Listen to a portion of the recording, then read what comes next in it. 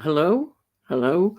Can you hear me? Okay. I'm sorry. I've been waiting for Delboy. He hasn't come yet on, so I thought I'd come on now. And as soon as he comes on, I'll put him on. Um, I'll just hello.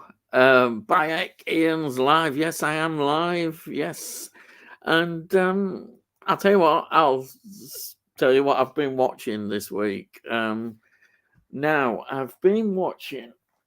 Now, you might be interested in this, Tammy, because it's a Western. I got this sent by Jamie as a gift, Muckman Movies. I've reviewed it. Now, this is something pretty special. Boneheart Tomahawk, I absolutely adored. I really did. This is a very dark Western as well. It really is. Absolutely. Wow. Um, this is incredible. Guy Pearce is in this, um, and he's he's absolutely fantastic. I've not seen a film like this before. In terms of Western, because it's got that historical feel, authenticity to it, and it's a very dark story, and but it's structured as well in a different sort of timeline. Um, One part that's four parts, and it's got this sort of biblical reference into four parts, and one and four kind of join together, and then two and three, which we see in the film, like go back, and we see how the story all joins together. It's amazing, absolutely amazing. There's something really special about this Tombstone. I'm so pleased that I've got it. It really is good. I blew my socks off. It's just so different. And say Guy Pearce, he plays this character called the Reverend. He's wow, fantastic. He's so evil. He's amazing. Absolutely, his performance is great. So yeah, highly recommended, definitely. And the other film I watched was one I've I've reviewed Brimstone, and it'll be on Saturday. No, not Saturday. Friday, I think. I think it's coming up on Friday. Yeah, I say Jamie sent me it. Fantastic. But yeah, I've done hopefully a good review to just, it was so difficult doing a review because I wanted to give it what it deserves. And the other film that I watched and reviewed is something I realized I haven't reviewed before. It's been in my collection. It's Interstellar. Interstellar is such a good film. It's wow. I don't know what to say about it. So it blew my socks off again. Um, you know, what I like about this film, it's got an epic sci-fi feel. It's everything that 2001 Space Odyssey wasn't. Um, it really is. This, of course, sorry, this is a Nolan film as well. So we've had, his Oppenheimer last year, and he's got a really interesting history of films. From Seven and all those, and Zodiac. I have to mention Zodiac, but this is a sci-fi epic. It's basically a story of Earth is getting to, well, we can't live anymore, and they send out a mission to find and colonize another planet, and they go through this black hole. It's absolutely amazing, and it's an epic film. It really is. And I enjoyed it as like I did. It's interesting. There I am with Brimstone, which is a kind of um, the way they filmed it, almost give it an epic feel. Um, and this one is definitely an epic feel to it. And it's believable, and it's not boring. It doesn't have, like, 2001 Space Odyssey, Kubrick may have done this wonderful looking spectacular film, but it gets boring. And it's not why this one wins is because it's human. It's got the human. It's about this, the pilot that they choose, Cooper is called. He loves his daughter and son. He's a single father looking after those, and he adds so much humanity to it. It's everything that what 2001 Space Odyssey didn't have, and I absolutely loved it. Really, it's amazing piece of filmmaking. Yeah, so I've watched two films that absolutely blew my mind. And just one more thought before I go into the films. Now, all these music people who go on about music and music and music, they never was one story that they didn't talk about, and they should have done, because Mike Pinder, who invented the mellotron for the Moody Blues, he was a founding member of the Moody Blues, died. And in 1967, the Moody Blues did this concept album, and I've listened to it again. It's called Days of the Future Past. Days of the Future Past as the massive hit single, Nights in White Satin on. It's done with a full symphony orchestra, and it is a concept album of a day, from morning right through till night, and it's amazing. A lot of prog rock groups and people like that must have got the ideas to do this kind of work with an orchestra, as well as prog rock concept albums. Here it is. This original, and Nights in White Satin, when this originally came out, wasn't really a big hit at all. Whereas in 1972, I remember it well because it's when I was really starting to get interested in music and it's being played. It became a massive hit here in America and US, but it was an edited version. And on this CD, it's on the Durham label as well. You've got the which was Cities, because I remember playing this to death. And there's the original album cover there, and then they've done this one for the CD revamped, which is amazing.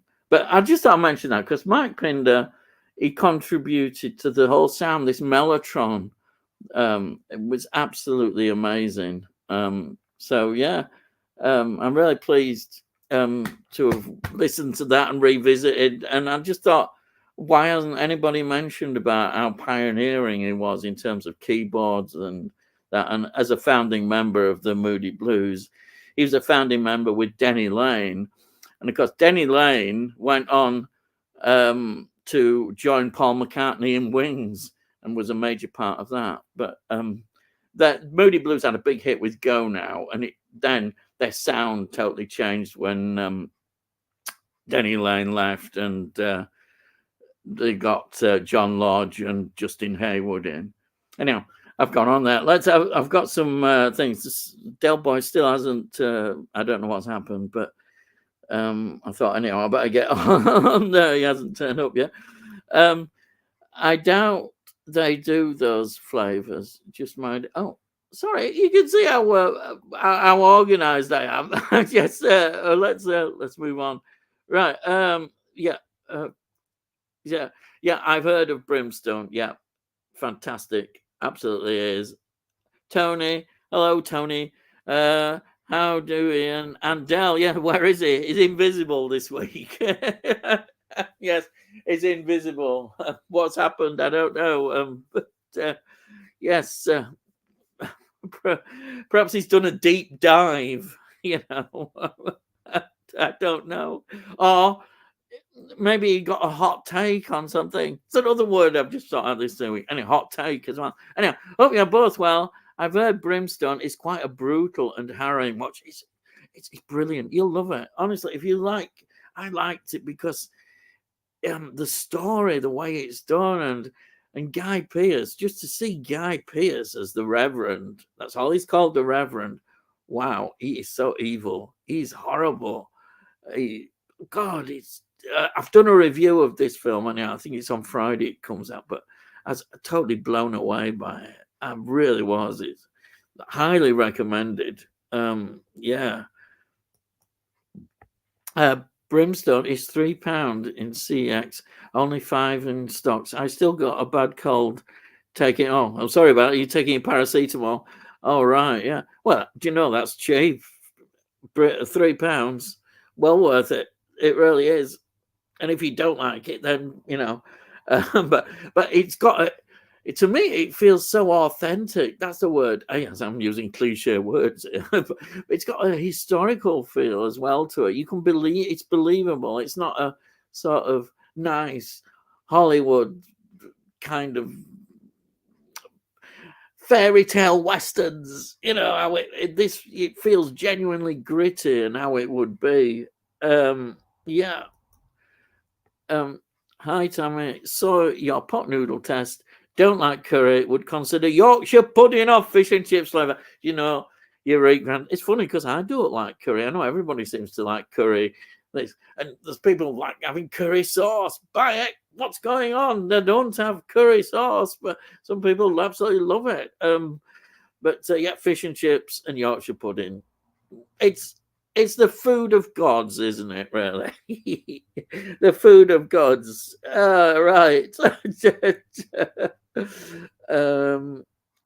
next comments.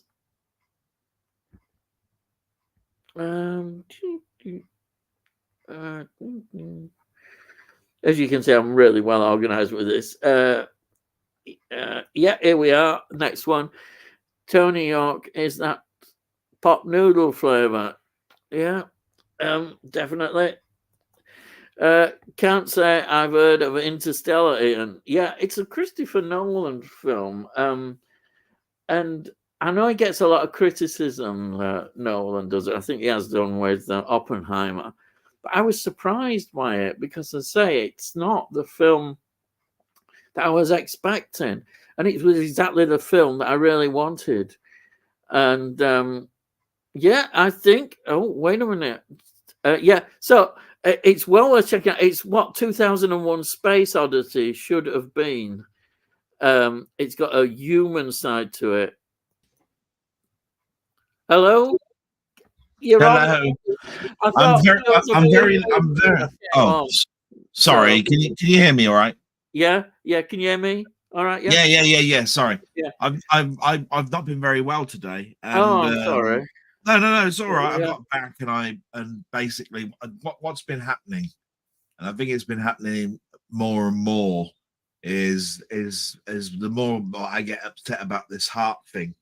Yeah. The more I'm not getting sleep.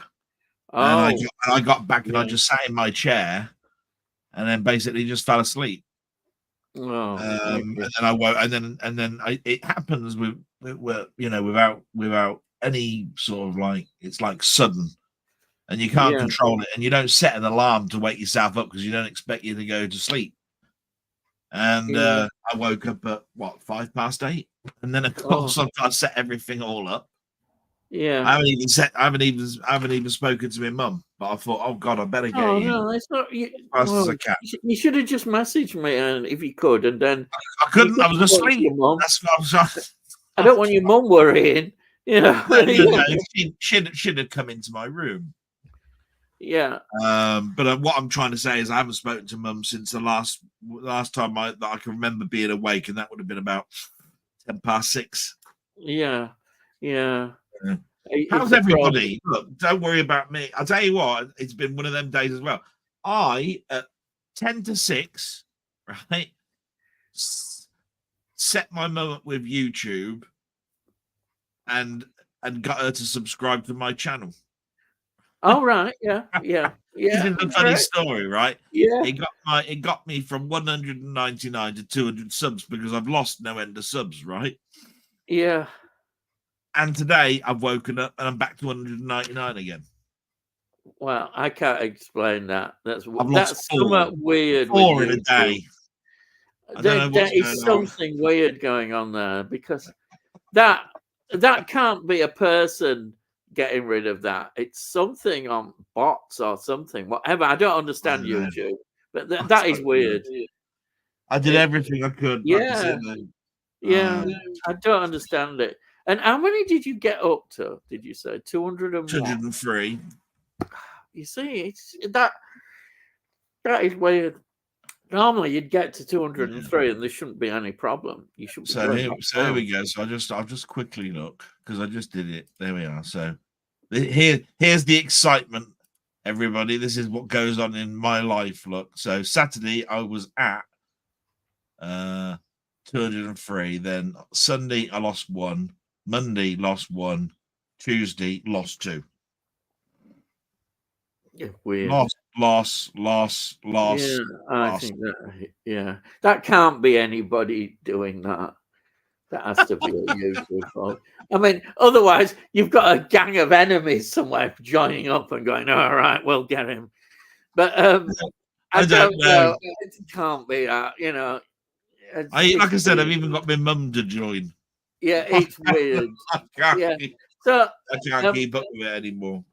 I can understand that, obviously, when you're not sleeping and then sleeping at the wrong times, you won't have probably watched anything, and that's a bad question to ask you. So I presume you haven't really done anything in terms of watching, because I can understand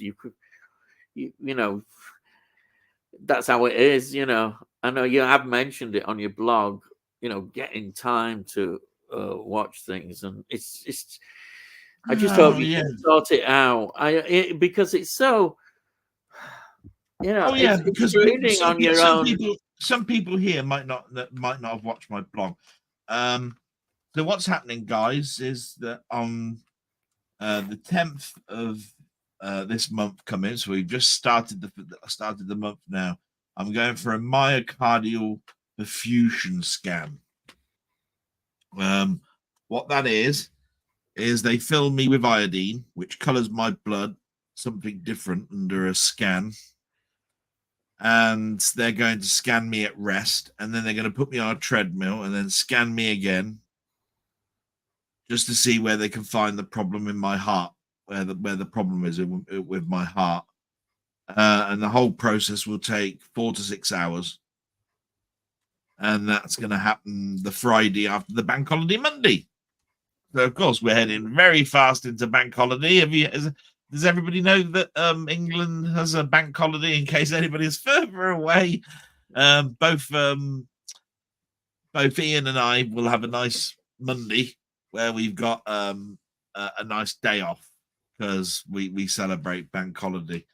So I'm waffling a little bit, but that's the sort of thing that's going on in my mind at the moment. What's going on, what's happening, and then the fear of what all this is. There's an awful lot going on in my background. But I tell you what, everybody on my blog has been such lovely people.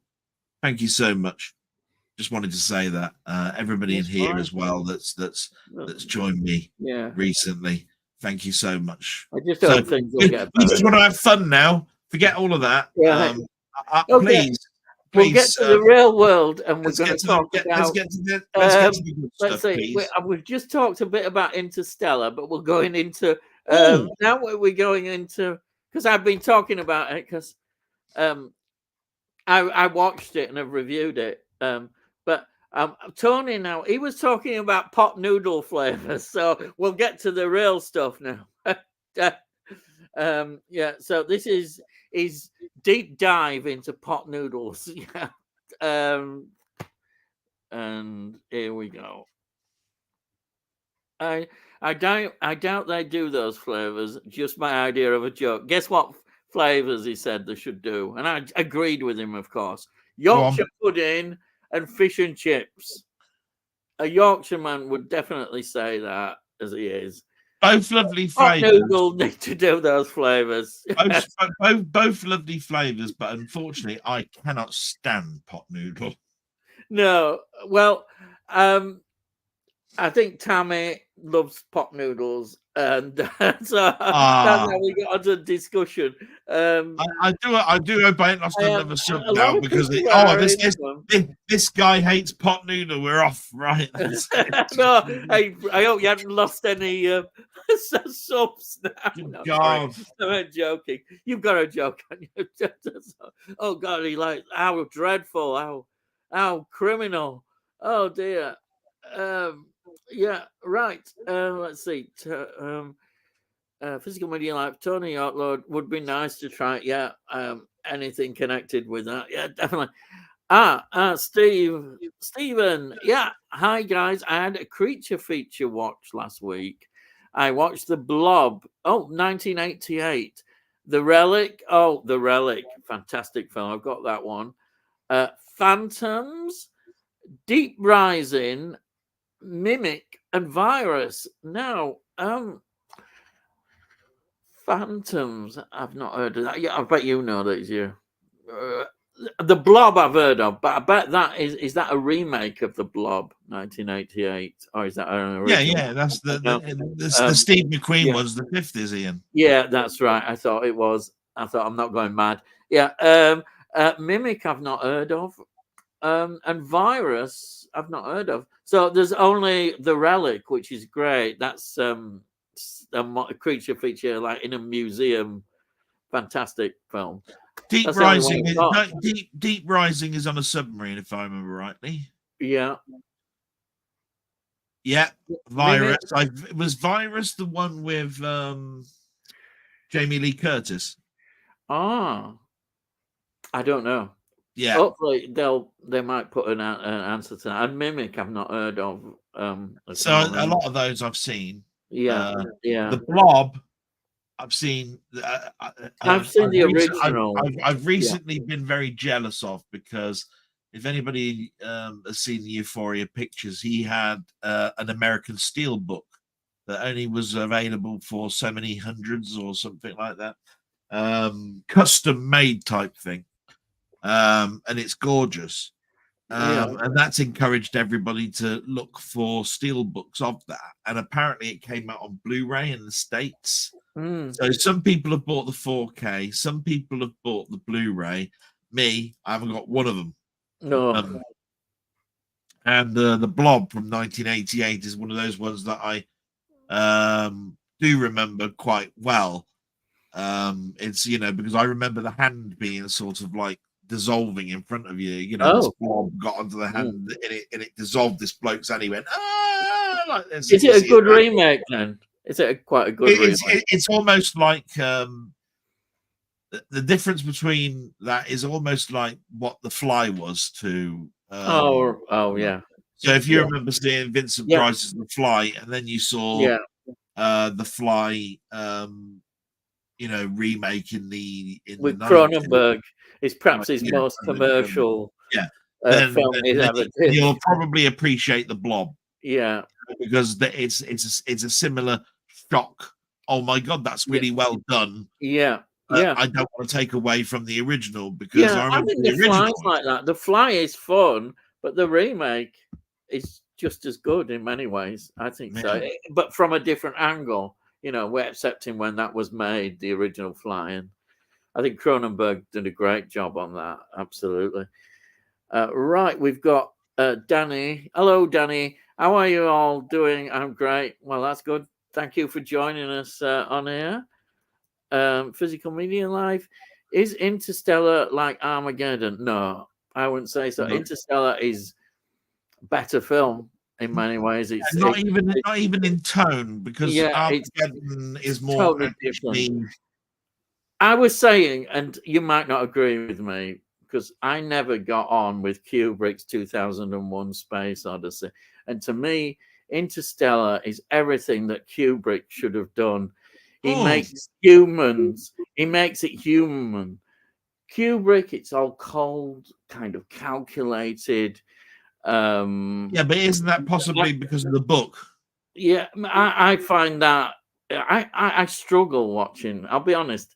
I know it seems blasphemy, but I've always struggled. And tried with it. How dare you? I'm off. Well, it's Cube. It's it's not what it should be. It's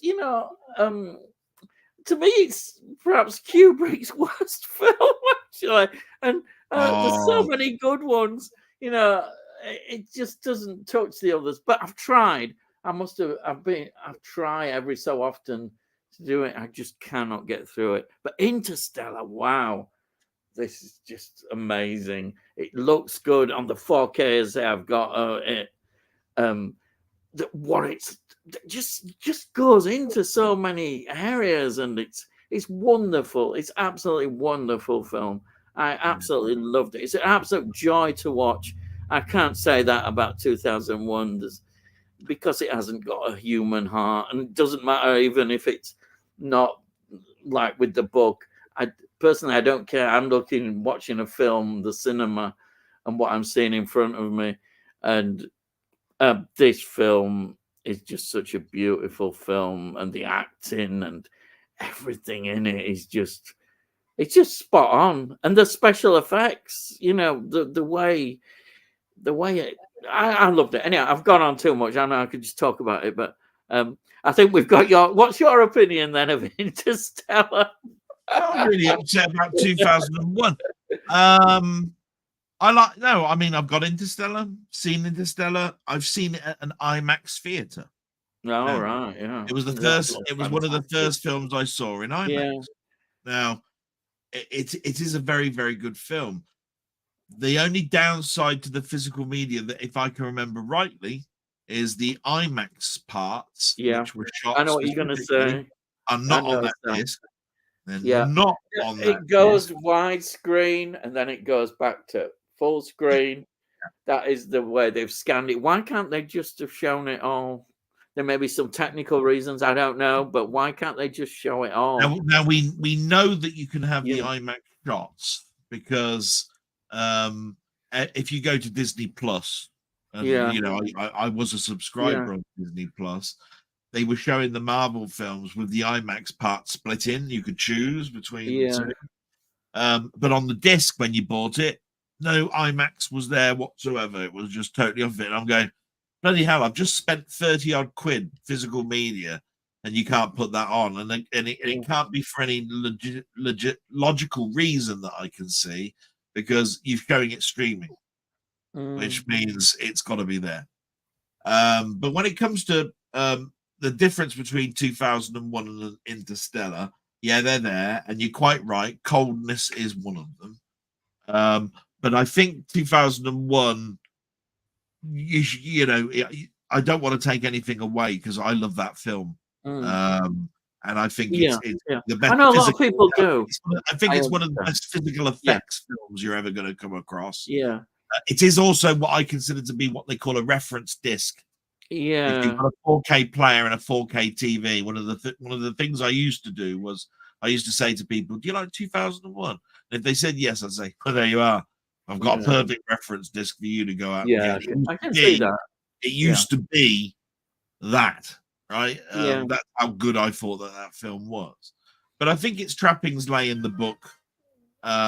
So to be quite honest, if it is cold, it is telling a quite dank story. Interstellar, similar, but I think it's got the edge in regards to how you can warm that tone up, because its trappings are not in that. Yeah. And you got to remember as well that 2010, which is the follow-up to 2001, which is also a film, has that same trapping. Yeah. I think it was handled better. Roy Schneider definitely is a nicer character. Yeah. I've never seen it, but I've heard it's better. Yeah. But going back to Interstellar, I loved it. I've got it on Steelbook. I've got it on Steelbook as a Blu-ray. Then I got it on Steelbook as a 4K. And I don't remember seeing a collector's edition. I'm not sure. No.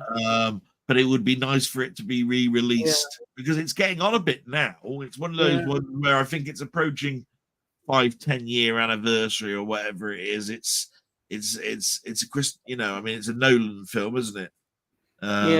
Rightly. What I found impressive with this standard 4K release, I think it's an earlier one. But if they release that nowadays, it would be 30 quid. And I wonder if they would have put a separate disc of extras in. Yeah. If they did, they'd be charging even more, I reckon. Or what they'd do maybe is not put the Blu-ray in. They might leave it out and just put the extras in. Yeah. But it seems, that's the change that's happened. But I think it's a real value. I'm sure it's, if you can get hold of this, it's what you call a real value for money 4K, I think. Why does I mean that disc is just wonderful. The way they presented the extras, it's I don't know whether extras are longer than film. No, I think it's a must film, Ian. It's one of those. I mean, I'm not selling you short or anything, but it's one of those ones where I would turn around and say to people, "Do you have this in your collection?" If they say no, I'd go, "Oh, go and get it now." Yeah. It's one of those type films. Yeah. I don't push it on. When I'm in normal talks about films. Yeah. It's not one that I instantly comes into my brain and go, "You're mental. You don't have that." Yeah. But it really is close. Yeah. There's so many people. If I speak to so many people about horror, and they always bring up the same thing. They go, The Shining, The Exorcist. They all go, "You haven't got that in your collection? What the hell's going on?" Right? Yeah. And Interstellar could be one of those ones where I'd turn around and I'd say, "Do you know what? You're quite right. Actually, it's that much of a film. Like I consider to be like Planet of the Apes is a dystopian future science fiction. Yeah. And I go, that's a must-have disc. Yeah. And it's the same with comedies. I've got my own little section that say, if you're talking comedies, you've got to have this in your collection. If you've got science fiction, you've got to have this in your collection. If you've got horror, you've got to have this in your collection. Not necessarily are they in my top 10, but I know that they are. Oh yeah, those are quintessentially the most talked about films in those parts. See what I mean? Yeah. I think what happened with me with Interstellar, I was just looking in my collection and I saw it there and thought, do you know, I hadn't reviewed that. And I'd kind of almost forgotten about it. And I thought, what have I forgotten about such a great film? So I watched it, put it straight away. I saw it had a 4K. I mean, crikey, I had 4K of it. And well, Ian, I think it's made you regenerate, which is why you've mentioned that 2001 is no longer a great film. In fact, I mentioned it's rattled your brain about 2001. It's rattled your brain. Yeah, that's what it's done. 2001, I've struggled right from being as a student, seeing it on a big screen. I must have been about 18. It's pretentious. Screen. And guess what? Well, I didn't walk out, but there was an intermission, and we didn't go back. It was that boring. And then, since then, I thought, well, no. Everybody says what a brilliant masterpiece film this is. I've got to give it a try. So I tried again, and I couldn't get through it. Each time, I couldn't get through it. And so it got worse when I kept seeing Leonard Rossiter in it. And there's Leonard Rossiter going, Miss Jones. I couldn't get past that. And I was stupid of me, but I saw him as an actor. It'd be like having Harry H. Corbett in it. I wouldn't be able to get past him being Steptoe. So there I am, watching this very serious film. That's it. And then we have Leonard Rossiter, and I'm thinking, I think you've stumbled across. I think you've stumbled across the problem, though, Ian, is the fact that it is pretentious. It starts off, and anybody that knows 2001 knows you're looking at the dawn of man. There's a tribe of apes. They're playing around with bones and stuff, and the way and then they come across the obelisk, and it turns to all of a sudden modern day. And you could have done that in many ways. You could have done that scene in many, many ways. He did it silent, but then with classical music over the fine. It's just all goes on slow motion and all of this sort of stuff.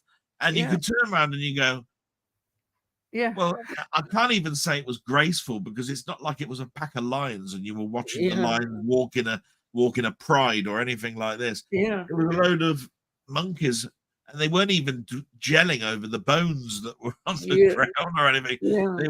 They were aggravated. Then you see the obelisk, and you just think to yourself, if this is the tone of the film, then I ain't going to be liking this. No. And then it turns into a mystery, and that's what I liked, because it was the mystery then. Because the computer it was like, bit. Right. It's a great sci-fi thing about the computer. Who doesn't love a computer? Not doing as it should do. That is wonderful, but it's still, the story doesn't feel. You feel, oh right, I'm getting into that now, and then it goes off again, and I just couldn't get. And of course, everybody talks about the ending, which I've not seen but heard about. That it kind of goes into a sort of a 60s acid trip ending, which sounds quite good. It sounds a bit sort of weird and interesting, but I can't get there, and it just. I'm going to give you a piece of homework. I'm going to give you a piece of homework, right? You can give me a piece of homework as well if you want for next Wednesday. That's if you'll have me back after today. And that is, I think you ought to give it another look and come back and then go, do you know what? I actually did give it another go, and I watched it to the end, and now I think this. I think you ought to. I think you ought to cleanse your palate of Interstellar before you do it. I've done it every year. I think every year. If Interstellar is still in your brain, don't bother watching it, because it's always going to lose. Interstellar is one of those films that it's so modern and so new and so well done that it blocks 2001 out of existence. Yeah, it does. And actually they should be looked at from their own times. I know, I can see that. It's just, for me, a film that doesn't have any heart or in human side, when you're dealing with such a big subject, then how can an obelisk have any heart? Yeah, that's what you have to have. How can space have any heart? The people around it, the astronauts involved, and all that, there's no connection with them. Yeah, but I think that's because they're military. And even so, how many films have we seen where you've got military people who you start to care for as well?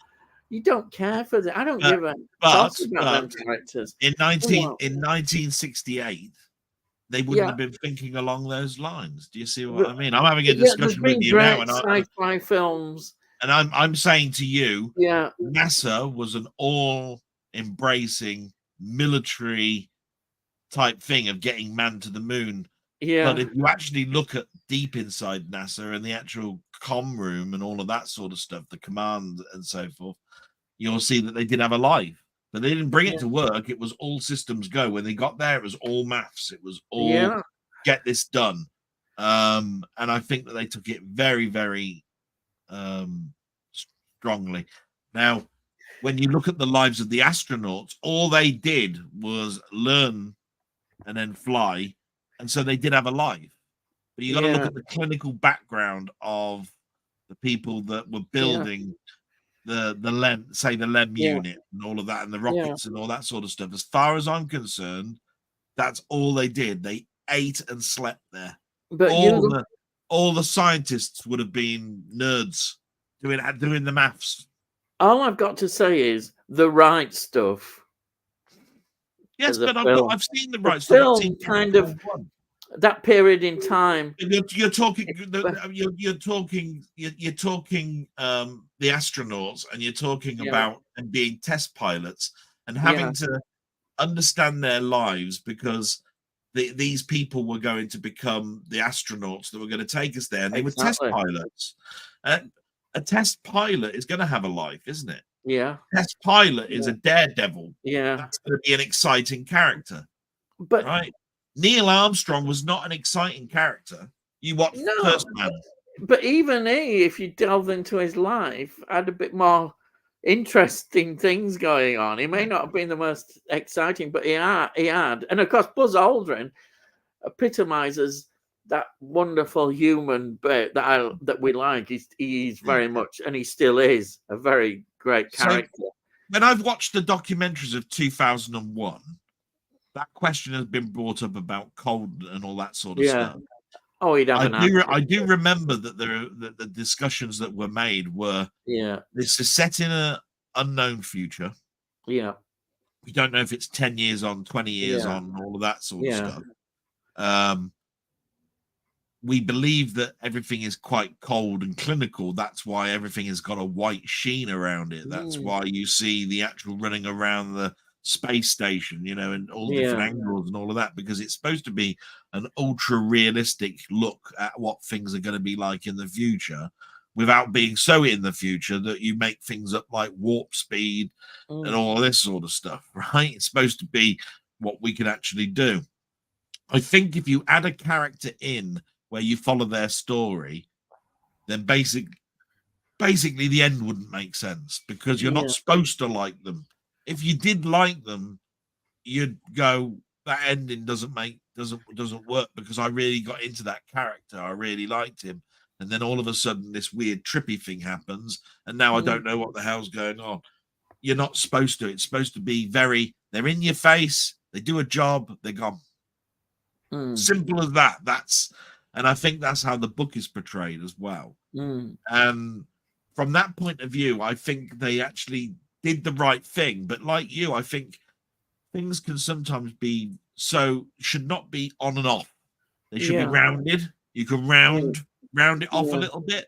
And you therefore could have injected a bit of humor into it. You could have had, I don't know, when they presented the drink to Leonard Rossiter, if it was in the future, you could have actually spill his drink on the woman next door. You could have had Joan Collins popping up. And that would have been just an in-joke in the films or something, right? That portrays later on.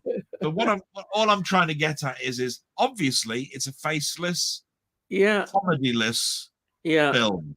And it's remembered for being so out there in regards to bringing sci-fi. Take it like this. I look at it as the Exorcist of the horror films.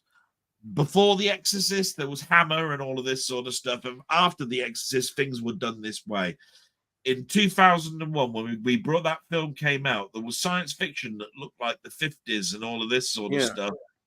2001 came out, and suddenly special effects and everything started to jump up quite a step, right? And therefore, you could look at that film as being that line in the sand. Do you see what I mean in regards to how special effects are done, and Exorcist is how horror is done. I can see I can see the historical context of the film, but I'm just looking more from a personal viewpoint of a film, just a film presented in front of me that I go and watch. But I mean, I can see you're right in looking at in a historical context of what they're trying to do. I doubt if we could put another film, as you rightly point out, that is like that in terms of its presentation. If you'd have put a 6-year-old Delboy in front of that film, I'd have hated it. Yeah. Now, I saw the film, and I hadn't read the book, and I didn't know anything about it, but I didn't watch the film until I was 13. Yeah. And remember, I was born a year after the film came out. Yeah. So there's a good 13 years of 2001 being at the cinema and all that sort of stuff before I got to see it. So so I'm not like you, where you saw it and you studied it. The thing is, a university perspective, you see, when I hear Strauss and that in context, I immediately think of my mum and dad playing that music. They loved Strauss and all the waltzes. So again, I don't link it. It's also my own personal experience. You can see how music again, which probably comes back to a lot of what you talk about music. No, well, I'll tell you what. When you think of it like that, some people do know that on my stream I do computer games, and back in 1984, 85, there was a game that came out called Elite, right, by David Braben and Ian Bell. in 32K of RAM, which, by the way, is smaller than the size of a blank Word document. They wrote a game that was like 2001. You commanded a ship, you took off from a space station, you flew across, I think there was 50,000 planets, 9 galaxies, all individually named, by the way. Every single one of these planets has got a name. And each one has got a space station, and there is a pirate thing going on against the Thargoids. Hyperspace is happening. You've got to learn to dock into a space station. When you do dock with a space station and you do it automatically, it plays the Blue Danube. Right? No word of a lie. Yeah. Right? And it's very cold. It's a very cold. There's no music in it. All you've got is the noise of space, which is nothing. Yeah. There's no hearing of the engines. Yeah. The only time you hear any music is when the docking computer's on, which is the Blue Danube. Yeah. Right. And then when you get into a space station, you'll hear the swish of the noise of you leaving the space station and going into the space station. Now, all I'm saying is that's 1984 is a very basic game. Yeah. At the time, and it is highly, if anybody talks about games on this channel, and I doubt they ever will after this, it is listed as the quintessential game that changed computer games history. Right. That's how that is up there. How could you store that many planets with the names in that much RAM and have a game? That's the question that you have to ask yourself, and that's maths, my lovelies. Maths. That's all it is, right? Now, all I'm saying to you is it is a homage to 2001. 2001 is blank, space, empty, silence, cold. That's all it is, and it's like it all the way through the film. And this is why I like Star Trek, because the other side of Star Trek, when you come to that, is it's all about the orchestra, the music, the relationship of the characters, the action sequences, the storyline. And it's a stark contrast, and it's more on what I want to see. Exactly. And that's why I think 2001 is one of those good films for me to go to, because it's such a contrast. Yeah. It is such a contrast. Yeah. It is night and day. And sometimes I want just a little bit of silence where I'm just looking at this. To me, it's more kind of an intellectual film, really. It's a film. And I think that's what it is. That's what I mean. It's up its own arse. Yeah. I'm sorry, but it's up its own arse. And right, let's move on, because I think I've said enough, but I would love you to revisit 2001. Yeah, I try every year. I promise I will try and do it again, but I'm not holding many. I do also want you guys, by the way, to give me homework if you want. I did, for instance. If you want me to keep my seat on Ian's channel, you must give me a piece of homework to do before next week, so I talk about it. That will keep me here. I tell you what, that would be fun probably as well. But I leave that to Ian. It's his channel. I don't want to take over. No, it's all right. I think we can have that. We'll think of something. I was just saying that I can change my mind, because this year I did something which I never thought would happen. I've never been a great fan of Rocky films. I know that sounds like hot take and all that rubbish that you use those terrible phrases, but I've never really connected with them. And I've been trying, because everybody loves Rocky. I can't think of anybody that doesn't like Rocky. And I was getting a bit worried about that. So I can see now I warmed to it. I did warm to it. And I can see why people do like it. But it never quite connected with me. It's not a film I'm going to say. A lot of people genuinely, absolutely love Rocky. It's the thing. But for me, I never quite connected with it. Not really. Anyway, if you want me to add a little bit about Rocky, first of all, it's funny that you mentioned Rocky today, because by the beauty of Facebook, right? Yeah. There's a Facebook group called Steel Book Collectors. Yeah. They just told me that under the radar, if you've bought the Rocky Steel books that came out last year, which had problems with the disc, right? Yeah. You can send an email to Warner Brothers. It's a specific email address, and it's in the UK, right? They are replacing those discs if you send an email to them with a proof of purchase. Oh, right. So they've actually corrected the problems. Well, that's good. And you can actually get a replacement to your discs even this late, because I bought them late. I bought them sort of like August, September last year. And I just lived with the problems, right? I just went, well, it's not that big a problem that there's this section of the film suddenly comes full picture, and then it goes back to widescreen for about a second of the film, or that the audio is slightly higher pitched. Yeah. You know, and all of this. This is what people were saying about the film. I just was disappointed with the fact that there's so many of them throughout these 4 films. Yeah. Right. That they were in. And I looked this week and it said, do this. I sent it off Monday. Today, I got an email back saying, thank you. We'll send out those discs to you in the next 3 weeks. Fantastic. And you don't even have to send your old ones back. That's so really they're sending me the replacement discs. That's great. Yeah. Brilliant. Anyway, carry on. Good job you came across that. That's just a good news. That's just a good news story about the medium that we're in. Yeah. It's a nice little story. Tommy says, as Del got lost in Peckham. Yeah, Del, but yeah. Well, that's where we were waiting.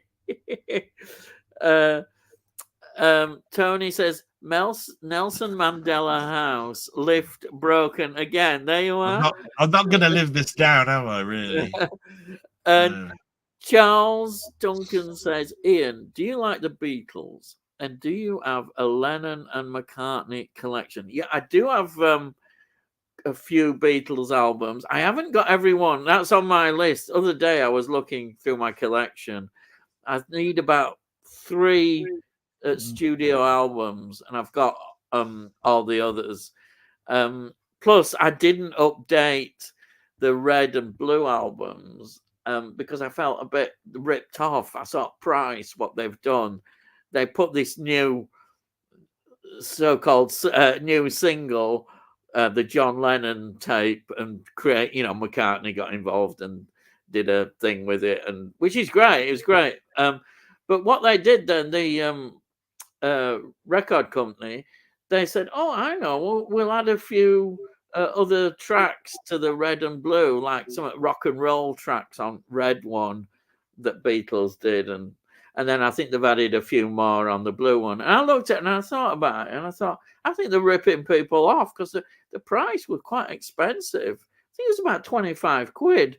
And of course, people who buy the records, they were paying even more than that. And this was on a CD. And there's me, I'm not paying 25 quid for a bloody CD.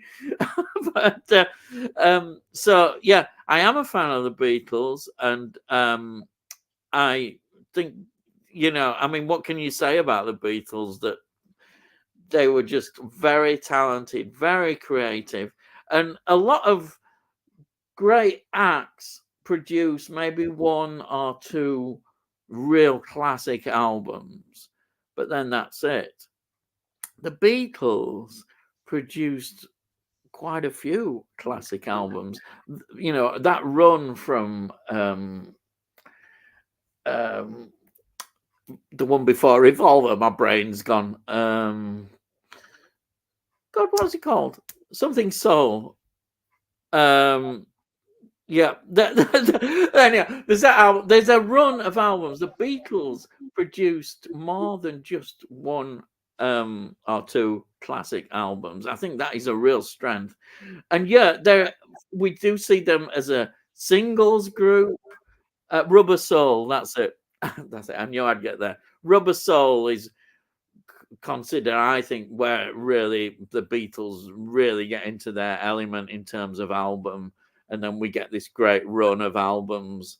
And what I'm saying is that the Beatles, though we see them, fundamentally, all the singles and wonderful songs they did, they also did start to get into albums, of seeing the album as a work of art, not just a place to stick on their tracks and songs, and that, of course, fits in with what was happening in the time, and therefore they're considered. You would consider the Beatles quite pioneers in that sense.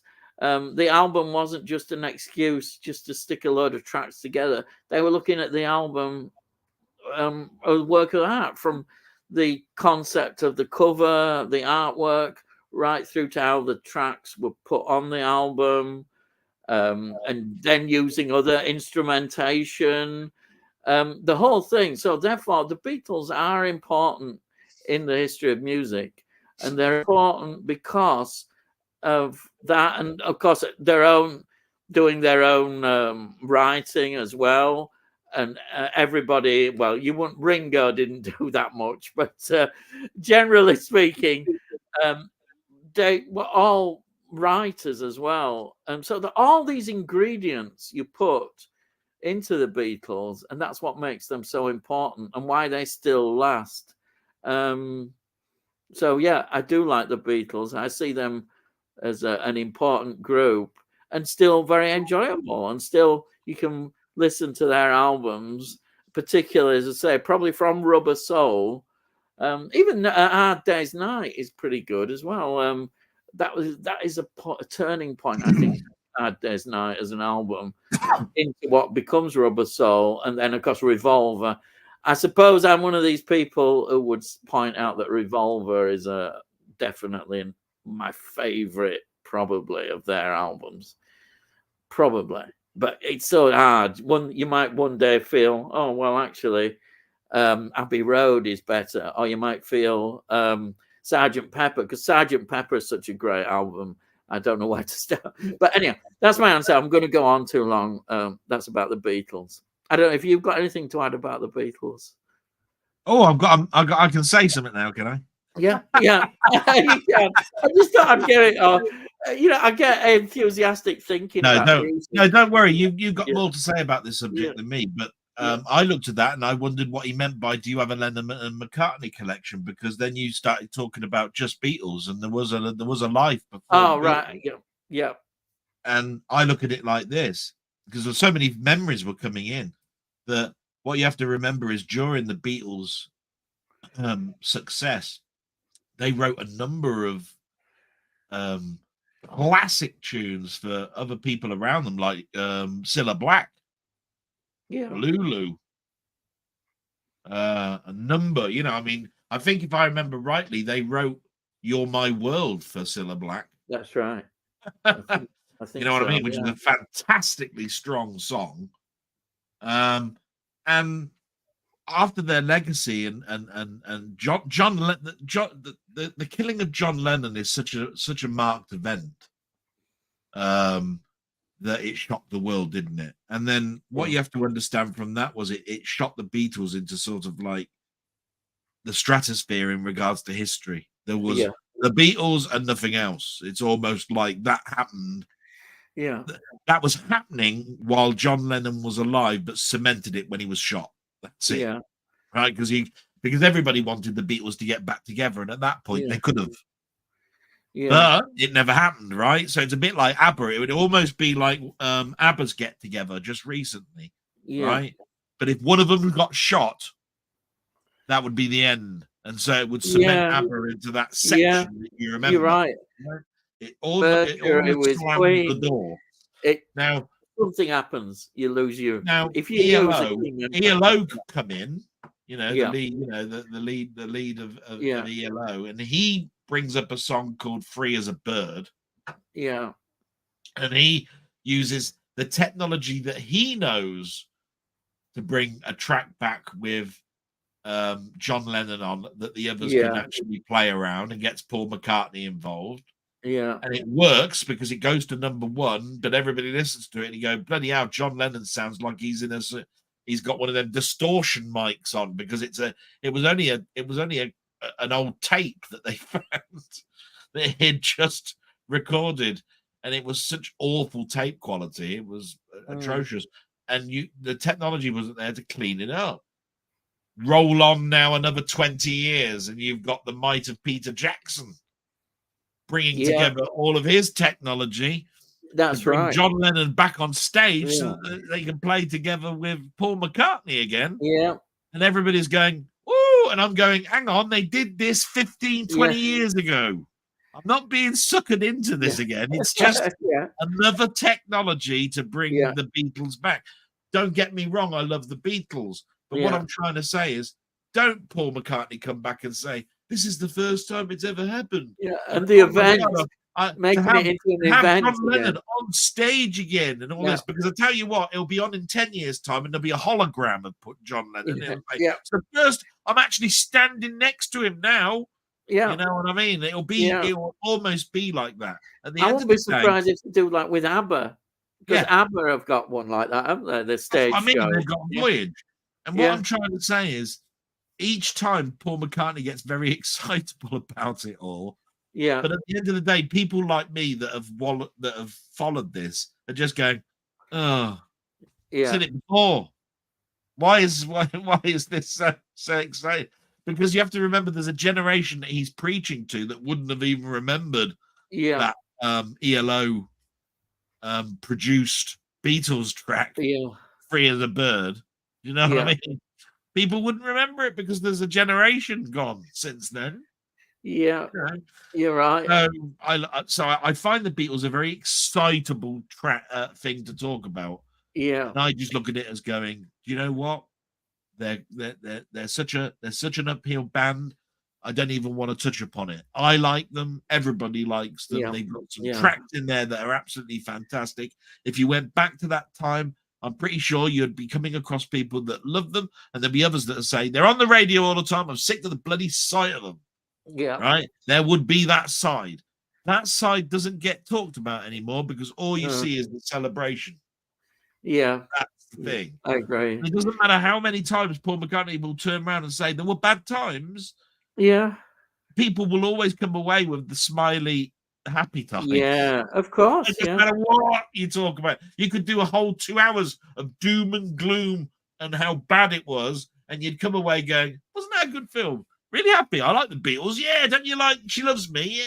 Yeah, and all this." And that film that you just had for 2 hours talking about how boring and how terrible thing life was and all of that is out the window.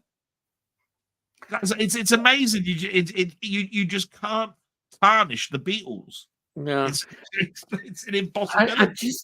There is one thing to point out, I think, which is important, which perhaps answers that bit of that question there.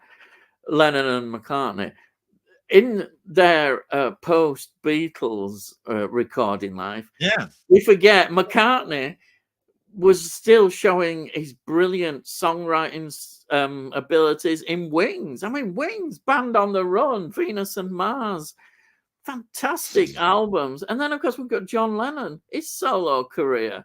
I mean, he made some fantastic records as well. So I think that underlines their genius. I don't want to besmirch George Harrison as well, because George Harrison, I don't think he's quite sort of seen in the same way with his solo career, though he did produce some very good music as well. And I don't think that should be forgotten. Ringo, well, he's Ringo. We always say that. And, he had a solo career, but very successful. He was successful. I still to this day think. I still think to this day that he brought out tracks that aren't suitable. Yeah. I mean, if you think about it, how old was he when he brought out Sweet 16? Oh, crikey, he did that, didn't he? Yeah, I know what you mean. It doesn't fit. What, 1970 like something? that. 1970 something, right? Yeah. My mum, when she listens early to that 70s. track, she says, "I like that, but every time I think about it, I think of this creepy 50-year-old man trying to chase after a 16-year-old girl." Whichever way you look at it, that's wrong. It's got a point there. This is problem with pop music sometimes. A big hit, and you've got nowadays, you've got these. There's a 50-year-old man talking about cherry lipstick, girls with curls in,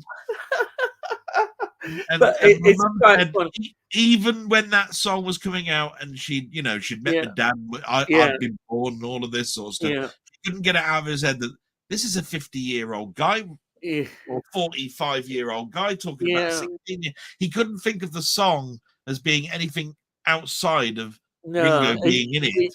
he wasn't. Yeah, exactly. Because you So hear I his think, voice and you went, right, it's quite. yeah, So you yeah, don't look you're at it as a right. story of a 16-year-old boy going after a 16-year-old girl. You just think to yourself, Ringo's going after a 16-year-old Yeah, girl. and it suddenly That's wrong. becomes, yes, creepy now. That's wrong. Yeah, yeah. So I think, to underline, I think the genius of Lennon and McCartney carried on after the Beatles, which shows that how talented they were. Yes. It didn't end. I think that's sort of the emphasis. We should look at that. Yeah. Tony Hawk, I think the van broke down again. Those Oh, for God's sake. tickets. There you are. I've got these genuine Georgian digital clocks, in the back of the van. Cowboy's probably watching his favorite series, Manimal. Manimal, that TV series from Manimal. last Oh, week. yes. Your favorite, isn't it? Manimal. Oh, don't talk about that series. Oh, my God. I know. We talked about it last week, didn't it? It came up for Manimal. And yeah. Well, we've got some news, haven't we, Ian? What did I send you? I sent you, I mean, everybody should know this now, but about Network and the yes, Phoenix that's coming out of Network. There's a new company taking over their titles, particularly the Thames ones. I think Tony mentioned it. What I've seen somewhere as well about it. Yeah, that is promising news, isn't it? It's going to be. It was my mate Denny that sent it to me, and I sent it immediately to you, going, "Hang on a minute, matey. Yeah, You want that World at War? It's just round the corner now." Yeah, because that's one of the ones that's listed as being actually coming out under this new label. So all those scalpers out there that want to sell it to you at some extortionate rate, tough. Yeah. Because Fremantle are back with a vengeance. It'd be a real treat to get that, but I don't know whether I'll be able to afford it. The World at War. God, I presume it'll be a Blu-ray transfer. That's what I'm saying. I presume it's going to be pretty expensive. I think what will happen is he'll get the back catalogue. Yeah. Fulfill the orders of the back catalogue for people. So they'll be out there. DVD. The money that he'll get in from that will hopefully be enough for them to put money into restoring things into Blu-ray. Now, if the World at War was already under a Blu-ray transfer process and then got so far with it, it would fund the end of that. Yeah. You see what I mean? Because obviously he bought the rights. Yeah. And those rights would have been also with the company that was doing the remaster. Yeah. So that is now, this is why Denny and I were going, there's hope at the end of the day in regards to Sapphire and Steel, because we all want a Sapphire and Steel Blu-ray. Now, according to Denny, he asked that question in the forums, and the bloke turned around and said, "It's funny that you mentioned Sapphire and Steel, is that there isn't that much of a jump in quality," which means that he must have seen the process of it being remastered. Yeah, he says, but he did say, never say never. It might be round the corner, but I will tell you this: it's not the leap that you think it is. Yeah. Which upset Denny a little bit because he was really looking forward to it. And he upset me when he actually said it to me, because I was going, "Oh, I want that on Blu-ray." Yeah. But it makes sense in the fact that when you go to things like The Persuaders and that, they were filmed on, they were shot on film.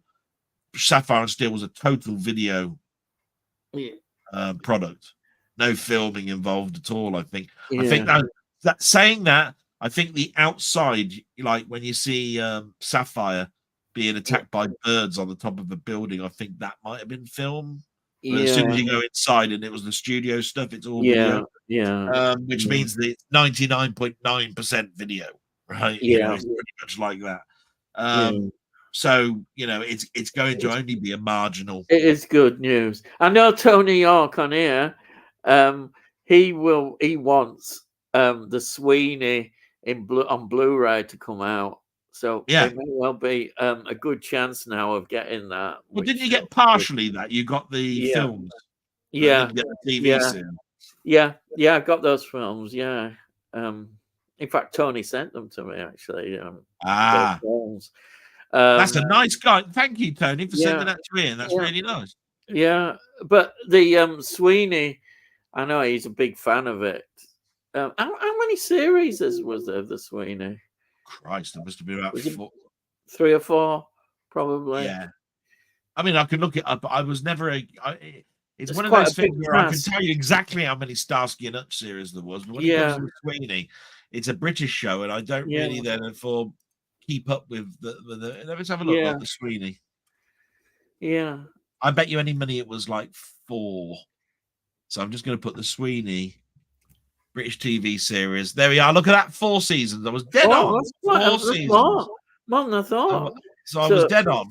So that's going to take quite a bit of doing, isn't it, to get them on Blu-ray? Well, then when you consider there was a pilot, because that's what I mean. That's what there was. The film was. Yeah, that's right. Yeah.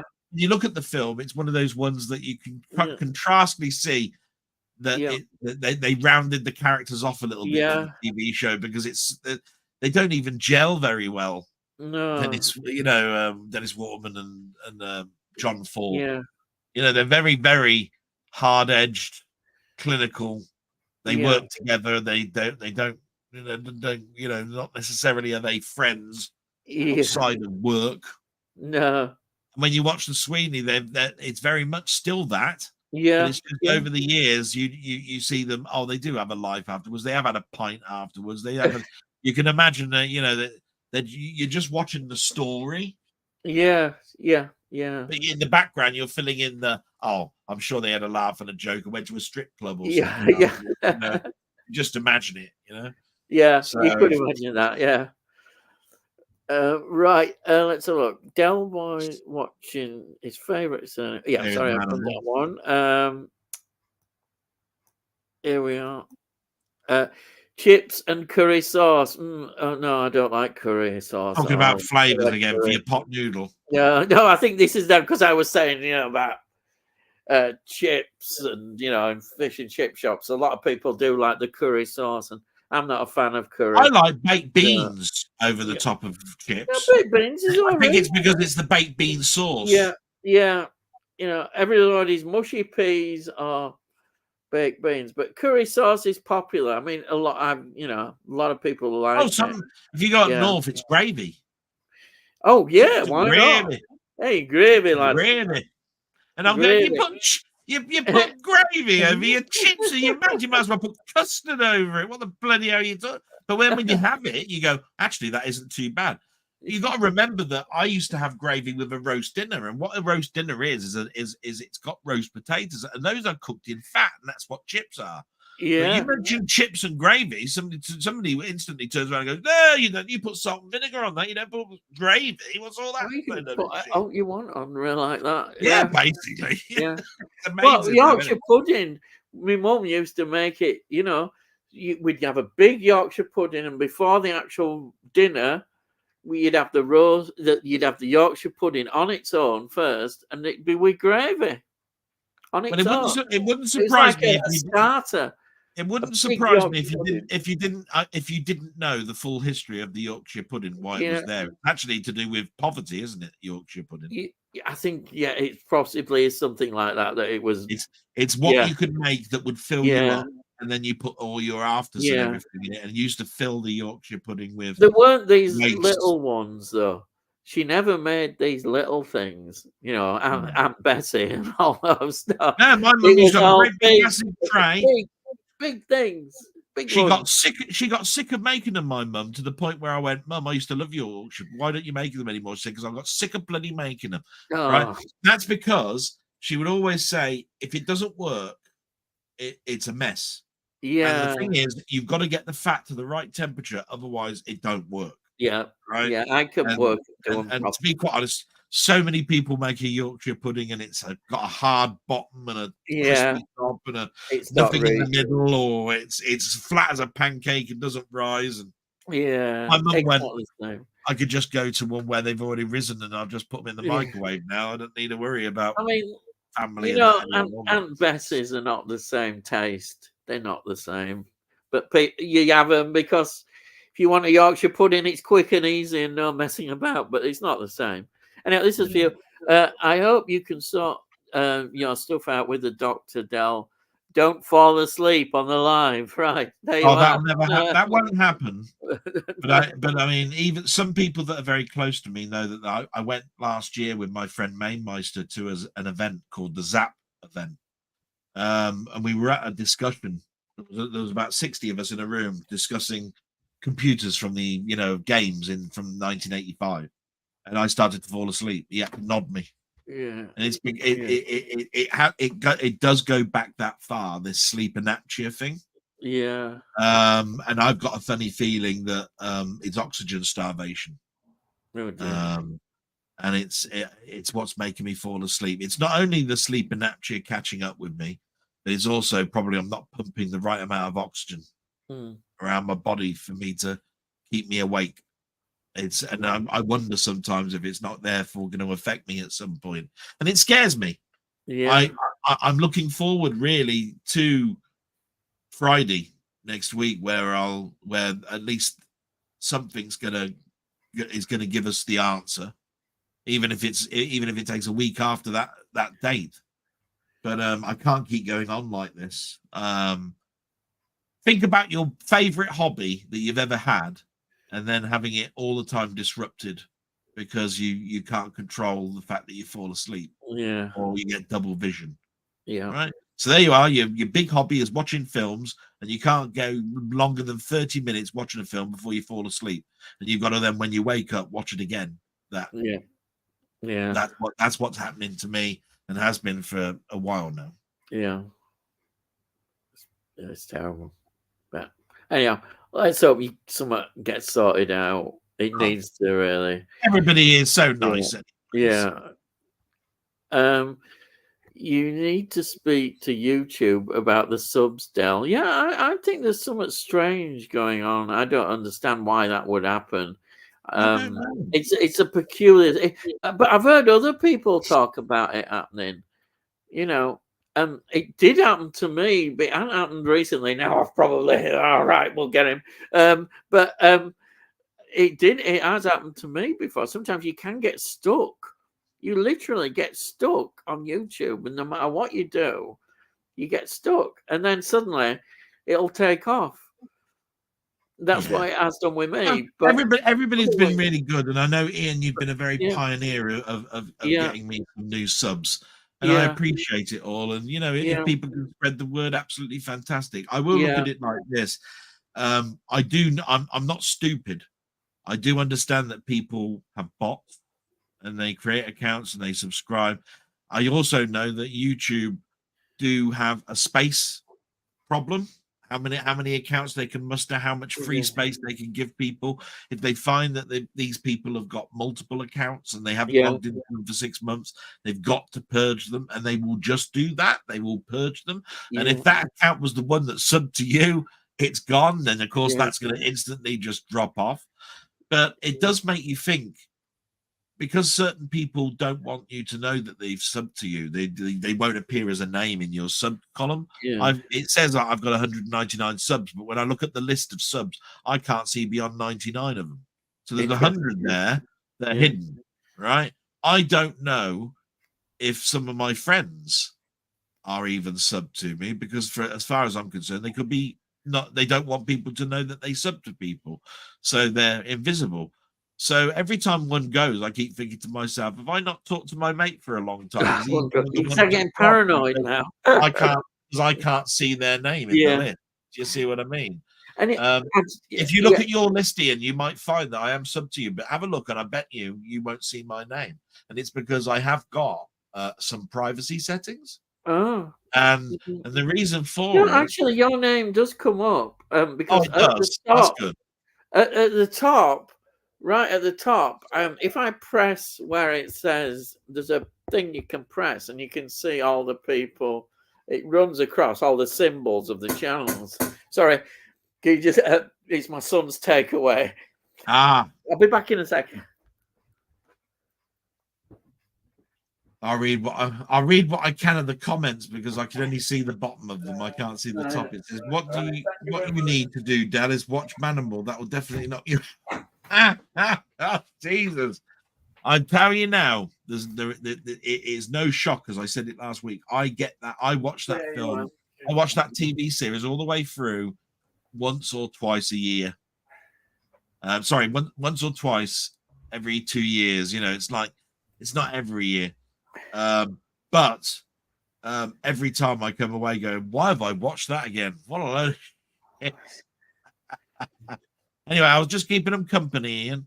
Yeah, that's all right. I'll move on to the next one. Yeah, that's so it's under subscriptions, and you click it, and you across the top, you see all the logos, and I know yours is there, and most of them are. You know, as far as I know, subscriptions and it shows me a timeline, but it doesn't show me who's subscribed. Down the bottom, it's got, "Do you want to see your subscribers in live?" And I click on it. It shows me the names because it even shows me who I've subscribed to based on the fact that they've subscribed to me, and it's got, "Do you want to subscribe?" But it only it says, "Do you want to see them all?" And I go, "Yeah," and it'll only show about 90 of them. I'm not saying that's new to me. I don't know. Everybody here is lovely, so don't worry about it. Sorry to hear you haven't been too good, Del. Getting older can be no joke at times. Yeah, I'm afraid it's blooming true. Yeah, that's how it is. Tony said, "I usually fall asleep if I watch a film late at night." Yeah. Did it last night, right on cue. Yeah. It's worse when you suddenly realize you're falling asleep. It's like the film is jumping, and you go, "Huh? Why is it jumping?" Yeah, that's what's happening to me. It's almost, where did they come from? Where did that character appear? It's almost like what happens to you at Christmas, you know, when you've had a big meal, you've just had a drink, you sit down and you go, "We're going to watch this together on TV," and you look over and you see Granddad's fallen asleep. You go, "Bloody hell, look, he's fell asleep." He probably didn't even was aware of it. He was probably watching something, and then it was like, and that's what's happening to me at the moment. It's like that. And then I'll have problems because I won't sleep now till about 3 a.m. Oh, because I'm wide awake now. Don't feel tired at all. There you go. Sorry, I'm trying to find out where I am again. It jumped up. I think I'm out. Yeah, here we are. I'm out now. Right. Thank you. Physical Mini Life, where we'll all be here when you get Candel. Can you film it at the hospital? I'll probably film myself going into the hospital if anybody wants me to do that, but I don't think they'd like it very much, me filming inside the hospital and and here's the lady that's going to inject me with iodine. I'm not making a documentary. And they'll probably turn around and say, "You do know that stuff interferes with our equipment, just like a plane does," and all of this sort of stuff. If it was in America, you say, "Oh, I'm doing this at my lawyer's advice in case there's any." I mean, obviously, it'll be in my blog because it'll be what happened to me in this week. So it'll be a major part of what's going on in my life. But the thing about it is today, I'm worried a little bit that it'll happen when I'm driving. Well, that is a massive concern, obviously. Yeah. So, of course, Wednesday's the day where I travel to work. Yeah.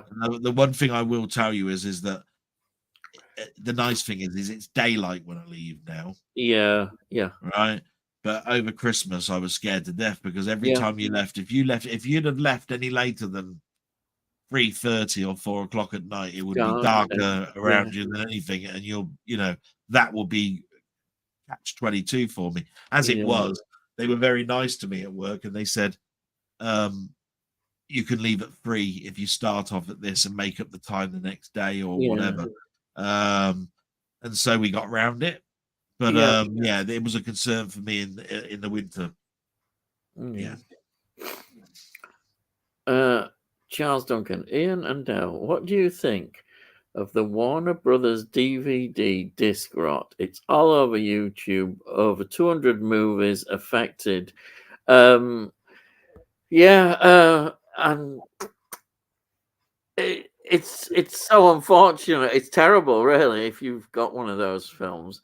But it was Warner Brothers. Fortunately, if you can say fortunately, it wasn't all the DVDs. It was this particular manufacturer, wasn't it, that produced. Well, we've talked about it already. Yeah, we could actually turn around and say, look, yeah, two episodes back from this one, because we brought it up because somebody brought up about Laserdisc rot.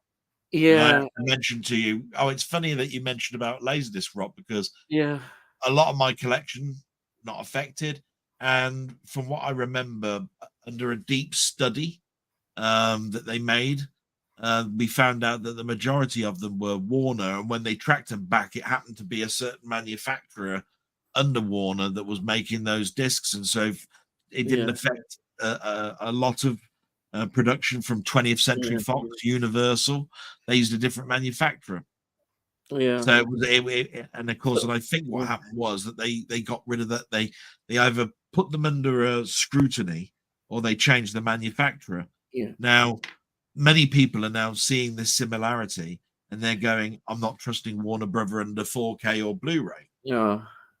And it's funny that so many people are turning around and saying, "I've just got my Ocean's 13 Steelbook this week, all 3 films, and it freezes at a certain section. Is this the disc rot? Is this the disc rot problem?" And I'm going, it's a totally different problem. Yeah. Right? It is something that's suffering a lot of people with 4K players at the moment. We don't know quite what it is, but it's nothing to do with rot. Yeah. I think if you look positive, DVD has not been affected generally by anything like this. It's just that peculiar thing. So let's be positive about it. It's not something to worry and panic about. That's it, which is good. I'm with you, Del. I haven't had a pot noodle for years. That's what Tony says. Yeah, I haven't had one for a few years, but I just don't. But when I was a student, I would eat one. There was, I hadn't had one for a while, But, I'll tell you what it is. It's me as a kiddie, right? Yeah. I don't like spaghetti. I don't like noodles. I don't like all sorts of pasta dishes, right? Yeah. I don't know what it is. It's like, it's slimy, horrible. It doesn't taste nice in your mouth. What is this? Because when I was growing up, you want tatties. I wanted, sausages, bangers, mash, beans, tatties, lad, burgers, right? Somebody comes along with a plate with noodles swimming around in water. You're going, what's this shit? And I'll be going, and then somebody will make a slurpy noise with it, and I'll go, make as much slurpy noise as you want. Then someone comes along and says, "Hey, try ravioli. That's got meat in the middle of it." I look around the outside and I said, "What's this other crap around the outside of it?" Do you know what my mum would have said? She would have said, "Hey, it's foreign food. It's foreign food. Hey, we don't have that." Tatties. So you understand where I'm coming from. It's like, I don't like rubbery. I don't mind them, actually. I don't like rubbery, eely feeling things. I am a tatty man. I always put tatties first. Oh, boiled spuds, jacket You spuds, can do everything with potatoes. Everything, right? Everything. Put noodles in front of me, and I'm going, "What is this, Blade Runner?" Yeah. I don't. What's all this peas and shit in it? What's all this crap? Oh. Right. Del, my love is always for you. Oh, there you are. There you are. I do feel love. I tell you, I've said it in my blog an awful lot. I said, "Do you know what? I look forward to Wednesday now. Wednesday's sort of like my highlight." There you are. We've got people. I've got this horrible thing going on in my life at the moment, and I've got a bloke like you, Ian, that's basically in my corner, wishing me well, and I get to speak to all these guys here about a hobby that I love. So I could spend 6 hours here thinking, Who's ordering? Whose round is it next? It'd be like we're at the pub having a chat, right? Actually, that's good. Must be my round, and I'll go to the. I'll go and get a pint for us both. Look, it's like that's right. Tony, I've just seen Virus out of that list with Jamie Lee Curtis. I was right then. He's a clever. I was right with Jamie Lee Curtis. Yeah, clever.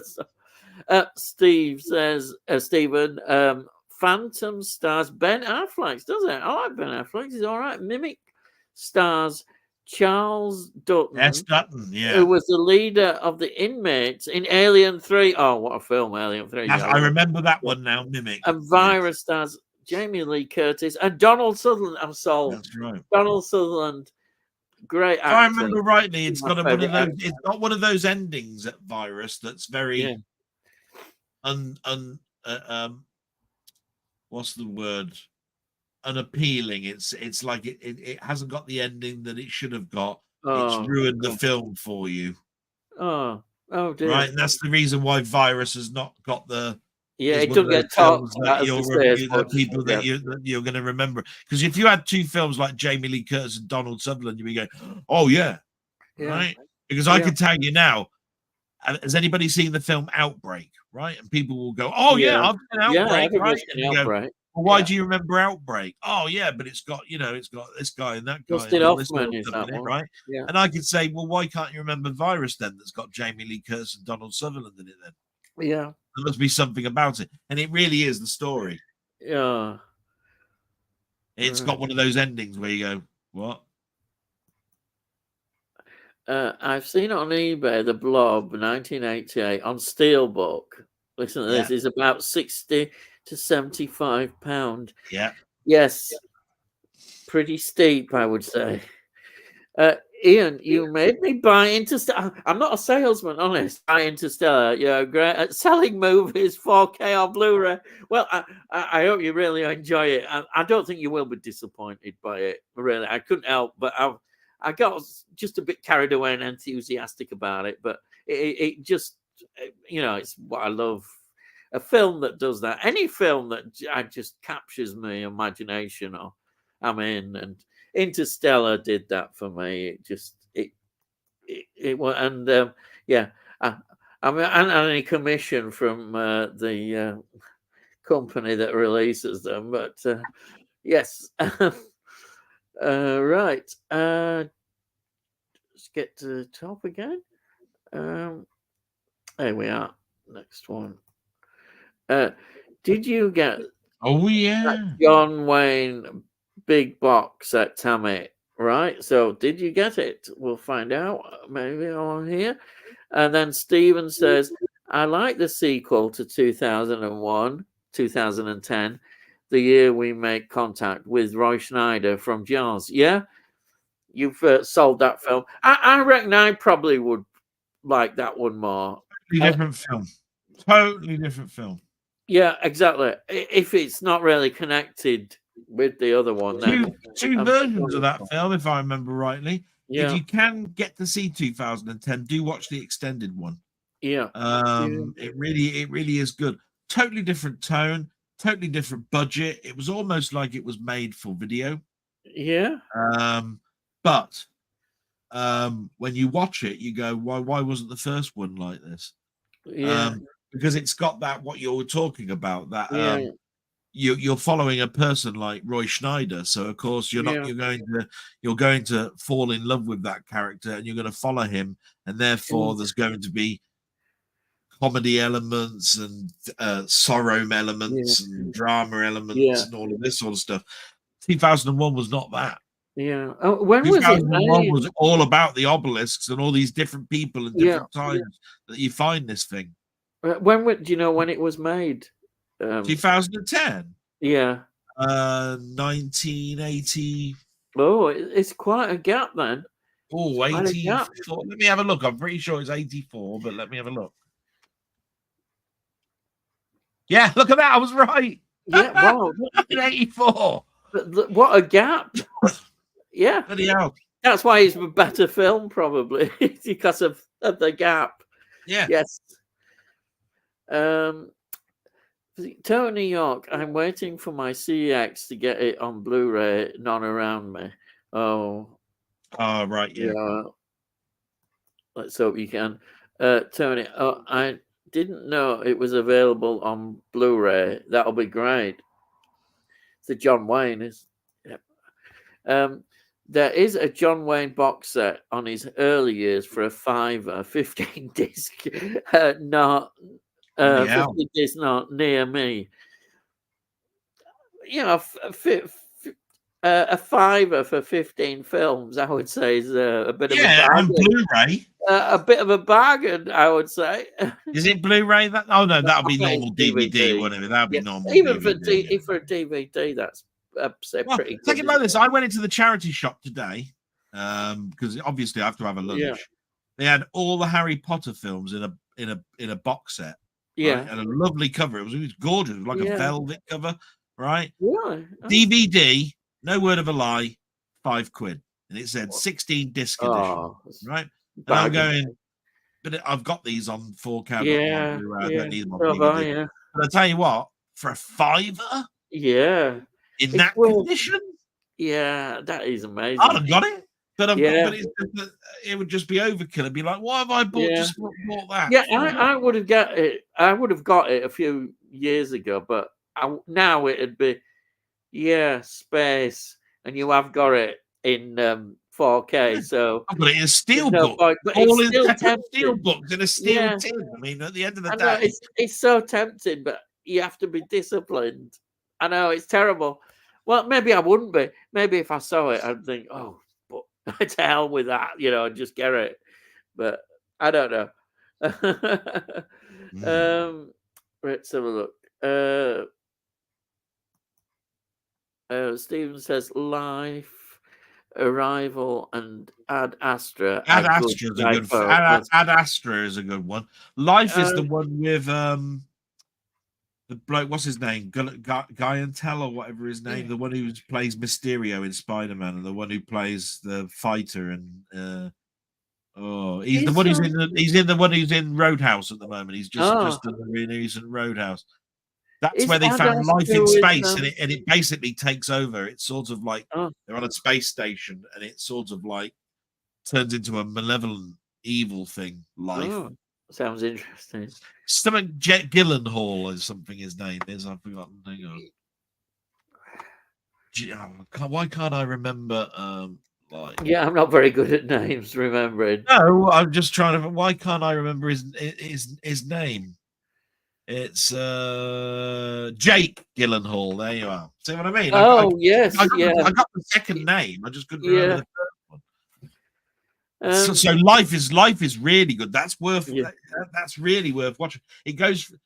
Honestly, you see this thing on a test tube, and all of a sudden it's grown and it's bloody killing everybody off. It's almost like the first time you come. It's the first time you find the aliens got acid for blood. It's that sort of thing. It's like an omnipresence. It's like, how are you going to stop this? You're in space. You got no weapons. What are you going to do? Sounds like a bit horror. Sort of a bit of horror there elements. I like it. Yeah. I'm sold. Horror and sci-fi, perfect mix for me. Is Ad Astra Matt Damon? Is it Matt Damon? Yes, I think it is. Yeah, I've got it. It's one of those steelbook ones again that I've got. I'm not heard. It was one of those films that came out, and I didn't really hear much about it. So I don't know whether that's a good or bad thing. No, it's well known. It's Brad Pitt. It's Brad. I didn't know Brad Pitt's in it. Oh well, that would probably boost it. It's just one of those ones where I think people were more looking forward to something like First Man or something like that. Yeah, you know what I mean? When that film was coming out, it doesn't have an awful lot of special effects. It's more a drama-based, thing. But it's a good film. It's just I think it's knocked down by the very fact that there were other films around it that were better. It's like two films. It's a perfect example, right? At the same time, Seven came out. A film called Copycat came out. Oh, right, yeah. Copycat had Sigourney Weaver in it. Seven had Brad Pitt in it. Right? She's great. both were all about some sort of like serial killer type That's thing. right. And when people talk about those two films, the people that are on the side of Seven go, didn't even know that film was around. Yeah. Yeah. The people that saw Copycat go, oh, but I remember Seven. I like both films. Yeah. It's just that people that follow Seven would go, Copycat, nah, don't watch that. That's that thing that tried to copy Seven as and a it film. Didn't. No, they were developed under two totally different. Yeah, exactly. Timelines. It's a really good film. It just came out at the same time. Yeah. What's Arrival? I think I've heard of that, but I don't know that. Yeah, that's where aliens come down to space. It's very much like I can remember seeing the spaceships land. They're like big triangle things sticking out from the ground, and you don't know. It's all about what are they here for. Oh, right. It was a spectacle at the cinema because the special effects were quite nice. Story-wise, it's a bit paper thin. Is it right? So Wilkie's movie and music. Hey all, hello, welcome. Hello, you've probably disappeared or fallen asleep by now. But yeah, thank you for coming on. You handsome devil, you. Look at that picture. Tony Hawk, you can get some films of John Wayne on Blu-ray. Not many, not sure if America do it on Blu-ray. I don't know. I really don't know. Tony might know. We're finally getting the last Starfighter released in the UK. Released 15th of July. Is that the Arrow release? I think that's coming, isn't it? Yeah. This is what I mentioned in my blog because my version of the Last Starfighter turned up today. Oh, right. I bought it 3 weeks ago from the States, not knowing that there was going to be a UK release. Right? It was only an American release. And somebody asked me a question in my blog, and they said, "Name a film that's similar to Tron." And the film that came to mind was Last Starfighter, and it's because of the way the special effects were done. It's very much looks like a Tron film, Last Starfighter. The way the ship is drawn, right? Early CGI, in other words. And I thought to myself, you know what? I've got that on DVD. It is a good film. I haven't got it on Blu-ray. And I looked and I saw Arrow brought it out on Blu-ray, and I went, "What? You mean? Oh, for goodness' sake! It's a 4K release, but it's not over in this country, and there's nothing that says that this is ever coming to this country, right?" So I buy it, and it was on a sale. Yeah, it literally was $14.95. Yeah, through Amazon, and I'm on Amazon Prime. It will then be sent to me. Cheap, because I'm a Prime member, so it'll be free postage and packing. So I jumped at the chance. I went $14.95. Right, it's 4K. I'm having it. 4K means it's region free. Yeah, I'll have it, right? And it took 3 weeks to get here, and it arrived last week. They announced that Arrow said that the UK edition's being released. I went, you bastards! That's right. This is my luck. This is. In fact, actually, look, I'm going to turn this stupid thing off, right? This background, right? There we are. You can see what's going on behind me. Yeah. Just to show you what's turned up today. There you are. It's just turned up. The Last Starfighter. And you can see it's an Arrow release. Yeah. Right. That's the other thing that turned up today was the Titanic 25th anniversary 4K special edition. How much was that? So that was with a £25 voucher. So it was £75. Right. And what you have to understand there is that to other people, if you want to buy that on Amazon at the moment, it's £99. And there's no way in this wide world that I'd even think about having that film at £99. But when you consider that the Steelbook, and there wasn't one, right? It only came out as a 25th anniversary 4K slipcase, was actually $29.99, and I got the special edition for $75. I thought there ain't that much of a difference between the two. One's $30, one's $75. That means I paid double the price, and basically I've got this behemoth. Yeah. Can't show you now. Put that back up. Yeah. Look, that's Yeah, why I said I might turn the background up. I'll tell you what. You look like you're doing some sort of magic tricks. No, I'm going to turn the telly off. Right, there we go. Turning the telly off so we don't get a copyright strike. And I will turn the background off. There we go. Right. So all I'm saying is this is a beautiful looking 25th anniversary. This is what you get on the back. Look, you get there's a lot there. And there's a hard back should be book at that in there. Price. Look. There should be blooming everything.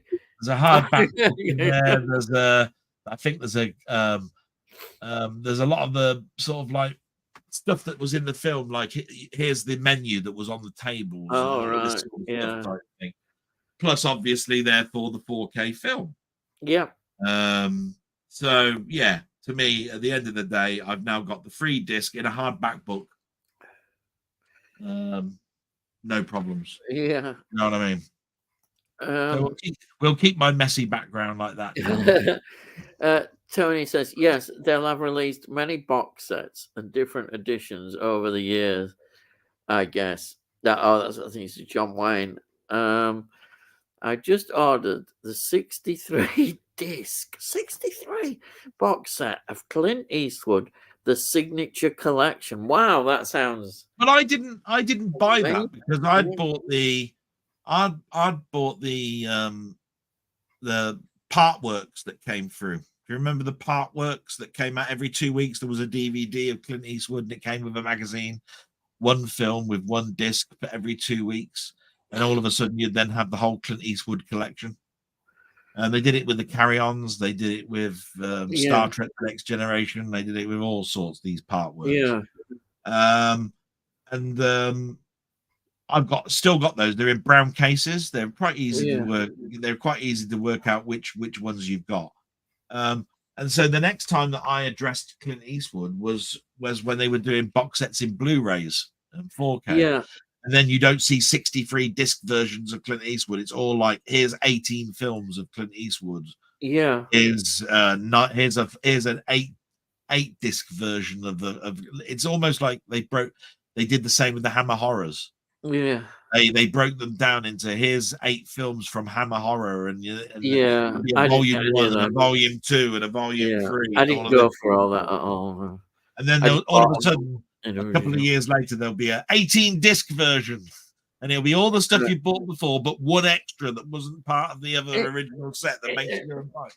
Is this a Blu-ray collection then, the Signature Collection? No, the 63 disc Clint Eastwood has never been a Blu-ray. That's DVD.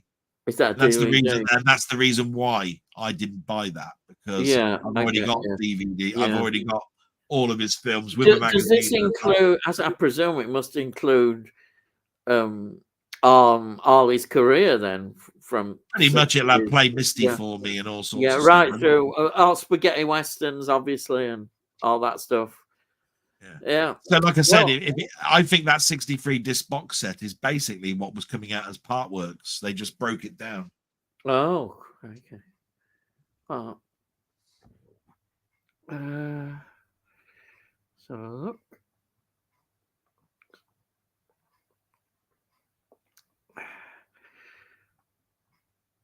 Let's get to the top. Here's loads of them.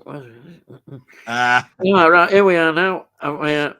Right, Physical Media Life. Tony York. I saw John Wayne in as a 4K in Target in America. Oh, all right.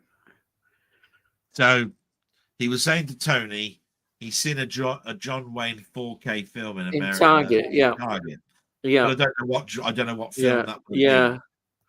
I know that Rio Bravo was. Tony says, I think they released Rio Bravo on 4K. Tammy, don't think there will be many of his films on 4K yet. You're probably right there. That's the one that I'm thinking that has recently come out as 4K. Tony York 4K box set would be nice. Now, wouldn't it? Yeah. And then Charles Duncan says, what do you think is the worst remake of a movie ever done? Wow. I don't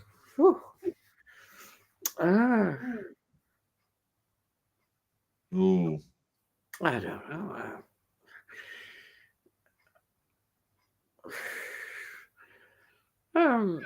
So when you're talking remake, you're saying there's an original, and then they remade it like a what's the worst? What's the worst reboot? What's the worst rebooted or remade? Especially saying ever done. I don't know. I could be really picky because it's such a great set of films. Of course, is the Indiana Jones, but I've got to be honest. I've not seen it, but going by everybody's opinion. But again, that's seeing not a the trailer. But it may not be the worst. I don't know. That's not a remake, though. That's a series of films that basically follow on from each other. If you were talking about a remake, it would be. I'll tell you what. It would be someone like Sullivan's Mines or whatever. Solomon's Mines or something. The Fog. The Fog. Oh my God! Absolutely terrible remake. It is one of the worst pieces. I don't normally say that, but it really is awful. You've hit the nail on the head there. That's my. I can beat it. I can beat it. I've just thought of one. Yep. Right. Well, it's on par with it. That is the remake of Rollerball. Oh, I've not. That pleasure. Oh, not James Caan was in a film in the 70s called Rollerball. Oh no, it's a classic. It is a classic. That one at 70s. The bloke who plays Superman in Lois and Superman from the 80s. Oh, what? Did a remake. Dean Cain, Dean Cain did a remake of Rollerball. It is atrocious. It is. All right, so there we are. The Fog and Rollerball. Yeah. The Fog. I don't know how they ever did it. Why?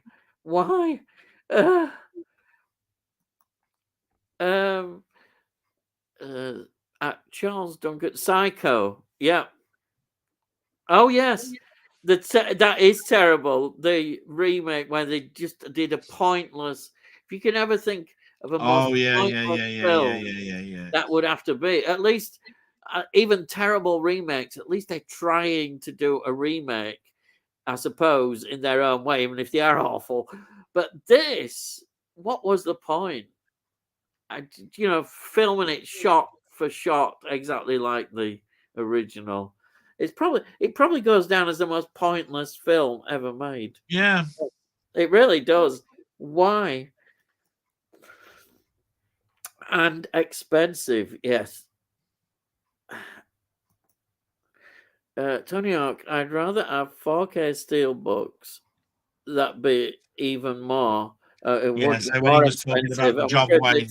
You have to be rich to get all these steelbooks. Hey, what are you trying to say, you bastard?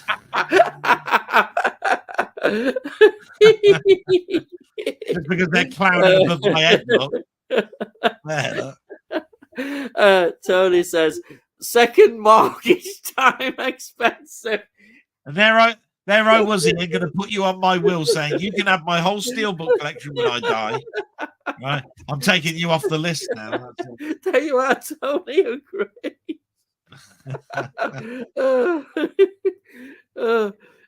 Charles Duncan, Stephen Falls. I haven't seen that yet. Sorry, I'm laughing. I'm still laughing. All right.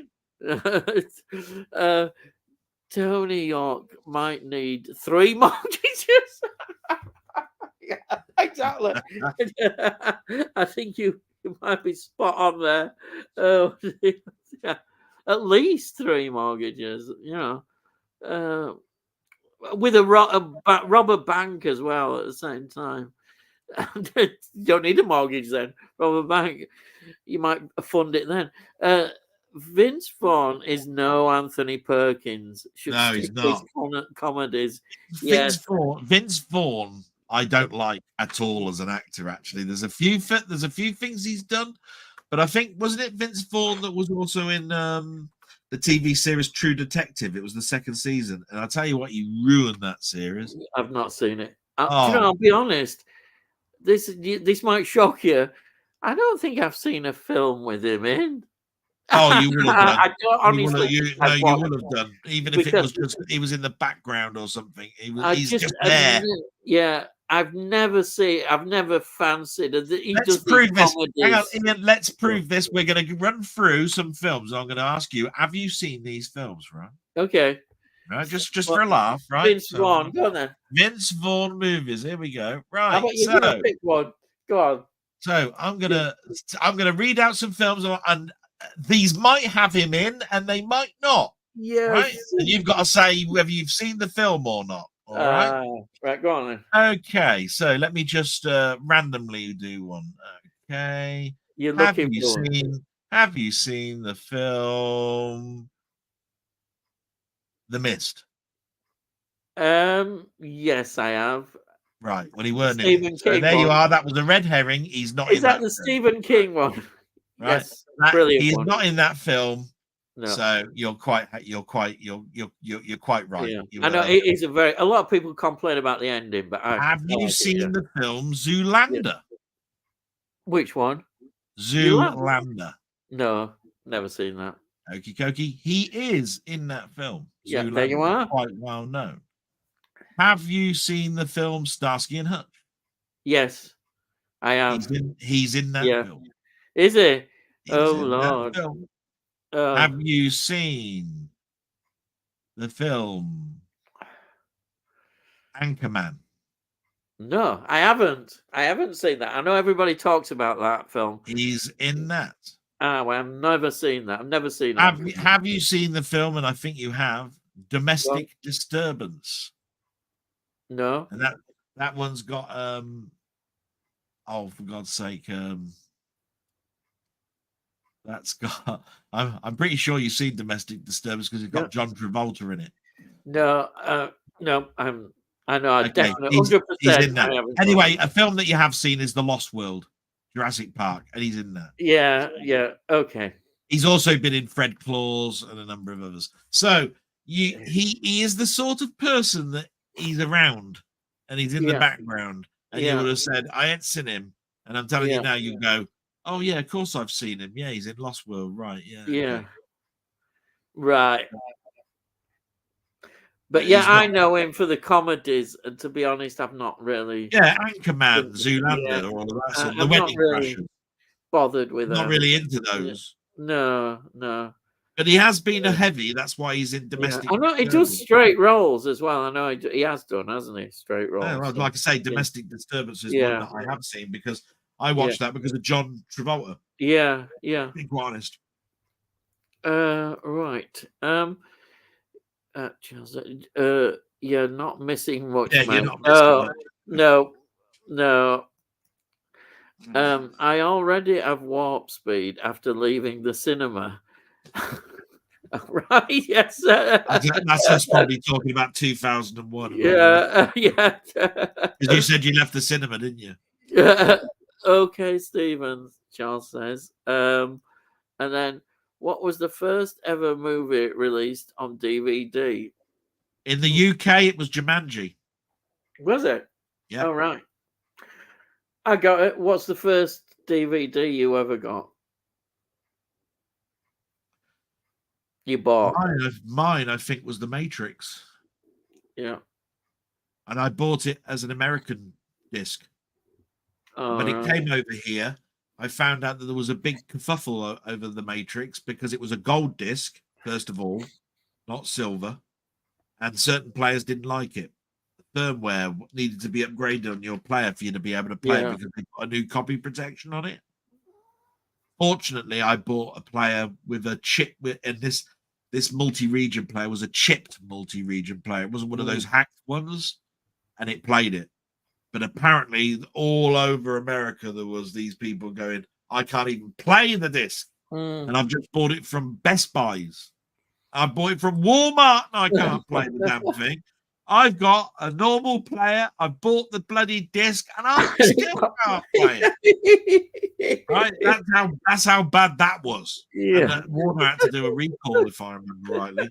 But of course, if you bought something and it was sent over to you, you don't get the you can't swap the disc. You were stuffed, you thought, but then you saw all these adverts. I was sweating bullets, but it turned up and it.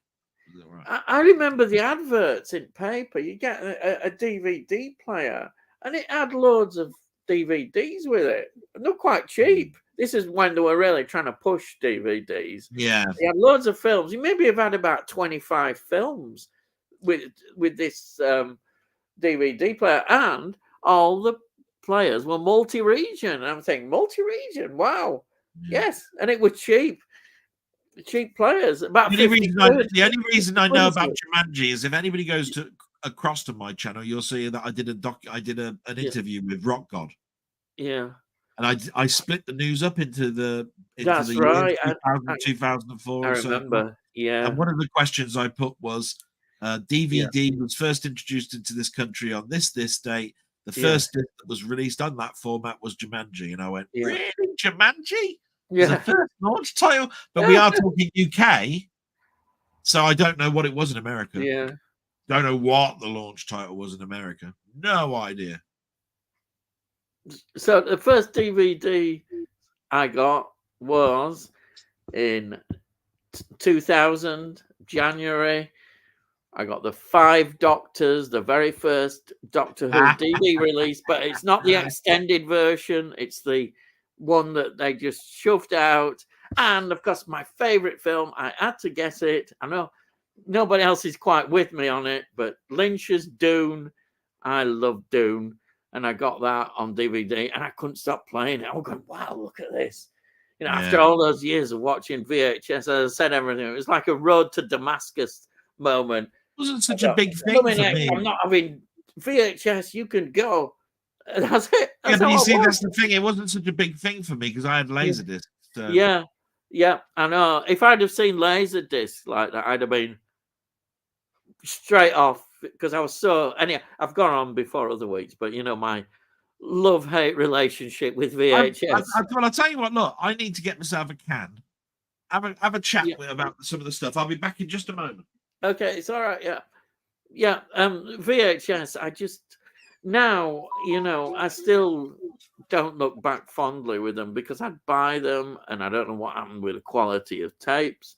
The quality of tapes must have been bad. I was having to take them back. I was watching them, and I'd be all tense, and because I was waiting for it to just mess up, and then come out on the blooming video, and just it was an absolute nightmare for me. VHS, I couldn't relax watching them.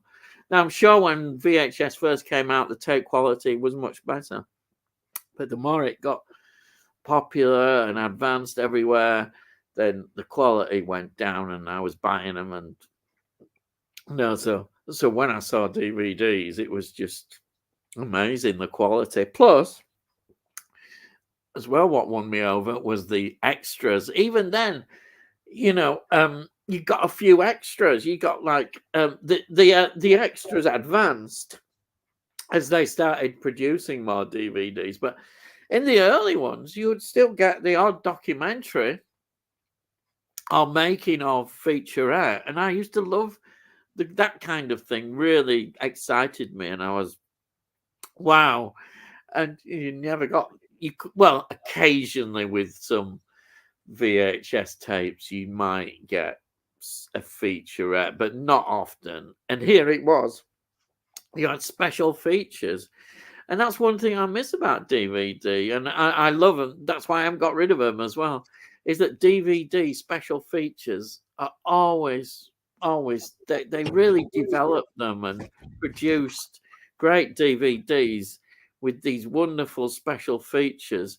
And sometimes you do get it in Blu-ray, as I mentioned, because, you know, when I was watching Interstellar, you had a whole disc of special features, but a lot now you don't get the amount of attention in special features. And DVD, when it was at its height, really, it was producing some wonderful special features, you know. Would you like your special present now? Sorry?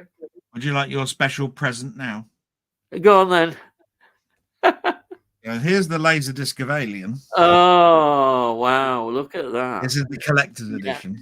That must be... Anybody who wants to look. Actually, something like that, even if it was worth a lot of money, if I had that, nothing would want me to get rid of that. Believe me, when I bought this, it was 100 quid. Yeah, exactly. Imagine what I that bought would. it when it came out. Here's what you got inside, which is the portfolio of notes. Yeah, I still maintain it's one of my all-time great films, Alien. I put it there with Blade Runner. You want to see a laser disc? Oh, wow. Go on then. Yeah, I like it. It's simple. It's no different colors and straight down the line laser disc. I love it. Yeah, that's how it should be. None of this pink stuff. So they brought out this, and this was American, and they brought it into this country. This is look. It's even got it at the back. It's got an R rating right at the corner, right? But it was sold in Britain, so they put the 18 sticker. Yeah, look. yeah. And it's only a sticker, right? Yeah. Right. Oh, that's good.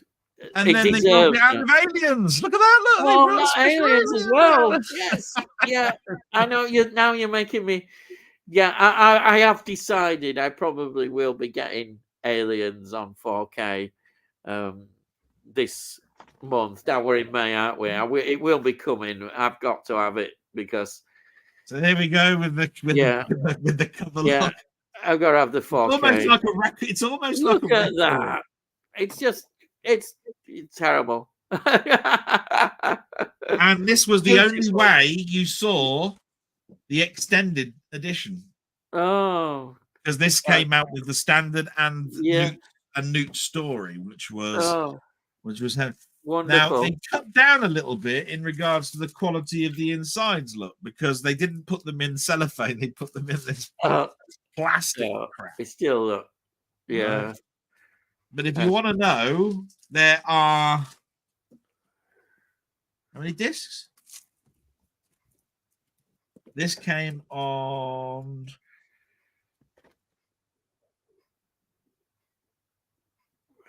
Just trying to find it now. Just bear with me. A bit of a weird case to this. There we go. It opens like that. 7 discs. Oh, all right. Now remember that 7 laser discs, both having a side A and a side B. Oh God, yeah. But you could get them. You said, I'm sure you said this somewhere, where they flipped over.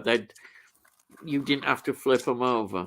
No, you could buy a dual-sided player. Yeah, that sounds good. Yeah.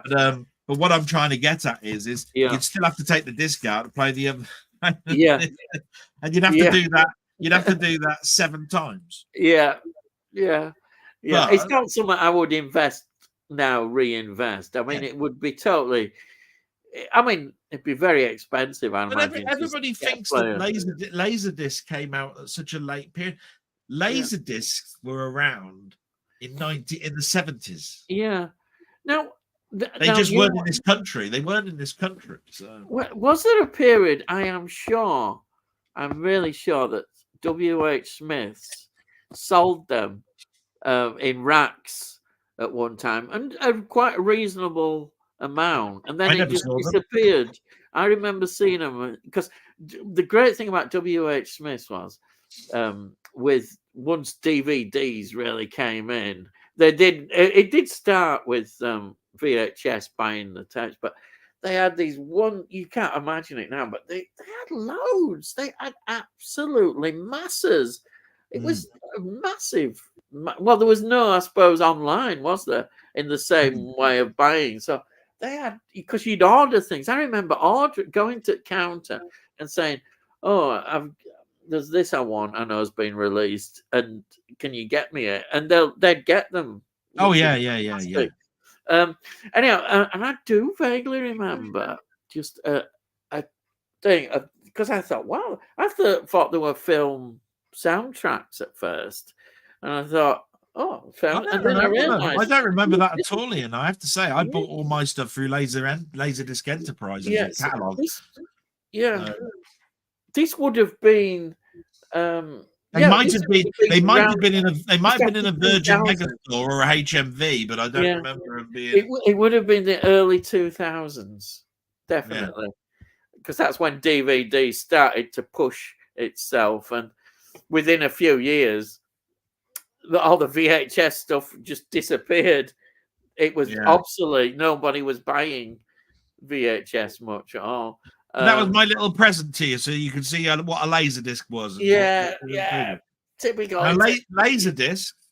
If you paused the laser disc, the picture was perfect picture frame. If you paused it on a video recorder, you got that line. That yes, you did. That's right. right. I remember that. Yeah. The other thing is every single frame on that on a film is actually imposed as a frame on the disc. Yeah. Which means if you do things in standard play, when you paused, it was a perfect cell from the film. The other thing is because it's like microfiche. Technology is very much like microfiche in a library. You could actually take pictures of the whole script, and when it got to the end of the film, you could actually go to the extras, and basically you could page through the script by using the step button. So you just went step, step, step, step, step, and you'd have every memorabilia picture, the actual script of the film, set pieces from the film. This was early trick play that the DVD would suddenly was able to give you, because DVD went one step further that you couldn't do on a Blu-ray, that you couldn't do on a Laserdisc, and that is multi-angle. Yes, yeah. Multi-angle was a thing on DVD. It did that, didn't it? You had one picture, but then you did a picture-in-picture, and you could see the same scene from a different angle that some of the camera was picking up. Right? Yeah. That was actually a button on your remote. It said multi-angle. It was fantastic. Yeah, it was. I remember all that. Oh, wonderful. And yet here we are with Blu-ray and 4K. You don't see that at all. You don't. They got rid of that. There's multi-angle gone. Where's all this stepping and watching the stuff? And all I'm getting these days is another documentary that happens to be on Blu-ray because there's no space for it on the 4K disc. And you could with certain. I remember certain music videos. You could watch the music video, and then you press a button. You could see the making of that particular music video. You could do all sorts of things. Oh, you split the audio up. You had the audio track on the left with the director talking about it, the audio on the right with the actors talking about it, or you put the mix on and you had the whole Dolby mix or THX mix of the film. And I'll tell you one of the best music videos I know, I should review it sometime, is the Bowie one. The Bowie did one, and he was very interested in technology, Bowie. And his DVD with his video hits on, all these great tracks that he did videos for. From Aylesbury, wasn't fantastic. And that's all, you can play about with it. You can do all sorts. He was from Aylesbury, wasn't he, David Bowie? Sorry? He was from Aylesbury, wasn't he, David Bowie? Oh, was it? That's where his statue is. I thought he was born in Brixton. I don't know why I thought that, because I saw a thing when he died, but maybe he lived. I think when they died, they actually mourned him. They mourned him in Aylesbury. I remember seeing all the news articles saying, very possible. Yeah. And they had a statue put up about him, I think, in Aylesbury. I'm pretty sure. What a tremendous talent he was. I talked about the Beatles, and Bowie was always innovative, always. That last album he did before he died, every time I listen to it, it's so poignant, really, because he knew he was dying and he was trying to get as much out as possible. And the music is fantastic. He got these jazz musicians together, and they are fantastic on it. What an album that is! Is it Black Star, Dark Star, or something like that. What an album! I do remember they showed some of his pictures of how he looked, and he was very gaunt. And apparently, he was very ill making that album. He was so determined, and the musicians were already he organized them well. What a great man! Anyhow, it's Bowie is somebody you could just talk about forever, but I won't, because you don't want to hear about Bowie. Right, Twister and Mars Attack. Oh, films, Twister, classic. Mars Attack, comedy as well. Yeah, because Twister's got a new film coming out this year, and Twister's getting a 4K steelbook, isn't it? So is it? I don't know. Mars Attacks is really weird because it's based on a comic book. It's just one But of those. But it was Tim Burton at his best, really, because you've got Jack Nicholson and everybody. You had he had a Pierce wonderful Brosnan. cast. It's a great cast, and everybody looks. And yet nobody talks about it anymore. Nobody talks about that film anymore. In fact, Michael J. Fox is in that film. What I like about it is everybody looks like they genuinely are having a good time in the film. It doesn't look it. That's great. When you see actors like that, then that's a very good sign. I don't even know if Mars Attacks has got a 4K release. I don't think it has. Yes, Tony Hawk Twister from '96. Oh, was it 1996? Twister. All right, a good movie, I've heard. Oh well, there you are. Do your CEX check and see if it's there. It might be. There might be a. I could go back into my garage and tell you because I've got Twister on Laserdisc. Oh, here we go. I won't do that. Yeah, and the steel books and everything else. Yeah, I haven't got Twister on the steelbook. No. Yeah, it's a good job we haven't got any physical media burglars around because they might be breaking into your house or your garage or wherever. I'd have all the security systems and they wouldn't get near if I had all that. Oh dear. Tony Hawk says, I enjoy Mars Attack. Not seen Twister all the way through. Oh, right. What was the first movie player to be released for physical? Oh, that's why I just put. Yeah, the next quote doesn't follow on. So, if I remember rightly, because it depends on what country you're talking about again. Betamax beat VHS to manufacture as a player in this country, right? But over in America, I think they came out same week. It was almost like it was a war from the very beginning. Yeah, it was there. Yeah. But remember this: there were Laserdisc players in the 70s. They were advertised in magazines because they weren't called Laserdiscs then. They were called Video Star or something, Video Disc, something like this. And that's 1977. Oh, right. Now, we didn't get our VHS players over here really until like, I think the earliest player is like 81. Yeah.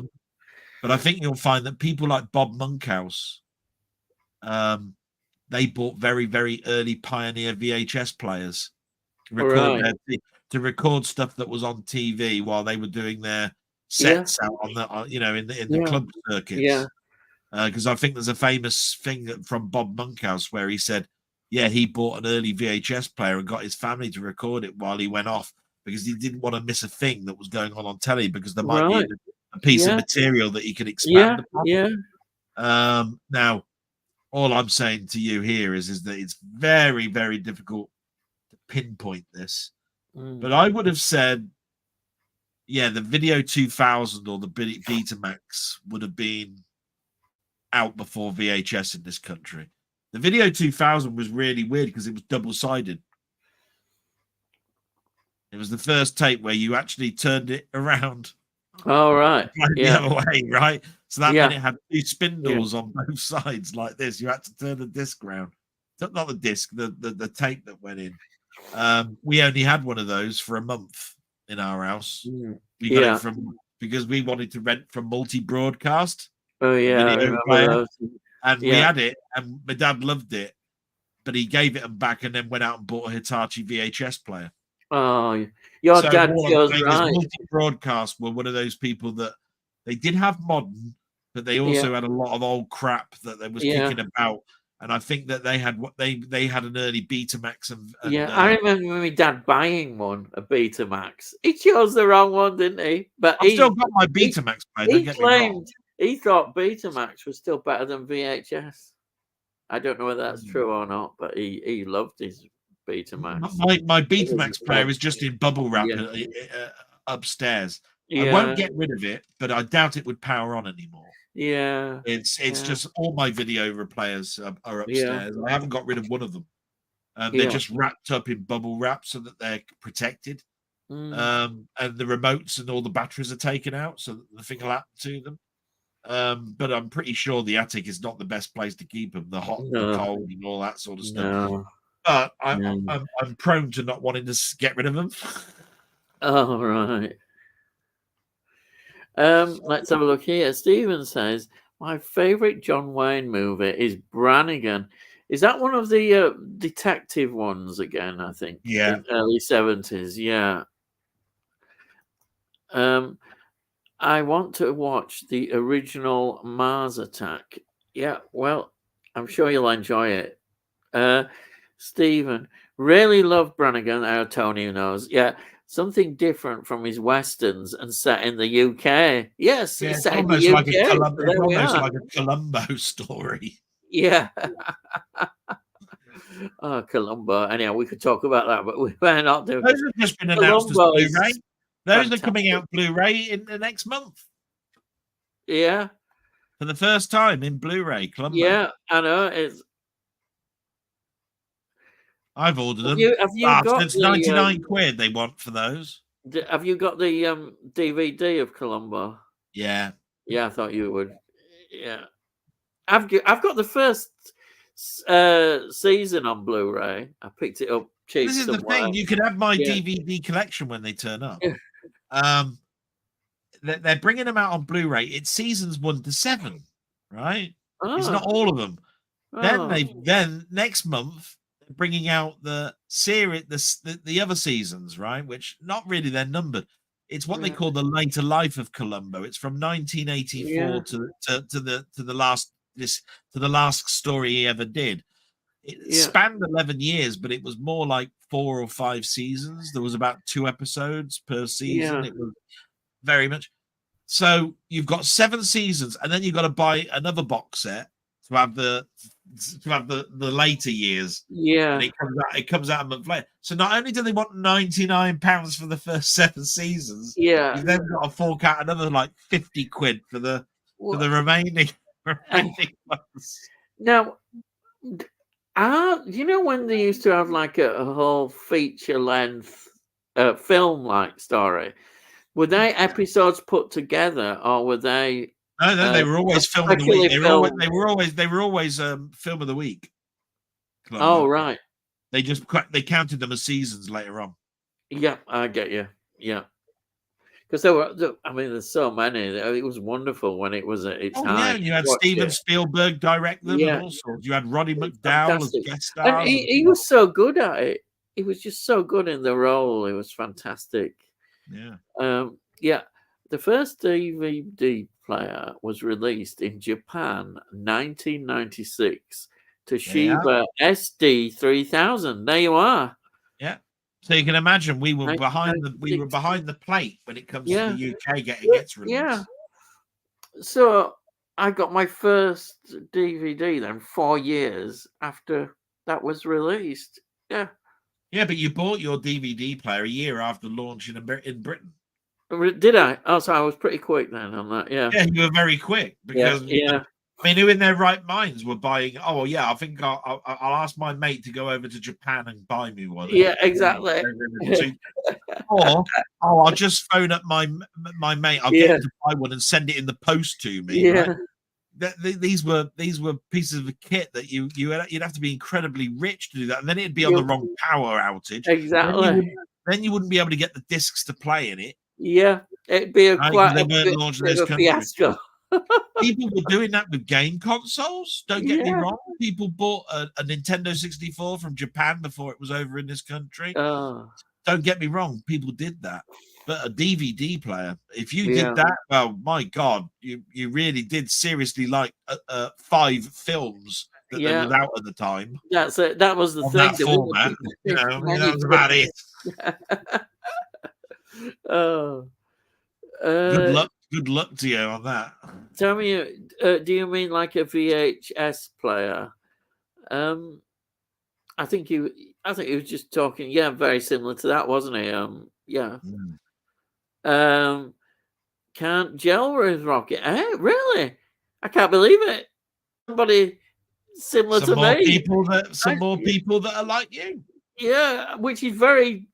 I know. I honestly, because everybody See, now I thought there was only one madman in England, and that was you, Ian. But now we found out. Now there's another one. We just now found out that else. physical But media there are life other people is as mental as you. There you are.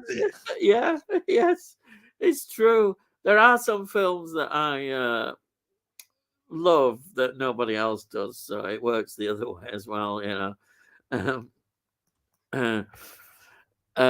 Tony Hawk before the VHS player. Well, you covered it with those 3 ones, didn't you? The 2001 and the Betamax and VHS.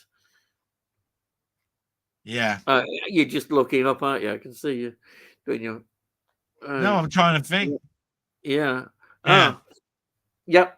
Right. So there you are. Never seen a Rocky film. This is Tony Cranky. Never seen a Rocky film before VHS, Betamax. Oh, Super 8. Yes, I should have been a clever dick and said that. Well, people did have projectors, didn't they? Super 8, because they did have projectors. Reels. Yeah, yes. They did have projectors. Because there's that guy called the Cinema Guy or whatever his name. Yeah. He's an ex-projectionist, and I follow him an awful lot. Yeah. He's got his own home cinema. But he's got a Super 8 camera, you know, a projector. And he's because he was an ex-projectionist, he's got actually reels of the actual Alien and Aliens, you know, in his collection. Wow. And he used to say, look, you could buy cut-down versions of Star Wars. They came on 2 reels in Super 8, and I'm going, bloody hell, really? I don't remember my W.H. Smith ever selling bloody. Well, my dad, he would buy Laurel and Hardy, Charlie Chaplin. What shops were you going into? Because they didn't have those sort of things. I'll tell you. Yeah, my dad wasn't daft. I used to go with him. He went to these photography shops, specialist, proper. Just imagine a shop that just dealt totally with anything connected. Yeah, cameras and stuff. A cameras and or movies, and there we are. They'd have these. There they are. You could just see all these films. I remember seeing Star Wars as well on the reels. Yeah, didn't have it in my day. Take it like this: we weren't in. I didn't live in a city. My town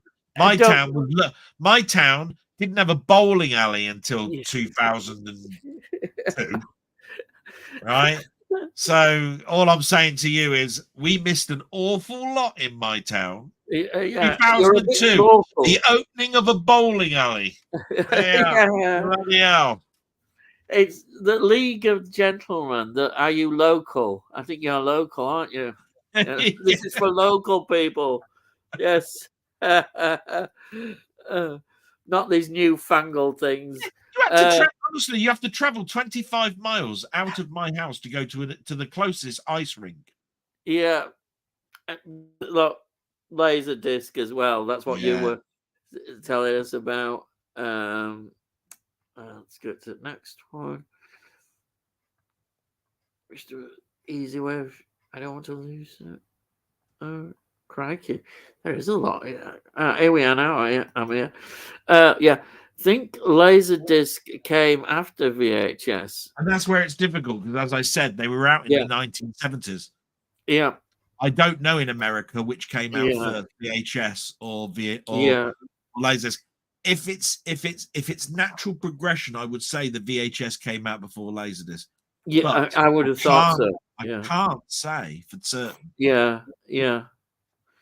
Tony Hawk, I can't.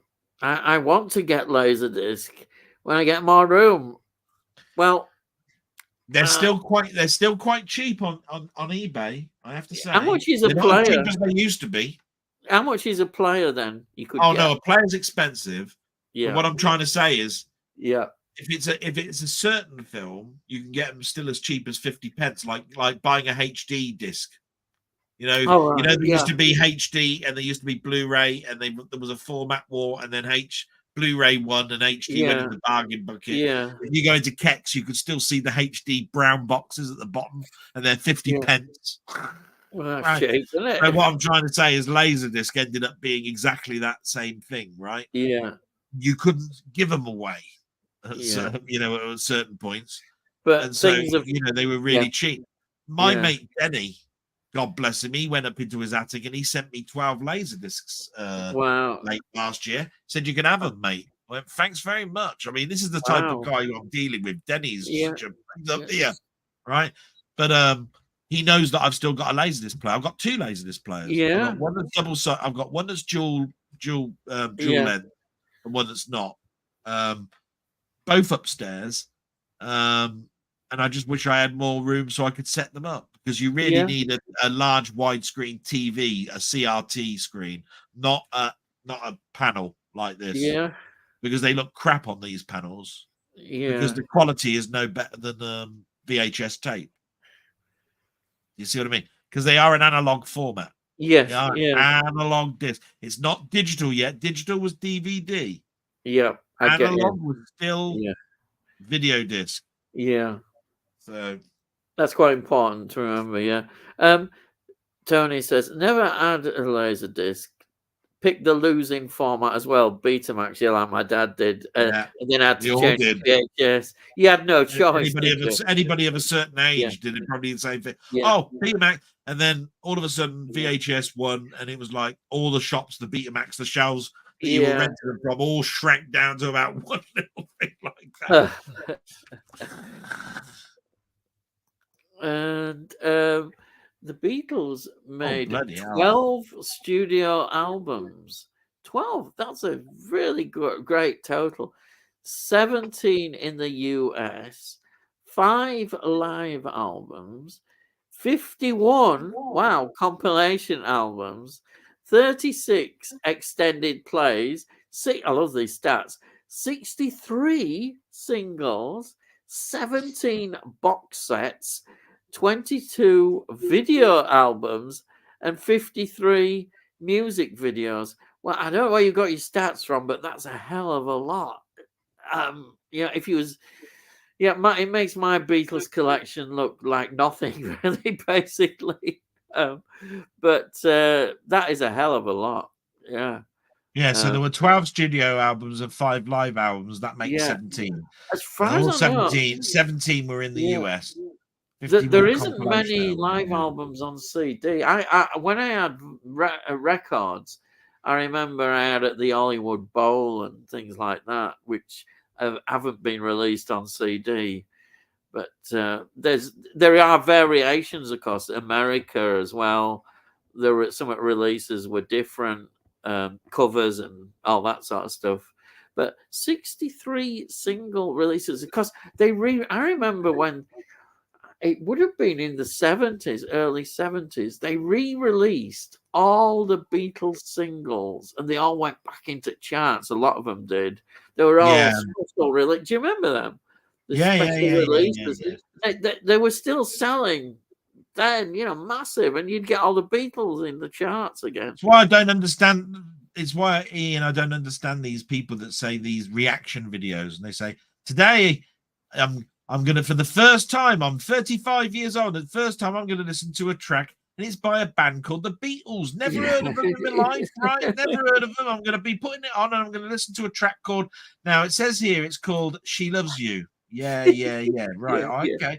You're telling me, seriously, you're 35 years old and you've never heard of the bollocks. Yeah, exactly. That's all I got to say to that. Yeah, I know. It annoys me. I said it in my blog, but I tell you, it boils my piss. Yeah, I know. Reaction videos, they're an American trend, I think, which has come over onto our lot. And you get these reaction videos, reactions to trailers. I'd probably be yawning some of trailers. They actually turn around. I know what they mean. Yeah. What they should be saying is, this is a first time listen to a track called She Loves You. Right? Yeah. But they don't. They put first time listen to the Beatles. Yeah. And I went, there's a difference between first time listening to a band and the first time listening to this track. Yeah, and don't forget I could turn around and say, so Delboy reacts to Iron Maiden. Yeah. Right? Yeah. And we go, but actually what I wanted to say was, no, it was the Number of the Beast. Yeah. Right? It's just the track. I've heard of Iron Maiden. Yeah. And I've heard them in the background and all this. But this is the first time listen for this one track of it. Yeah. but they clickbait you because they put Yeah. first time listen, never heard of Elvis. Yeah. Bollocks. Yeah. And You've my never heard it. favorite You're is 35 years yeah. old, and you're telling me that you had he was in 20 odd films. Yeah. He dominated the 70s, right? Yeah. The 60s. No, I And you're know. telling me he's been in adverts. He's Yeah. been resurrected as a disco track in the 2000s, right? Yeah. A little less conversation. I mean, and you're telling me you've never heard Elvis. Exactly. Honestly, I just want to wring the necks. And don't forget, they always have America Reacts. Yeah, America Reacts. Really, Yeah, the really. British comedy or something Yeah, like that. America. Oh, I'm going to watch Faulty Yeah. Towers. Stephen says, I watch all my movies on a projector. Wow. Yeah. I'm lucky that I have a 120-inch blank wall in the house. Well, that's good. I had a few large screen TVs, but the screen went on all of them. Plus, I got rid of my TV license about 6 years ago. Yeah, the one thing the BBC can't do is about a projector. Yeah. I must admit, the projector is one of two ways that you could still watch 3D. Yeah, yeah. VR is the other method. Yeah. So you can put a VR headset on and watch 3D. Yeah. If you've got an old 3D TV, you can watch 3D. But really, the best method that will allow you to watch 4K and 3D and not have to have a TV license is a projector. Yeah. That's why they're expensive, and they're in things like Oak Sound and Vision or the specialist shops, where you can actually pick up a 4K projector. They cost $2,000 or $3,000. Oh, yes. That is out of a lot of people's budgets. That's where you're going, yeah. But if you can do it, good luck to you. Well done. Because what they do is they send people round and they ceiling mount the player, the actual player to you. They actually, because that's where it's like in those big offices where you've got a ceiling projector. They're doing training for about 30 people in a room. Yeah. Right. They're those sort of things in your house. That's great. It's really good. This sounds great. Yeah. Nice. Mukbang Movies. Hello, Jamie. Hello. Good evening, chaps, and thank you again for sending me. It was so wonderful. Was Brimstone, and I've got a review up of it. I absolutely loved it. Absolutely, thank you. Del, Jerry Lee Lewis was worse. He married a 13-year-old. Yeah, I know. Yeah. That's. Well, Jerry Lee Lewis was also a very violent man, wasn't he? Yeah. Did they stop him from coming in our country? They did, I think. I think they did. Yeah. I think they put up a thing about that. Yeah. I recently picked up The Producers. That's a very good film. Mel Brooks, isn't it? Mel Brooks. Yeah. Excellent. It's the Hitler pastiche in there. Springtime for Hitler. Yeah. If nobody's ever seen that, you've just got to see it. Some people might think it's in bad taste, but it is. That's really why. But it's great. I love the idea, the fact that they wanted a show to fail. That was the premise of it, wasn't it? They wanted it to fail. He said, what you want to do is you want to make it. You want to make a show so bad that you oversell the tickets. Wants to, you oversell the tickets and it closes down the first night. Yeah. I mean that the idea of those films, and I do like these types of films. Yeah. Is the thing that makes you think, I didn't think about that.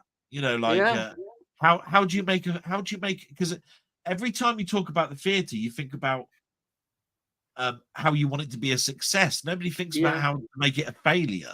Which is why Mel Brooks to me is like up there in the stratosphere in sometimes in regards to things, because he naturally thought of something a bit weird. That's a bit unique, isn't it? Thing, yeah. Right? How about having all the white people singing Cantown Races in Blazing Saddles? Yeah, I know, Blazing Saddles. And all the black guys are singing about songs about champagne and all of this.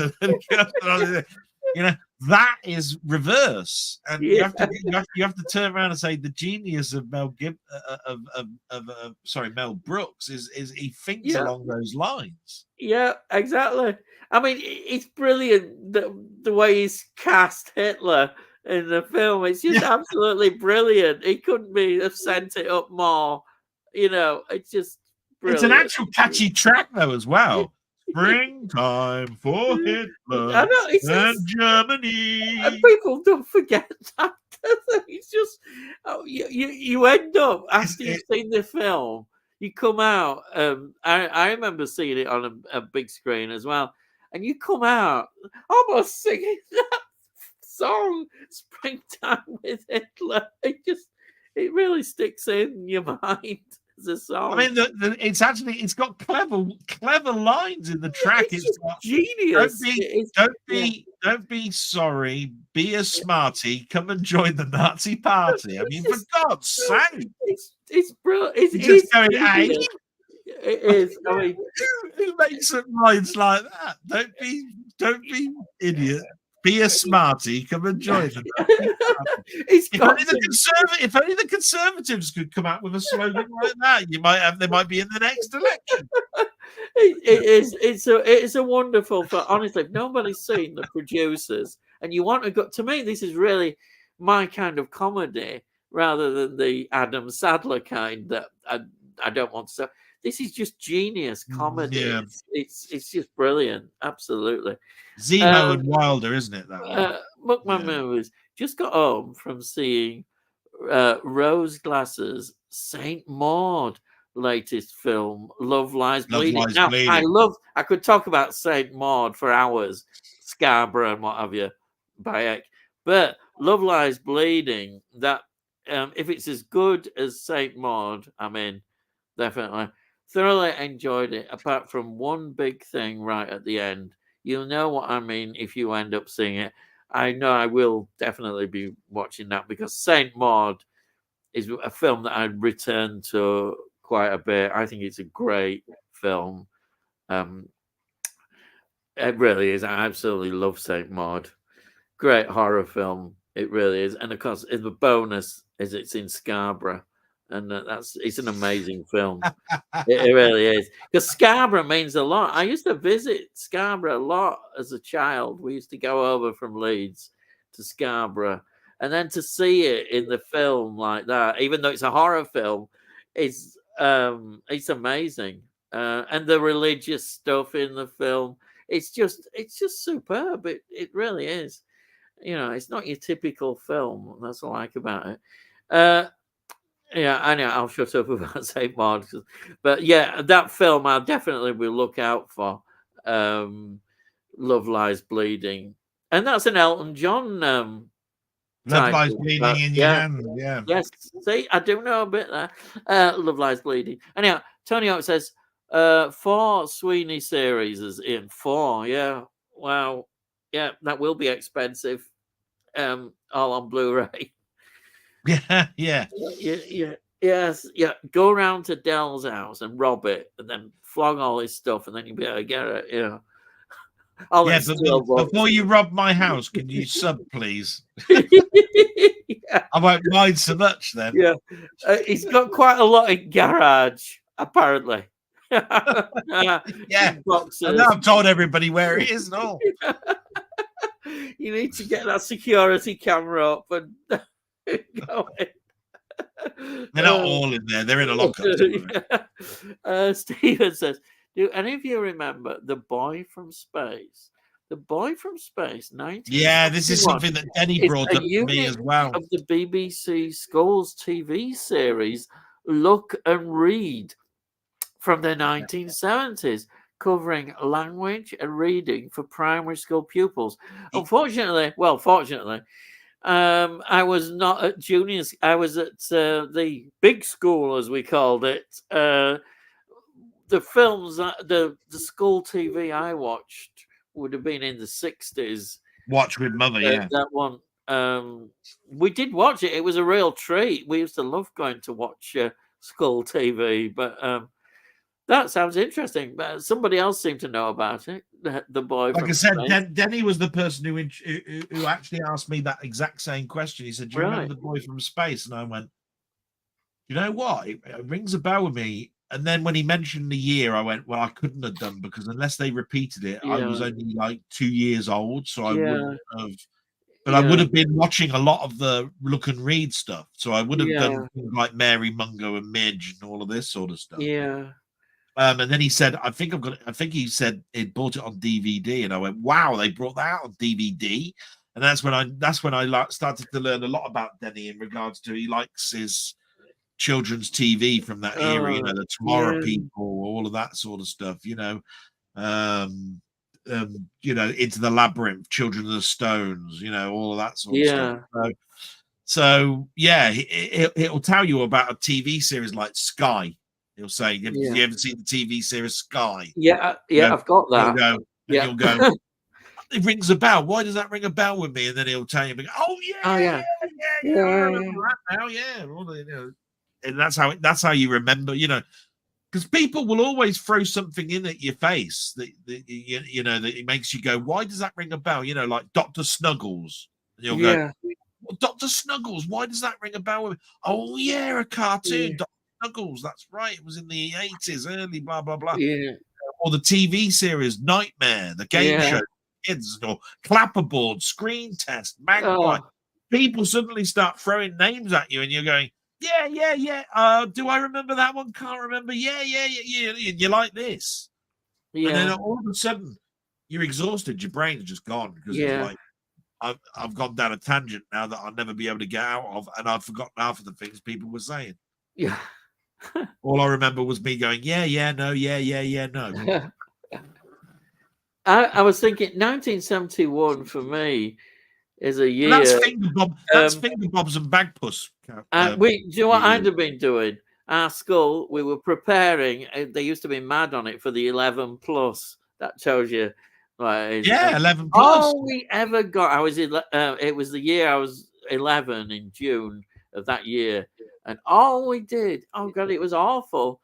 Is prepare for the 11 plus. The headmaster must have had some sort of stat things, and he was horrible, come in and teach us all this stuff for the 11 plus. That curriculum ended up being the exam that you took at the end of you finishing at primary school, and going to secondary school, wasn't it? Where you went to junior school. It was infant school and junior school, and junior school is where we were taught. And there'd be no TV for us. God, we wouldn't have had that luxury. Whereas those, and also it was graded. You had A class, B class, and C class. And all B and C class would have been watching the TV.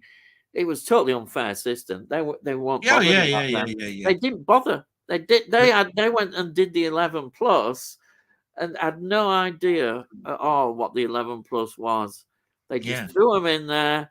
There's something that they still do now, Ian, that really annoys me. Yeah. I found this out the other day. I thought they scrapped this years and years ago. But when I was at school, you got to the third year of being in secondary school, you know. Yeah. And a career teacher would come along and say, "You've got to choose the subjects that you want to have for the next 2 years." Oh yeah. Right. And you can drop certain subjects, but you can't drop English, maths, and science. You can drop certain science, right? Yeah. So of course you're asking a 14-year-old, what subjects don't you like and what subjects do you like, right? Without them actually stressing to you, by the way, you're going to be doing this for 2 years, and then at the end of that, you're going to do a GCSE or an O level in it. That's going to shape your career. So, of course, you turn around and said, "Yeah, bollocks to biology. I'm going to do woodwork, metalwork, pottery." Right. And you ended up leaving and you went, "What have I learned?" Because they actually did this. And apparently they still do it now. It's a bit slightly better restriction than back then. But back then, you couldn't affect maths, you couldn't affect English, and you couldn't affect one science. So you had to have either physics or biology or chemistry, right? You could drop the other two, but you had to have one of them. There was nothing that you could do about it. And then everything else was fair game. You don't like Germany as a language? Stuff you. Yeah. You drop it. You don't have it, right? Yeah. Or if languages is your things, add French to your German. Yeah. You know, all of that sort of stuff. You know, it was like that. And I was going, so of course I liked woodwork and that. I didn't like things like PE and all of that sort of stuff. So of course I was there going, stuff that. I've got rid of that bastard, you know.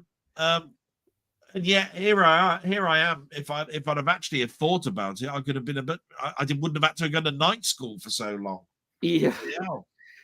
Well, I'll tell you, it shows you different kind of world that I was in the 70s. I had 1 year at the high school. I passed my 11 plus. The high school, and I went there deliberately. It was in the centre of Leeds. It was great. You get a bus journey there. Imagine being in its city centre. I could go around at lunchtime, looking all over the place. But anyhow, the thing is, when it came to selection, like they said this honestly. You can't do because we'd gone comprehensive. After a year, we went comprehensive with the school opposite. Yeah. And we joined up together, and then we'd think, oh, girls, wow. Yeah. So I said, oh, can we do cooking? Or home economics? Yeah, economics. Oh, no, lads aren't doing it. You do woodwork. And I couldn't stand things like woodwork or steel, metalwork. That's it. Metalwork. No, I don't. And girls were up as well. If a girl that said, oh, I quite like to do a bit of woodwork. No. You weren't allowed. You weren't allowed to do it. Not allowed. So what an age, how things have changed. So you if you'd have wanted to be a chef, forget it. You couldn't. You'd have to do it in your own time. That's how the world was, unfortunately. So that is not a positive thing to look on other side of it. As I say, a lot of positive nostalgia things. There were stupid things as well in our time, but we thought, oh God, you can get with girls, wow. But no. Next, Tony says Network released series 1 and the pilot, Regan, on Blu-ray. So like I said, Denny will fill you in with all of that. 3 on Blu-ray. It'll be interesting to see if they do release them. He's at work tonight, I think. Otherwise, Ed'd be filling you in with all the blanks now if Denny was here. Yeah. Never watched the Sweeney. I'm interested now. I know we're sort of making you spend a lot of money. It seems to be all these things we keep suggesting. They're great fun, Tammy. Very politically incorrect. Oh, very much so. Yeah, with your cigarettes and everything, and the way women are portrayed. Would never be allowed to be made now. Good cop, bad cop didn't even come into it. I mean, we're talking about bad cop, bad cop. That's all this was. Oh, and there was none of this policemen don't drink on duty. They bloody were drinking all the time, always drinking, weren't they? That even in the office there'd be bottles in the office, wouldn't there? When they were in police station. I own the Sweeney movies. That Stephen says that. Yeah, they're good movies. Very good, really good. Yes, Ian. We always had Yorkshire pudding and gravy before the beef. There, he's a proper Yorkshireman. He knows his stuff. Of course, we had. You don't like these Southerners. What are they up to? You don't eat Yorkshire pudding. You always have it first. I like Tony Oil. Yeah. Oh, Tony Oil's all right, lad. Hey, but Yorkshire puddings, you have them first. Aye. Fish and chips and mushy peas. Then down London don't know what mushy peas are. No, they don't. They've no idea. They've absolutely no. What do you expect? I mean, what really? What you need to do, Del, is watch Manimal. That will definitely knock you out. Yeah, it's well. There you are. You see, if you want to, if you know you're going to fall asleep, just put Mario on, and then you haven't wasted your time, have you? You know, you're not wasted anything. Yeah, that's it. Manimal, what a show! That's gonna be on my gravestone. I think you must put that. You must watch that, Val. Yeah. Watch Manimal and it will gain subs. There you are.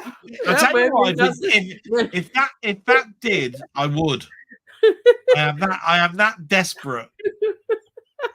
Maybe there's lots of fans have all got together and said, "Hey, what's that Delboy doing? He's doing a 24-hour marathon of rubbish. What the hell? We've got to stop him." Yes, he was spreading that propaganda. Hope the takeaway isn't a pot noodle. No, you know, I don't know what it was. I think actually it might have been a kebab. Yeah. What, he had a kebab delivered? Oh, yeah, of course. Yeah. But that costs as much as it does to buy the damn thing, to have it delivered. Oh, yeah. That's he would do. How does a York? No, sorry, hang on a minute. How does a Yorkshireman, right, who's as tight-fisted as a Scots, right, fathom the fact that you can get a kebab delivered when it actually costs the same to have it delivered as in you'd walk there to save a penny? Excuse me, I wouldn't probably order one. It's not me that's ordered it. It's my son, and don't forget, unfortunately. And it's very sad, really. And let's just say he wasn't born in Yorkshire. Even though he has got a bit of my accent, he does pick it up. He's more of a me duck. Fortunately, he doesn't say me duck. Fortunately, thank God he doesn't say me duck. But that's a local thing, or ducks and all that stuff. No. Mind you, he don't say love. Mind you, I don't say love that much at all, no. But anyhow, that's another story. Enjoy the pot noodle takeaway. Pit noodle takeaway. Yeah, I'm sure. Yeah, actually, I don't know whether he likes pot noodles that much. I don't think he does. Pot noodle, yes. Stephen says, I said, oh, here you are. Look, Stephen says, I've subscribed, Del, on one condition. Have I got to do a watch along or something to prove that I watched Manimal? Yeah, you're going to be haunted by that now. I'm going to check now if he has actually done it right. If it says 200, he definitely is subscribed. If it says 199, he's a lying sod. Let's have a look. It says 199, the lying devil. It still says 199. Now it might be because there's a delay with the numbers going up. We'll take it. But it says exactly the same as it said last night at the moment. There could be a delay. Seriously, there could be a delay. I went to sleep at 1 a.m. That was late for me. Oh, that's early for me. 1 a.m. I can't. Yes, I can't. If I went to bed at 1 a.m., I'd find I'd be awake. I just wouldn't be able to sleep. No. Yeah. Well, some of us have got to work. But of course, I suppose you get up I get up at 6 o'clock or something like that. Well, I do. I have to go to work, don't I? Yeah, I know. I get up at 7:45. Look, every morning. That's it. I don't lay in bed though, so I do get up. You know, even that's luxury. Let's have a look. The next one. Tony says, "Don't remember ever having experienced disc rot." No, not everybody. I've seen it a lot. I've seen it a lot of times. Yeah, it's happened to me only on laser discs, and it was only like 2 discs ever in the whole of my collection that had it. Yeah, and it's funny that so many people bring it to people's attention and saying, "Oh, it's a thing," right? Yeah, it's a manufactured thing. It's going to be. You're going to be very, very unlucky because it really is. When it really is, they call it rot for a reason. It's not like a physical scratch. It's not like it ends here and it starts here. You're talking about cloth wearing away, you know, where it frays at the end. And if you look at the light, you will see there are patches that are appearing on your disc, right? That is rot. They call it rot because it's not clinically cut like a razor blade do, you know. So, you know, but it's amazing how people still talk about it now. What the problems people are having with 4K discs is nothing like disc rot. It's just a simple thing. Some people get it, some people don't. On these 4K discs at the moment, some people are saying they're getting freezing and some people are not. Some people are saying don't buy the free disc version of this because the 2 disc it works on the free disc it's got a manufacturer error. Has it? Because then somebody will come along and say played perfectly fine on mine last night. Don't know what you're talking about. And then everybody gets confused over what is right and what is wrong and what's causing it. If they knew what was causing it, they'd stop it. Yeah. I think some of that freezing may well be connected with the player rather than the disc. If some of things, if I've not often had it, very rare, but I have had things freeze, and all I do is just slightly move backwards and then play it, and it'll play all right. I'm going to give people the biggest piece of advice that I could ever give anybody, right? First thing, right? I am not a fan of people that keep shrink wrap around discs, right? If anything you've ever learned about comic books and you put comic books into a comic book bag, you will know that plastic biodegrades. It wrinkles, it shrinks, it oxidizes, right?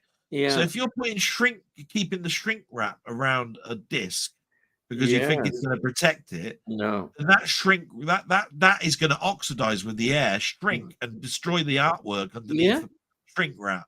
So I am a big fan of anybody that turns around and says, I would never do that. Never. Now I'm only saying that because having shrink wrap is a good idea, and I don't poo-poo it. It's just that I would rather somebody go out and buy a protective sleeve for it than I would keep in the shrink wrap. Shrink wrap's fine. It's just remember it will wrinkle, and when it starts to wrinkle, that's it reacting with the air.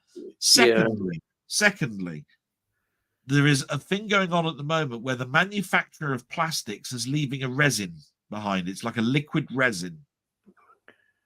So when you open up the case, you'll tend to find that there might be dew or a liquid or a stickiness to it. It's actually a finishing chemical for the case, and that can get on your disc, right? So there's a couple of my friends that cover this in much more depth. Nigel definitely covers this in depth. You should open all of your discs. You should wipe the inside of your case, and the one thing that you should definitely do is clean the disc before putting it in, even if it's got no residue on it or looks like it's got residue on it. Think about it. Residue is clear, right? You stick that into an electrical device with a lens that's no bigger than that. This lens is no bigger than that. That gel gets onto that lens and it will stop your player from playing because it will solidify. It's a resin. It's liquid when it's hot and it's gel when it's cold. Right? So your starting and stopping is probably because you don't realize it, but you've gone and put a load of discs in your player that now need cleaning because that lens has now got resin all around it. It's like having tobacco in the air. It turns yellow and sticky. If it's in the after a while. So all I'm saying to you is clean your discs, get rid of the residue in your case, and if you can, buy a protective cover for your physical media. It's well worth doing. Shrink wrap is perfectly okay. It's just that do remember it will biodegrade and it will rip your artwork eventually. Ask anybody who's a comic book collector how much they wish they'd have changed their comic book bags after 5 years, and their collection is ruined because the plastic biodegraded and wrinkled up, taking the artwork with it.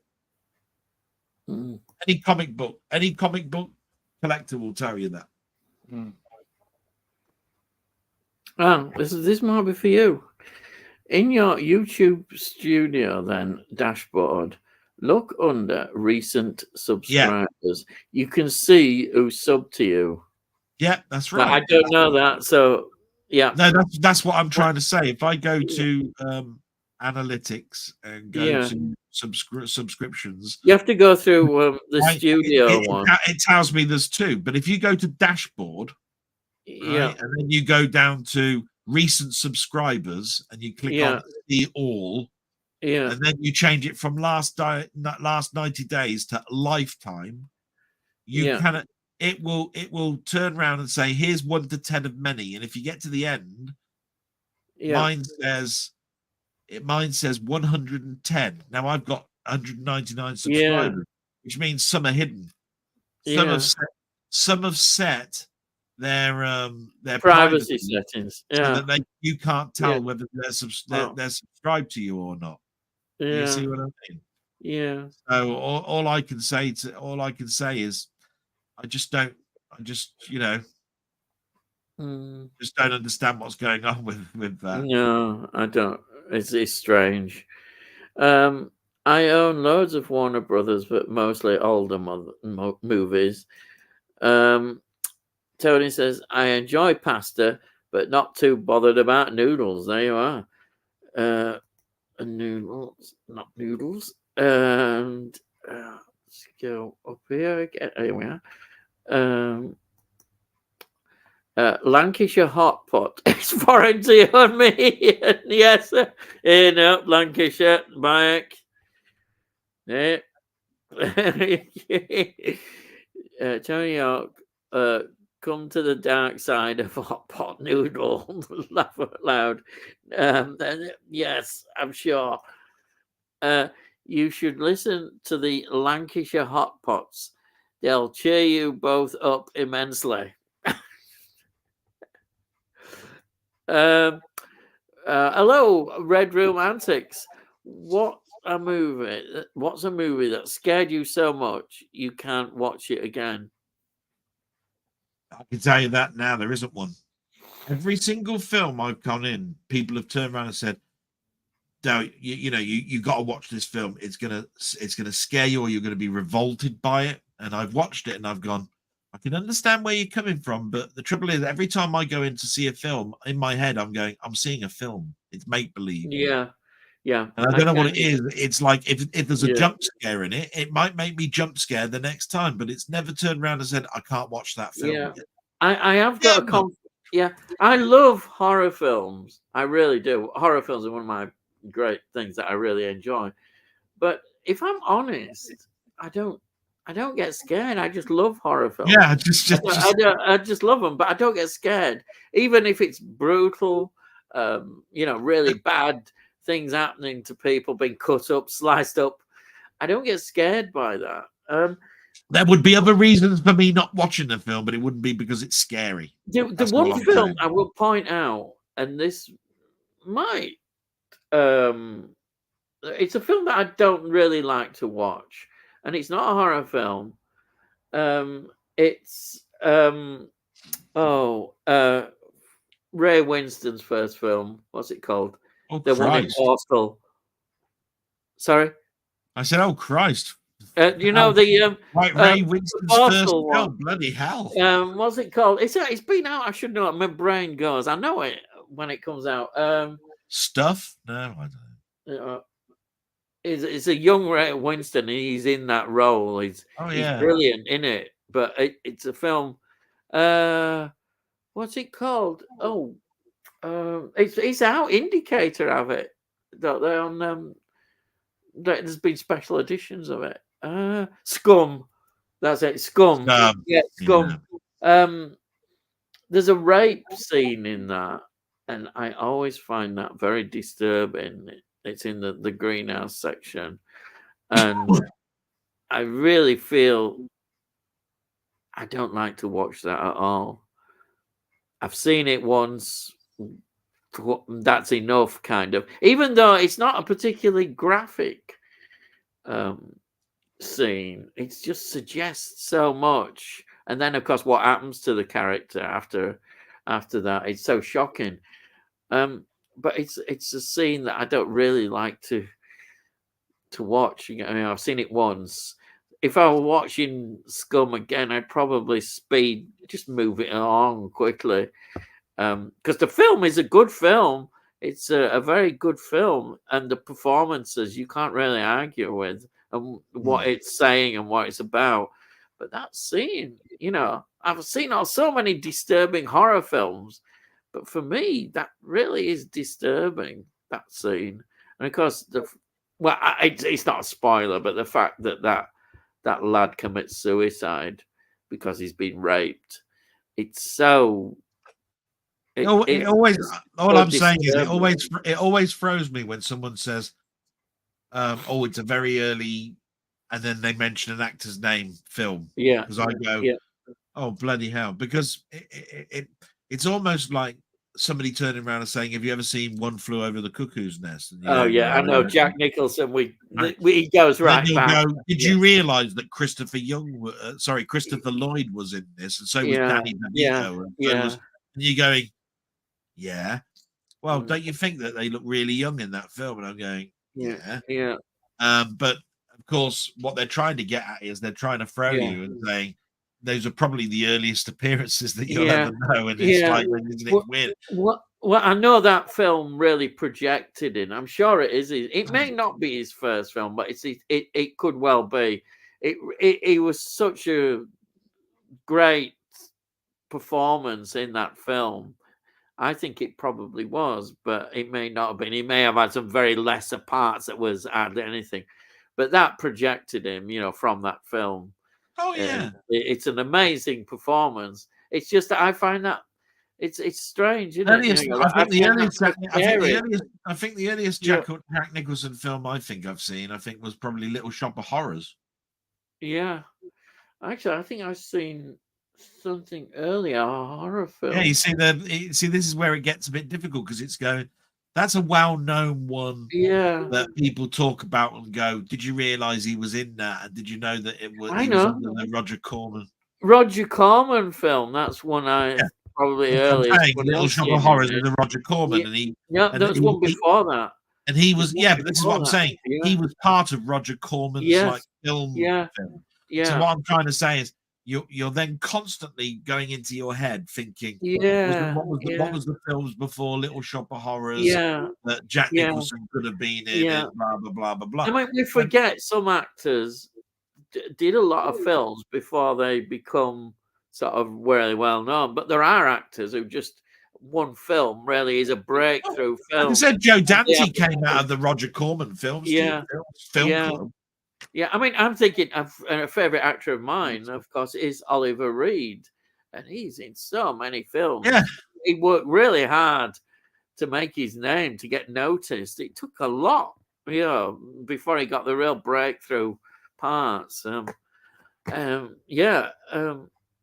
So let's see next.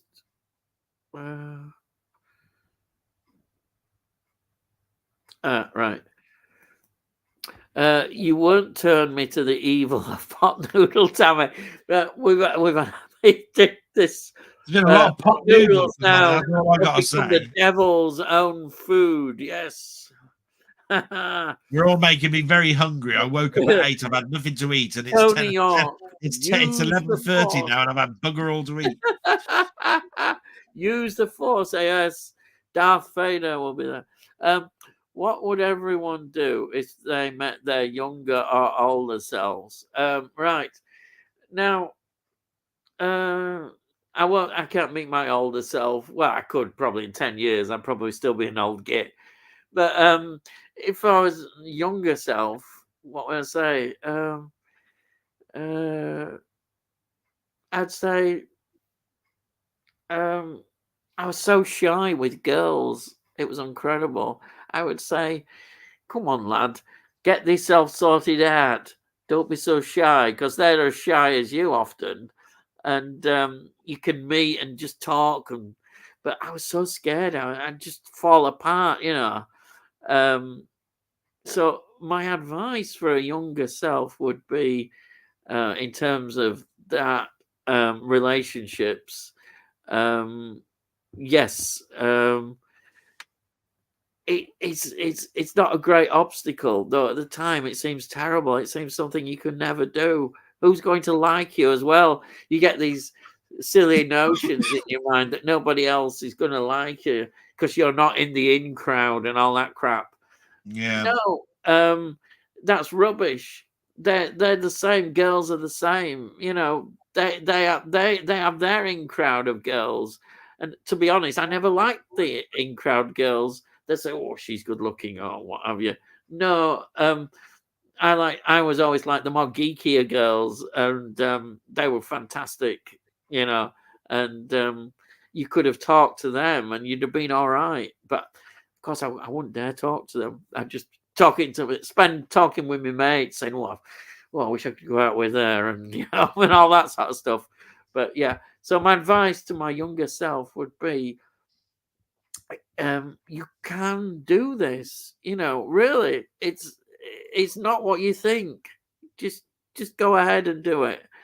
And also, a younger self would, I'd say to a younger self is, enjoy that time of life as much as you can, because it'll never come back. And being young is great. The whole world is there in front of you, and though it seems all these things, you can really enjoy yourself. You can be full of energy. You can do all sorts and travel more. The only time I ever traveled abroad was when I was at university, and somebody said to me, if you get an opportunity to travel abroad, take it. And I did. I went around Europe for a whole month. And to me, that was a highlight because I've never been abroad since because other things got in way in life. I'm really glad I took that opportunity. I'd love to have done more. Traveling is a great thing. I always think that. And when you're young, traveling's ideal because you can rough it up as well. You can be not like when you're older, because I was sleeping in railway stations, saving money, of course, as you do, but it's exciting. You sleep on train, or you could, you might go into a campsite for a day or something like that, and then just carry on. Brilliant it was. Anyhow, so that was my advice to a younger self. I wouldn't probably listen. I'd probably think, stupid old git, what's he know? But yeah. Anyhow. Same what do you think, Delboy? Now, what's your answer? I get a moment to talk, do I? I was too busy listening to what you said. What would I say to my older self? I'd probably say, "What do you mean I become the doctor?" Yeah. Oh, God. Right. And what would I say to my younger self? Don't be such a people pleaser. Oh, right. That's interesting. Yeah. And yeah, I won't go in. Well, you can go into it further if you want to go into it further. I don't. Yeah. I'm never very good with these abstract questions in regards to what would you tell your younger or older self, because I've always thought to myself, life is a journey, and I'm enjoying the journey I'm on. Yeah. And I know that time travel doesn't exist really. Yeah. Because it only exists in our mind. I believe it's possible. I believe that there is a maths out there that we haven't discovered that explains that it can be done. Yeah. I don't like it. These people that turn around and said, "Look, if time travel was possible, then basically we'd have traveled back in time and told ourselves about it by now." I'm just turning around and saying, "What a load of bollocks!" Yeah. At the end of the day, if time is a linear thing, then base it and light is traveling forward, and we're in the moment. Yeah. And all I'm saying is, you can probably travel back in time, but you'd never be able to meet yourself because you have to travel away from the light to actually go back in time. Yeah. So you wouldn't be on this planet if you were time traveling. With the technology that we understand now, until somebody comes up with a maths that explains it all. And this is where I keep explaining to people, look, it was Newton that invented, the theory of gravity and all of this sort of stuff, right? And it probably took 100 years before people of any stature whatsoever read a book and turned around and said, "Do you know what? That's a thing. That's correct. We'll call it that." Right? things move very, very quickly now. If somebody wants to put a name to something and they prove that it's a thing and it works, that's what it then suddenly becomes. That works now, but it didn't back then. And so all I'm saying is time travel is such a something that we've talked about for years and years and years, that you could talk yourself out of it, I'm sorry, but I can tell you now that you'd have to do this, that, the other. And I'm saying, but you're talking about it with the theories that we know now. In 100 years' time, those theories are going to be contradicted. Be open-minded about things. Why can't you open your mind and say it could be possible? Why do you have to turn around and say it's impossible and close it down? Why do say it's not possible now? But it's a possibility in the future. Because you're talking about a maths that's not been developed yet. That's how I look at things. And people will go, but travel back through time and you'd have told yourself and all of this sort of stuff. But I'm saying, look, you're looking at things in a 20th century mind with maths that you'd need to have in the 25th century. I'm sorry, you can't do that. You're basically saying in one step the future is this, and in another step we're so behavioral, we'd have told ourselves. You don't know. In the future, we probably turn into bright lights. We're not even in skin anymore. For all I know. You got to think outside the box. That's what I'm going to say about what That's what impressed me about Interstellar, because Interstellar was optimistic. Anyway, I won't go into that, but that's what I mean. People who turn around and say there's no such things as black holes and all this sort of thing. I'm just Interstellar was beautiful. Because you're saying you haven't seen one, doesn't mean it ain't there. We see this one, like Tony says, if I I'm sorry, get in touch with an older self, I'd be worried. It's one of those things where I'm saying, I'm sorry, but I know, right? I have not seen in real life Sharon Stone's breasts, but I know they're there. I know they're there. You know what I mean? Just because I haven't seen them and touched them, don't mean they're not there. Do you see this? If I couldn't get in touch with an older self, I'd be worried. It means you might not be there anyway. You're not there. What would you say to your older self? Don't go on to Ian's channel on the 1st of the 5th, 2024, because you're going to get ridiculed. Oh, that's what I'd tell me. That's what I'd tell the older self. Oh, dear. He says, I would beam it up, Tony York, if I met my other selves. Oh, that's what I mean. Yeah. See, now we're going to get all the science fiction. Yeah. Beat this up, time travel, all that sort of stuff. You know what I mean? And the mirror universe. Then we're even talking again. And 2 good films to check out of you. You haven't seen them. Zodiac, I mentioned that, and Summer of Sam. Yeah. I think I've seen that quite a while ago. I'm sure. But Zodiac. You'll recognize Summer of Sam. If I remember rightly, it mostly caters around a bloke who's a hairdresser who wants to be a lot more. It's set around a disco scene, where Club 54 is all around and all that sort of stuff. But I do remember all around during this scene. I mean, there's a famous scene where he takes his wife driving in their red Cadillac. And he has an argument with her because they'd been to a club where there was wife swapping or something going on. She got really jealous about it, and they were talking about it. She suddenly tells him to pull over. They have a big fight, and then leaves him out in this graveyard because they were driving along a road near a graveyard. And she said, "I've got your car now. Bye," and drives off, and he's there running behind there. And this is all during the Summer of Sam pandemic, that was going around, where murders were going on. For women, and everybody was trying to work out who is this Sam character. I think it's by Michael Mann. I think it's by Michael Mann. I've got them both on Steelbook. I know that. Zodiac and Summer of Sam. I like Zodiac more. Zodiac. Classic. It's a Summer of Sam is interesting because it talks more about a suburb of a part of New York where all of this was going on, and and you get to love the characters around. Yeah. You know, they're very much like John Travolta type characters. Yeah. You know.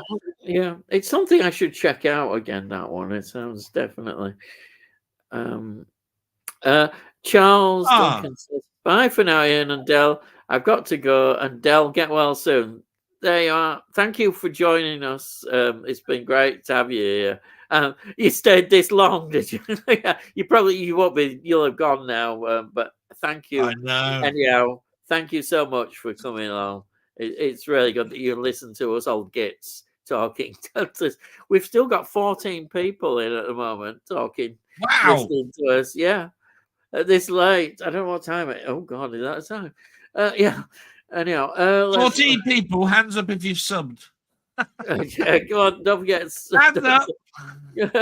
I put the link in. It's in description. Lying bastards. And then Stephen says the Clint Eastwood box set. Oh yeah, contains 56 movies on Blu-ray, 7 movies on DVD, 2 documentaries on DVD. I really want that. Out of the 7 movies on DVD, 3 of them you can get on Blu-ray released. Oh, right. I'm looking that up. That is quite a big box set, isn't it? 56. And I didn't know they did kind of mixed box sets with Blu-ray and DVD. That's interesting. Hang on, I'll soon tell you. Wow. Right. The Clint Eastwood signature film collection. That's right, yeah. Right, is £499 what? At the moment. Oh. What does it say about it? It's the signature film collection. It's got how many discs? Look, 63 discs. Well, yeah, that's what he said. Yeah. It doesn't say it's mixed though. It doesn't say it's a mix of Blu-ray and DVDs. That's weird. But it's separated like this: Clint Eastwood 1964 to 1970. Then it's 1970 to 73, 74 to 80, 80 to 86. I think that is 88 to 93, 95 to 2004. 2009 to 2012, 2014 to 2018. Wow, that is. But when was that released? To give you an indication. 2019. Oh, it is a few years now. 9th of December 2019 was when it came out. Wow. 126 hours and 3 minutes. That can't be right. It must be longer than 126 hours. 63 discs and how many films? It's got to be more than 120. Did you pay full price for that, Stephen? Oh, wow! I want it, but I ain't paying 499. That's what I mean. I don't know anybody that would pay that. But I'll tell you what. I bet you that was 100. I bet you that was 150, 200 quid when it came out. Yeah, that'd have been an expensive set. Yeah. And you probably would have got it, wouldn't you? Do you think you would? 2019? No, probably not, because I was actually physically buying steelbooks. So you wouldn't have. So if that hadn't have been in a steelbook format, I'd have gone, what's the point? Oh dear. Yeah. I mean, so probably not. Yeah. I'm a little bit more choosy now. I do step outside of the steelbook collection every now and again, you know, like I say. But I mean, that does sound like a tremendous. Oh, you want to look at it on the Amazon? It's if you type in the Clint Eastwood, it's called the Signature Collection. Just do it afterwards. It's gorgeous looking. It's a white box with a penciled outline of Clint Eastwood's face and all this. Sort of wow. You know. Yeah. Let's have a look here. It's everything from A Fistful of Dollars right up to The Mule. Yeah, 2018 it goes up to. Wow. And Tony says, never seen the remake, but I've heard the Get Carter one is pretty poor. Yeah, I've heard that Get Carter remake was pretty awful. No, I can tell you now, Get Carter remake with Sylvester Stallone is Oh, god not awful. surprised. Not surprised. Oh, I'll get shot then. God awful film. Yeah, Americanized versions of gritty British dramas don't work. I bet it's absolutely. Oh, I mean, take it like this. I think it's set in Las Vegas or whatever I think it is.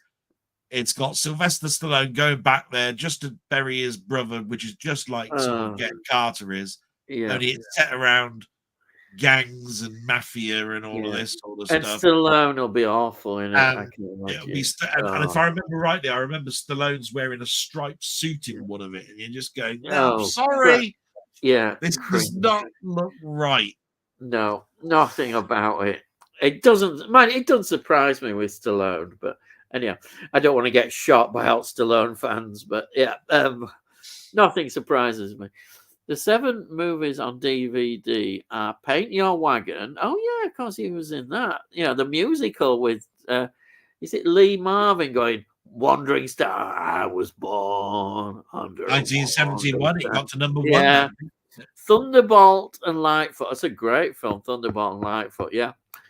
Bronco Billy, which were released after this box set was made. Honky Tonk Man, Bird, Pink Cadillac, and White Hunter Black Heart, which I never really liked. White Hunter Black Heart, because it's a remake, isn't it, of a like Bogart film, which was The African Queen, isn't it?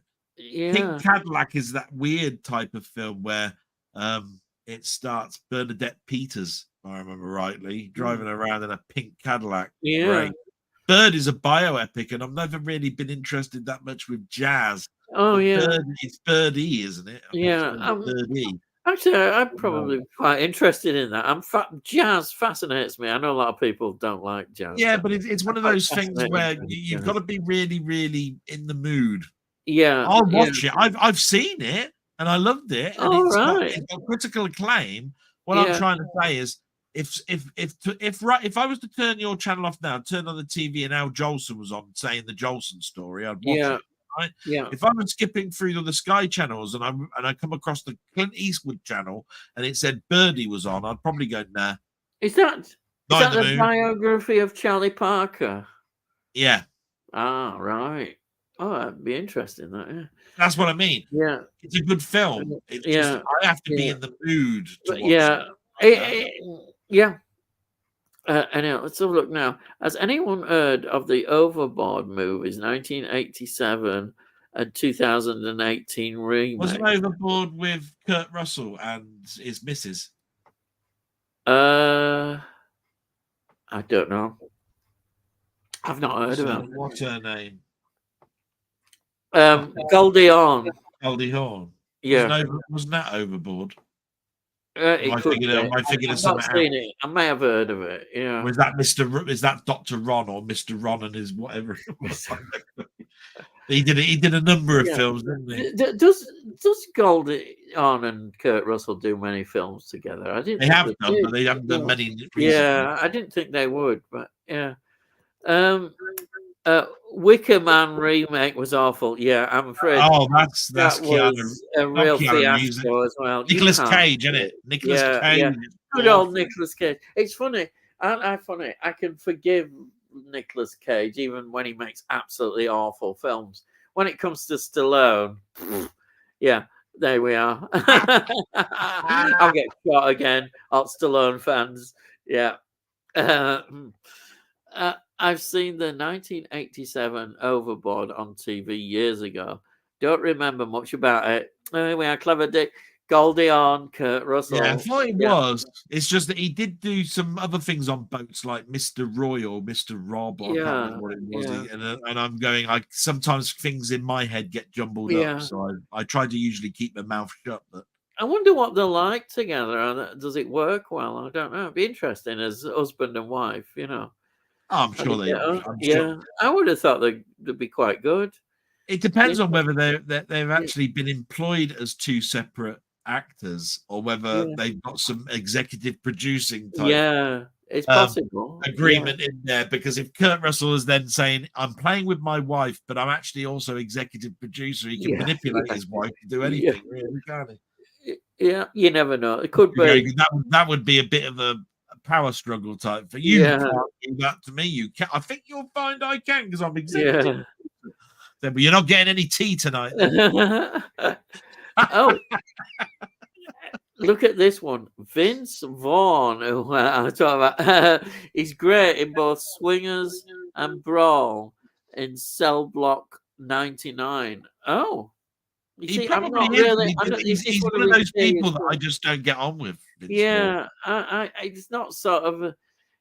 It's just somebody I wouldn't really. If I saw his name, I'd just not bother. Not just like that. I know to say he has made serious films and what have you, but it's not somebody that you sort of run to or want to. I haven't in the past anyhow.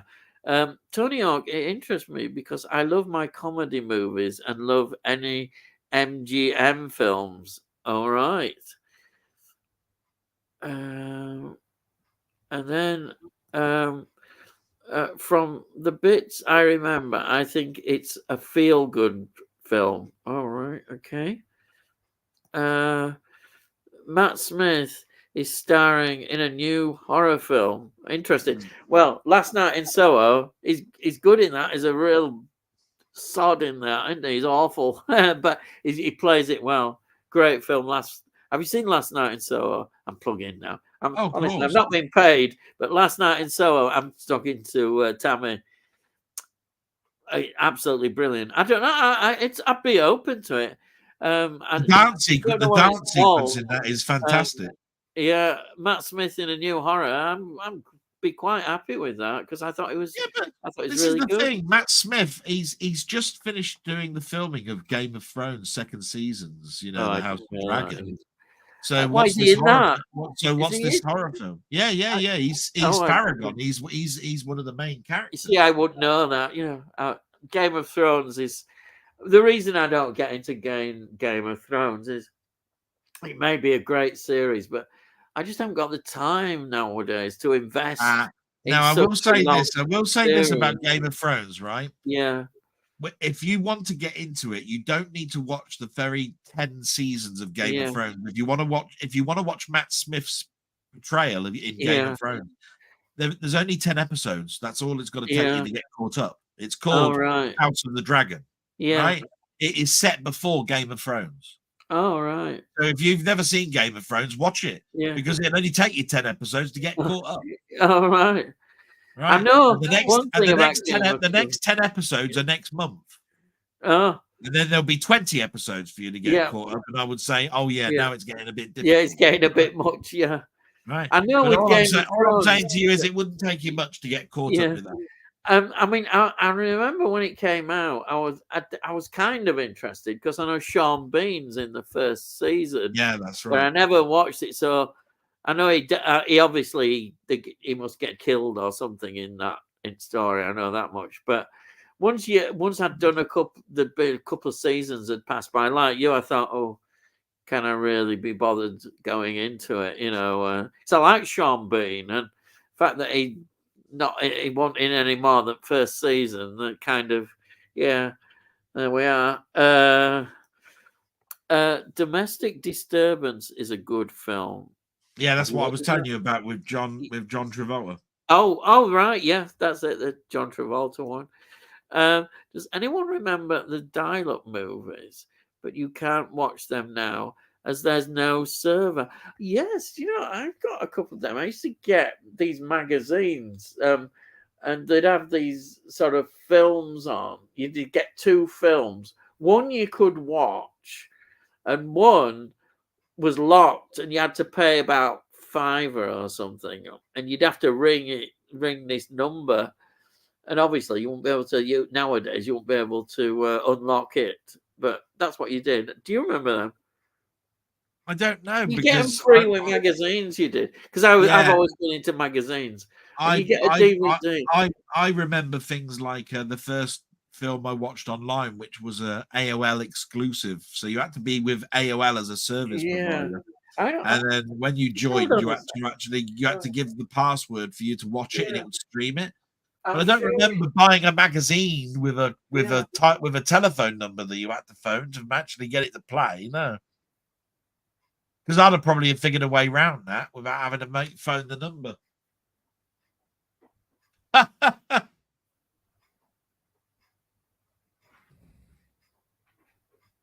Oh, here we are. Look, I found these in other room. These were in. We had here. Hang on, I'll just take that off so you can see them. Hopefully, there's this one. This was from a magazine. Horror films. Cat Chaser was the one that you got free, but you had to ring up this number to get Funhouse. Yeah, yeah, but how does it work? Do you have to put in a code they give you? You have to put in your phone. You have to ring this number, and they charge you. I don't know how they would do that, but they must have charged you on your normal, because landline days of landlines. Are probably but how does that connect? How does that connect to your DVD player? Do you know? Well, I think you're given a code. Maybe that's what I mean. They must give you a code. Then surely, if somebody is given a code, they'd have told everybody. Yeah, but that's what they used to do. And now this is interesting. Blood Feast 2. I think that might be a video nasty. Yeah. I may be wrong. And this one is, look, this one, House by the Cemetery, that's out now. I think it could even be on 4K. How old are these discs? But they always put the better film you had to pay for. Yeah. How old are these discs? How far back are we going? Let's have a look. Glasses. Let's get my glasses here. Yeah. Is it what, 1999 or 1980?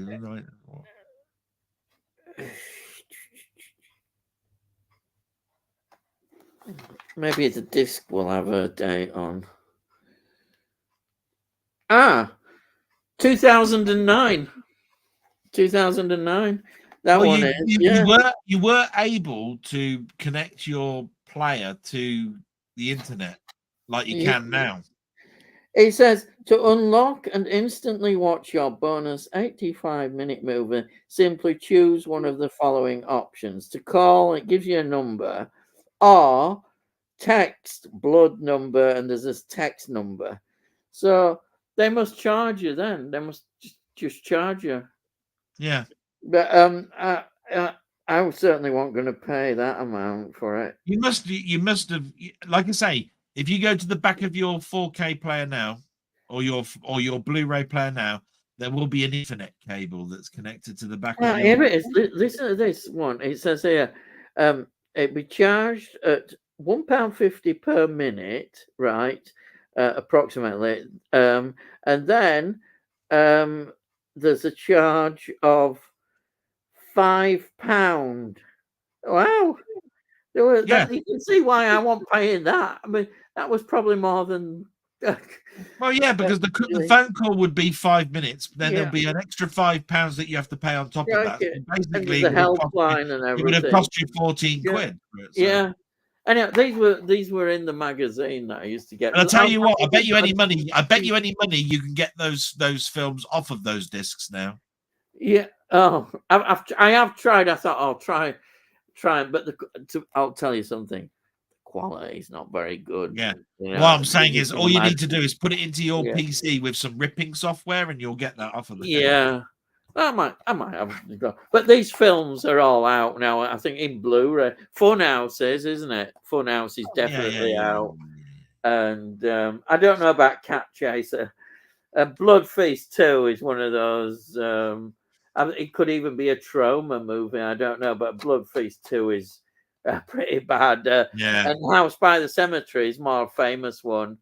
That's a Fulci one. Italian Fulci.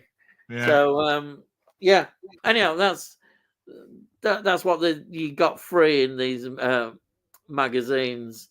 They were like just like DVD magazines, which told you about what the new releases were and all that kind of thing. They're quite good.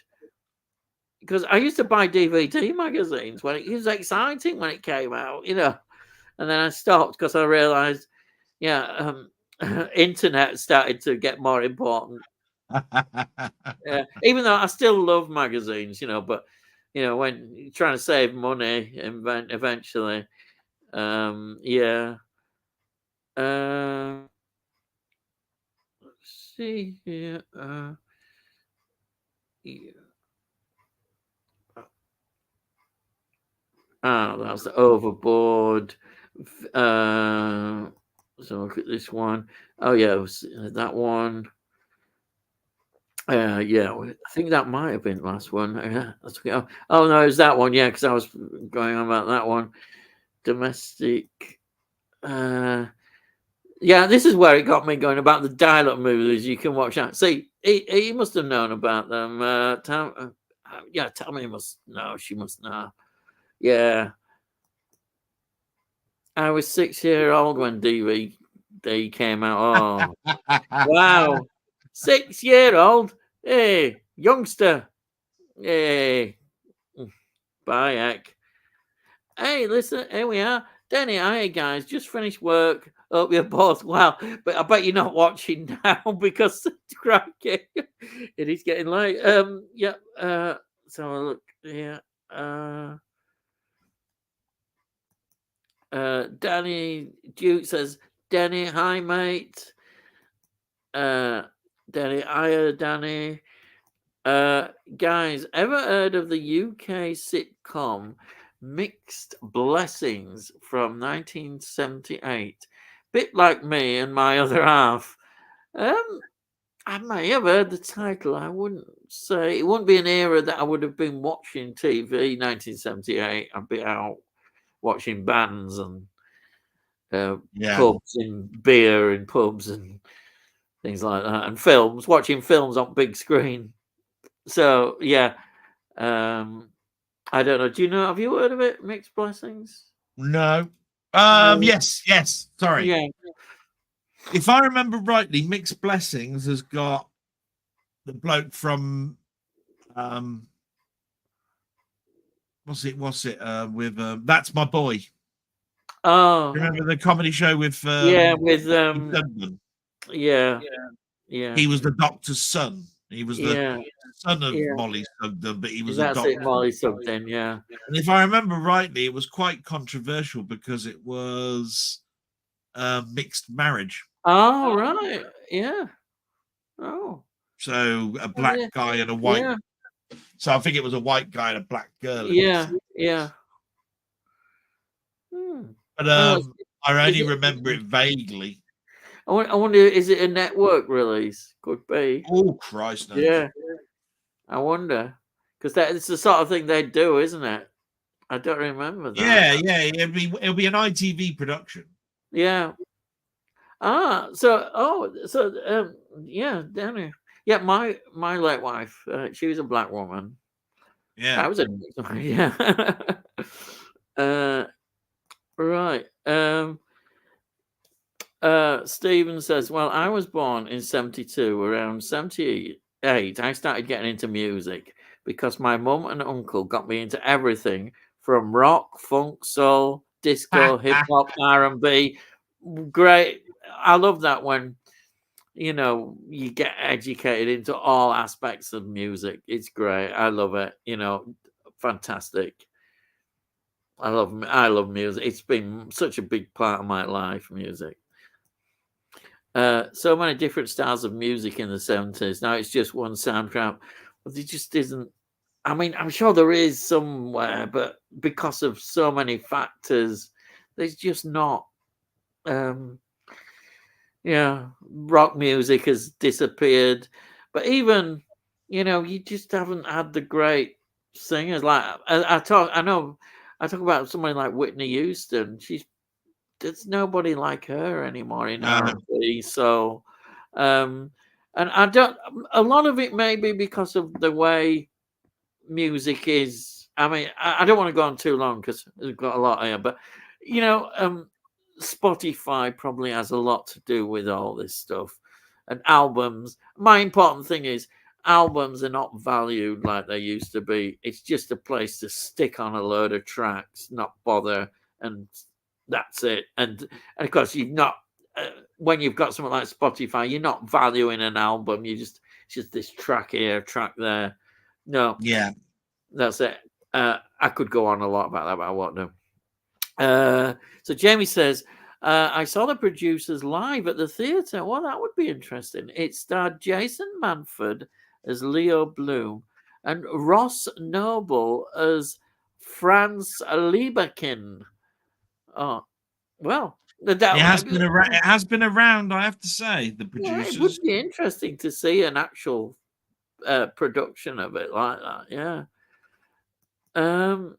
Glad to hear you enjoyed Brimstone. Thank you, Jamie Ian. By the way, I put up my top 25 Western videos last night. I'll go and check that out. I'll see what type of Westerns then that you're sort of into. Be interested in that. Yeah. Is Muckman just a Western type guy? Because I'm going to subscribe to him now. Actually, where is he? There he is. It's under that. Just look under Muckman Movies. Have a little look. See if I can find it. Yeah. And I'll subscribe while he's on the channel. Yeah. Oh, mind you, that was quite a while ago. He may have disappeared. Yeah. By now. We have got 10 people still. So, yeah. Now.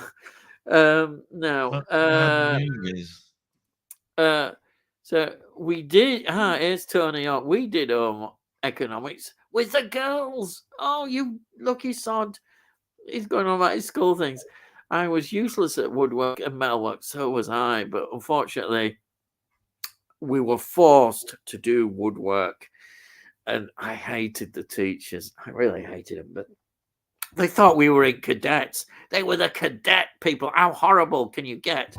Some two blokes who just loved shouting at people. They still thought we were all in the cadets. And yeah, God, they'd have been shocked if a girl would have wanted to do woodwork. They'd have been going absolutely bananas. Yeah, I've subscribed, just so you know, to Muckman Movies. He's done the 25 horror. He's done 25 horror movies as the one at the top. West, yep. Yep. Hopefully, you might still get some back, Delboy. Yeah. I'm not doing it so that he subs to me. I'm just saying I'm still appealing to people. When somebody's got a channel and they're doing right westerns, I go, all right, then I can't believe that what has happened. It just seems weird. It's still at 199 now. Stephen Mosley's actually. I've gone to the recent subs and his name is not appearing. So he's either. Yeah. I'm not saying that he hasn't subscribed. It's probably playing catch up. But I've noticed it does catch up because you can look. I can look in one bit and it'll say how many people have viewed the particular video. Then I look in another part and the figure is different. But anyway, I will say this: when people were saying go to YouTube Studio, right? Yeah, you do it yourself. If you go to YouTube Studio, go to dashboard and go to your subscribers. Yeah, you'll see a button that says Learn More. When you click on Learn More. Yeah. When you click on Learn More, it does say you will not see people that are set their privacy settings so that you cannot see them as subscribers. I'll check it out. Have a look and see what it says. It says, now Stephen says, here we are. This is the subject. I stopped eating pot noodles after seeing that scene in The Lost Boys. Yeah, pot noodles has taken off, Tammy. You sure set this pot noodle debate going. Well, especially as I don't like pot noodles, I've got nothing to say about it. Danny says, you spoke about Oliver Reed earlier. What's your thoughts on The Devils? I want a full version of it. It's a great film and they're having problems and I don't know whether we'll ever get the version we deserve. We deserve a complete uncut version, but there's a lot of stuff going on and it's not going to happen. It's a great film. I love these religious kind of films. and it's just great. It's just a great film, and Oliver Reed is fantastic as always. I just wish we would get the film we deserve. Yeah. Any thoughts, Delboy? Well, I love Oliver Reed. Yeah. I think I told you the one that I wanted. If it's on 4K, I think it was that Advertisement Bureau. Is that right? Yeah. I think I mentioned it the very first time you asked me on. I said, Yeah. "Oh, Yeah. there was this one that's a little bit like League of Gentlemen. That Yeah. Oliver Reed is a Yes. sort of like Yeah. special agent type Yeah. thing, and it's got Diana Rigg or somebody Yeah. in it. Oh, yeah. And that immediately gets me interested. I've loved Oliver Reed. I like him in Yeah. Gladiator. I remember seeing him in the horror film where he was at the Hammer when he was with the when it was the werewolf. I've liked him through a number of things. Even he was in a Castaway film, wasn't he? He was you know the stuff that he's really weird in. Is fantastic. Yeah. I think the versatility of any actor is shown by the different type of roles, and the more a person is acceptable to sort of like trying different things, the more I'm intrigued by that actor, because there are some people that just steadfastly don't want to stretch themselves to the point where you're going to see them in a bad light. Bette Midler always did. She didn't like the idea that she was going to look ugly in this film. When she's been known to look, to try and look beautiful. Hollywood was only hiring actresses that were beautiful. So if you suddenly then show your other side, the side where you've got no makeup on and you look ugly, then basically you've ruined probably a quarter of your audience. So I love Oliver Reed, and I like Oliver Reed because of his versatility and the fact that he was never prone to not want to break down a taboo. It's a shame that drink was his downfall. Yeah, it was. It's such a shame. But isn't that the same with Georgie Best and a number? Yeah, some great talents are just, it's a shame, and that's why it makes me laugh when I know I'm not being honestly, I'm not being anti-Stallone, but people are going, "Oh, he's a great actor, Stallone." All I say is, if you want to talk about great actors, Oliver Reed knocks spots off him any day of the week. Honestly. I really, Anyhow, sorry for my preaching. Tony says, never seen The Devils. Saw him in a historical drama recently, Lion of the Desert. That sounds interesting. In which he plays a ruthless Italian general during the occupation of Libya in the 1930s. Wow, that would be. So I bet he's great. He's so versatile. I like the sound of that as well, with fascism in Italy, and because they used Libya to create wars, basically, the Italians, but they weren't very good at it. Mussolini was pretty bad. A bit of a failure. Then he says, it's a fabulous film, Tony, though. It's out on DVD. For some reason, someone is stopping it coming out on Blu-ray or 4K. It says Devils. Film is very graphic, sexual, and violent. Yeah, it is. There is a DVD copy. Yeah, you can still get the DVD copy, but I don't know why there is this. It's been ongoing for quite a long time. This about Blu-ray, I don't know what issues are involved, but there's certain, obviously, issues, copyrights or ownership or something like that. I bet you any money it will be to do with international licensing. Everything that I know these days, when people are asking the question, why is it that this is stuck in a quagmire where we can't get a copy released? They're talking about the Hitcher at the moment. Like, why isn't it not out yet? Why? And every time somebody has got some speculative story like, oh, it's because the director is putting up a brick wall, or this, that somebody is saying that they've still got the rights until this month, and then when that month passes, it then passes to this, and then you'll be able to produce it because it'll be. And I'm going, what? The difficulty I think we've got is that there are certain studios that broke up and bought parts of things. an international law then steps in. So an Yeah. international law is a lot more vague, I tend to find, right? It's not pages and pages of documentation. It's paragraphs that basically say, if this is in place and this is in place, then you can do it. But if this is in place and this isn't in place, you can't do it, right? Yeah. And therefore, you're looking at the local law to get changed so it then fits the international law. If you see what I'm trying to get at. Yeah. So, yeah, you're going to get your hitcher. If it's I bet you any money it'll be licensing. If it's anything to do with licensing, it'll be something to do with you're waiting for something to lapse. Yeah. So that you can then do it. And this makes perfect sense when you consider Arrow and their Chucky box set.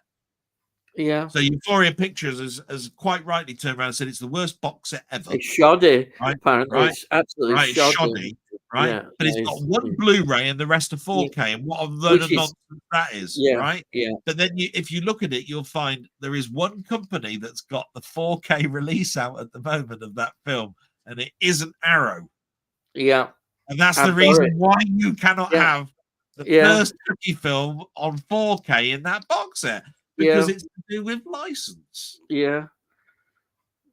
So I'm betting you any money when you're talking about an old cinema, you know, like the people that came up with the Hammer films after Hammer, you know, what's it called, Amicus or whatever they were called? Amicus. Yeah. Right. They were probably picked up by EMI Studios, which were then bought by Warner, that were then bought by MGM, which was then bought by, and it goes on and on and on to the point where you now go, who now has these rights? Yeah. And sometimes you get as well a family connected with the particular film or TV show. I was just thinking of Unearthly Child. For some reason, they block it. And I think Watership Down's an example of that. People connected with the family won't, because it was going to be released, wasn't it? Watership that's Down? right. And Nigel and I were both two people that said at the end of our interview, if there's anybody out there that can turn around the minds of the people that blocked Watership Down coming out, can you please do it? Because at the end of the day, it's tragic that somebody has put a block on this. And this happens. And if it's something as stupid as the artwork, change the artwork, for God's sake. If this person's got the power to stop everybody in the world having it because of something as simple as like the drawing's not very good and he's affected by the drawing, change the bloody artwork, for God's sake. It's not worth the argument. I'd rather have a shitty design packaging disc out and have the disc in my hands than have nothing. You know, but look what I mean.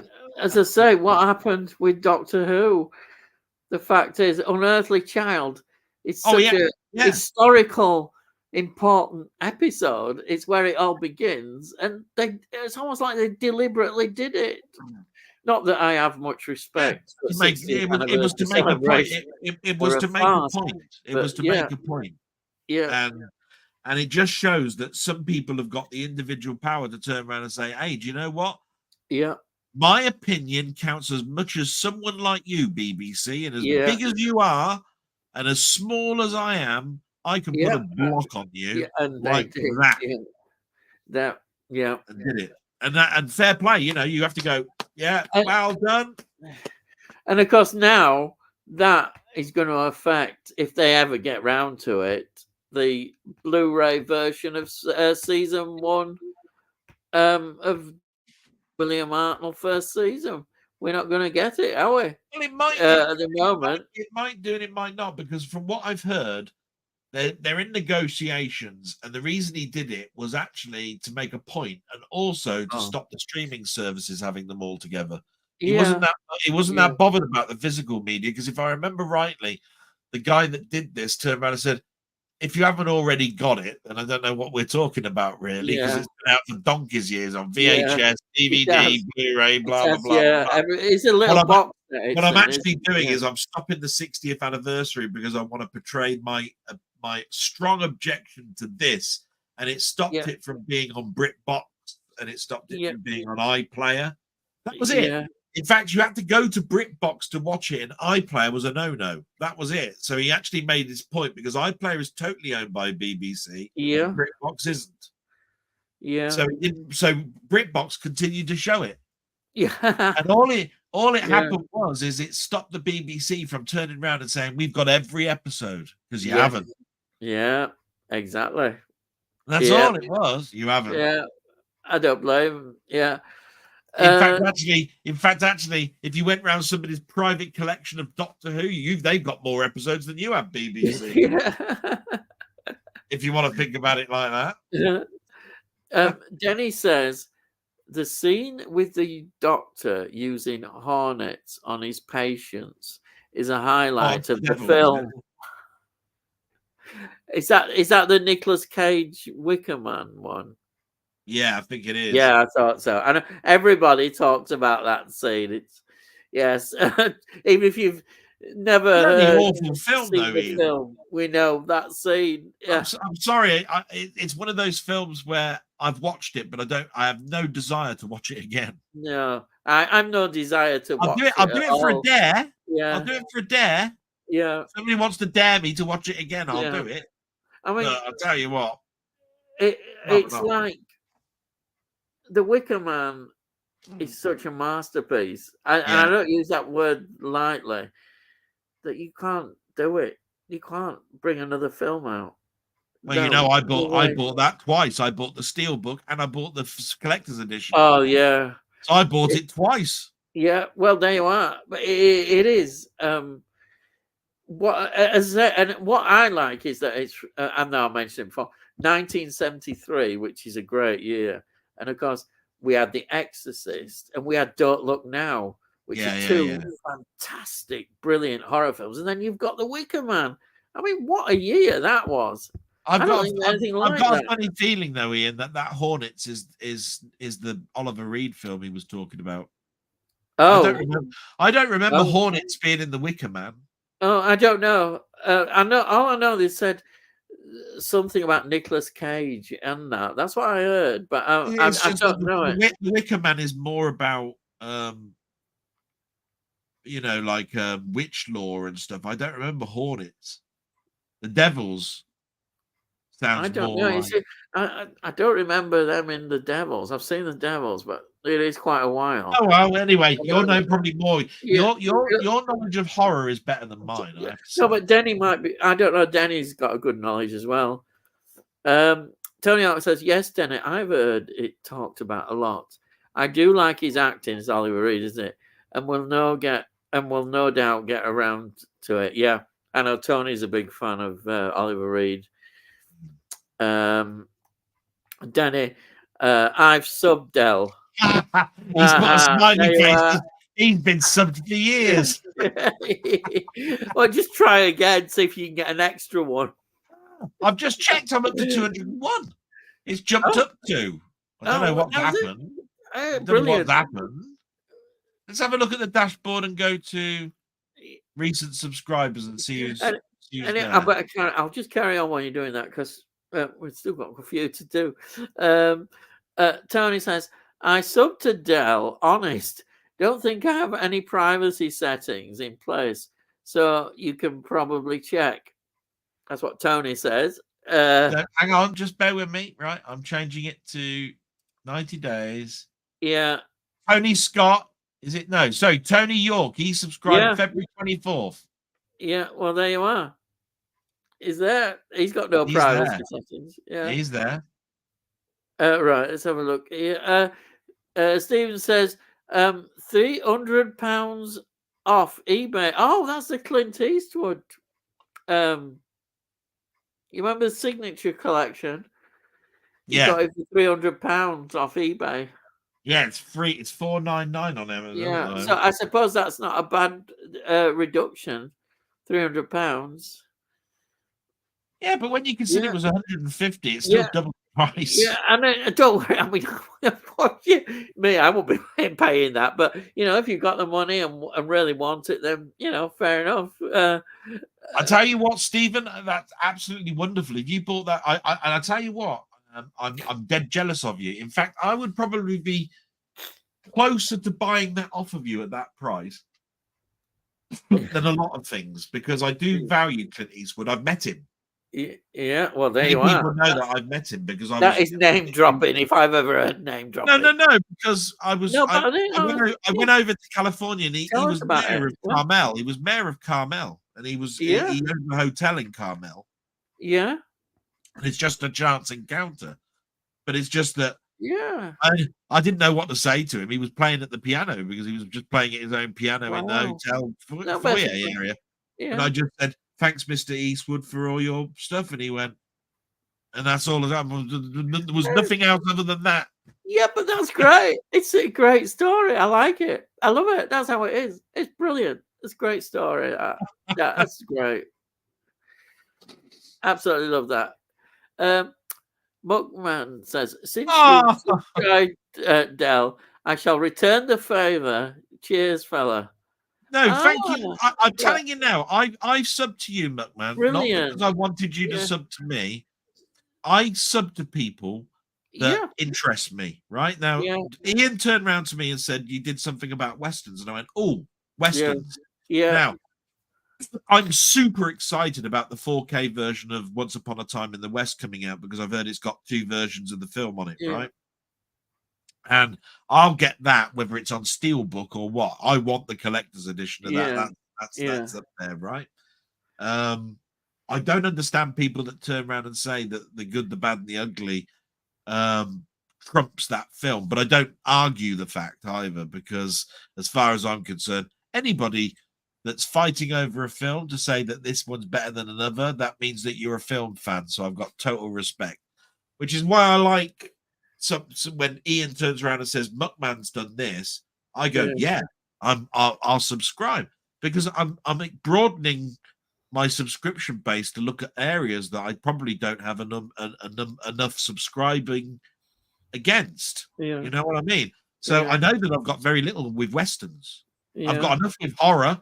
My God, I've got Nigel, I've got Scott, I've got Ryan, I've got, you know what I mean? They're all horror. Where is my ones that concentrate on comedy and science fiction and all of this sort of stuff, right? So thank you so much. If you don't like my channel, I'm not going to be offended. You'll like it. It's just Delboy being Delboy. The one thing that you will get, even if you watch the end of my blog, even if you just watch the last 5 minutes of my blog every Sunday, it'll tell you what was released this week on Steelbook, because I show to the camera every time. I bought this week, this week, this week, and literally it'll be every title of Steelbook that was out that week I've got. So you'll learn something. Right. Del, I've subscribed to you. This is Stephen. If it's still on 199 subs, someone might have unsubscribed. Well, it's gone up to 201, you said now. Well, that's good. Yes, thank you so much. Brilliant. Listen to this. Richard Brown says, just sub to Delboy. Fantastic. We got that's helped. Thank you, all these people. I mean, that's great. I'm really pleased. That's because I don't know what's been going on. I was getting upset that I went from 203 to 199 in one day. I went four went in one day. And Stephen said he checked your subs and they've gone up. There you are. Yeah.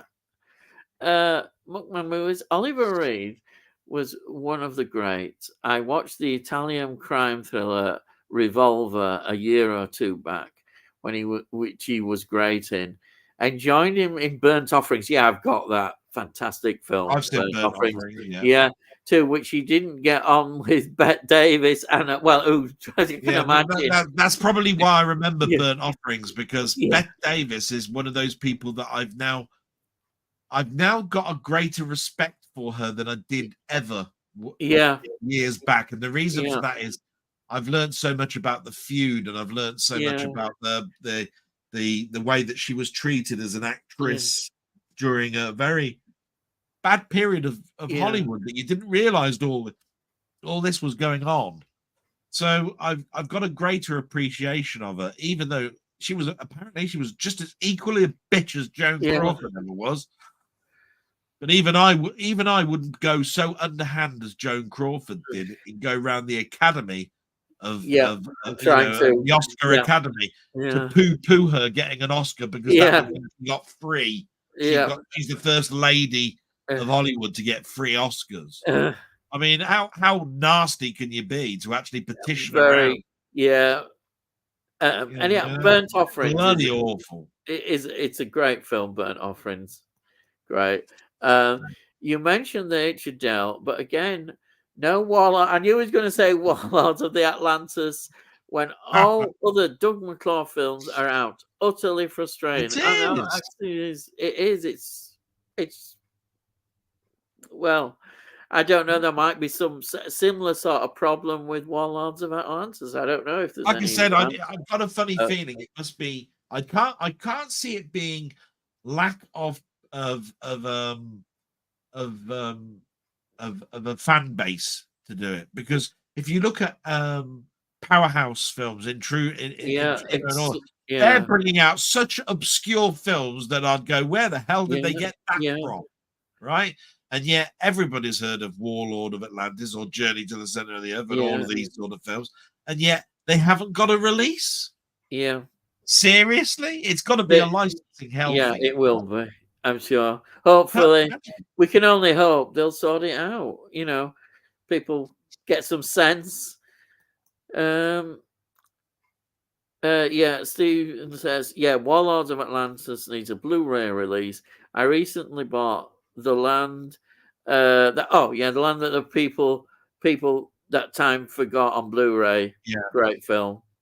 Absolutely great film. Danny says, I love those films, Stephen. So much nostalgia. My old man took me to see those other pictures. I know. I'm same with a lot of films with my dad. I think so much about my dad every day. Since he's gone, he still speaks to me in my mind. I learn things from him now that I don't realize. All these years ago, I thought, wow, my dad was teaching me this and that. And now he's gone. I'm learning even more from him every day. I believe that totally. Stephen says, same here. Another Doug McClure film I enjoyed was At the Earth's Core. The whole series of these films were brilliant. My favorite of them all. That's what Danny says.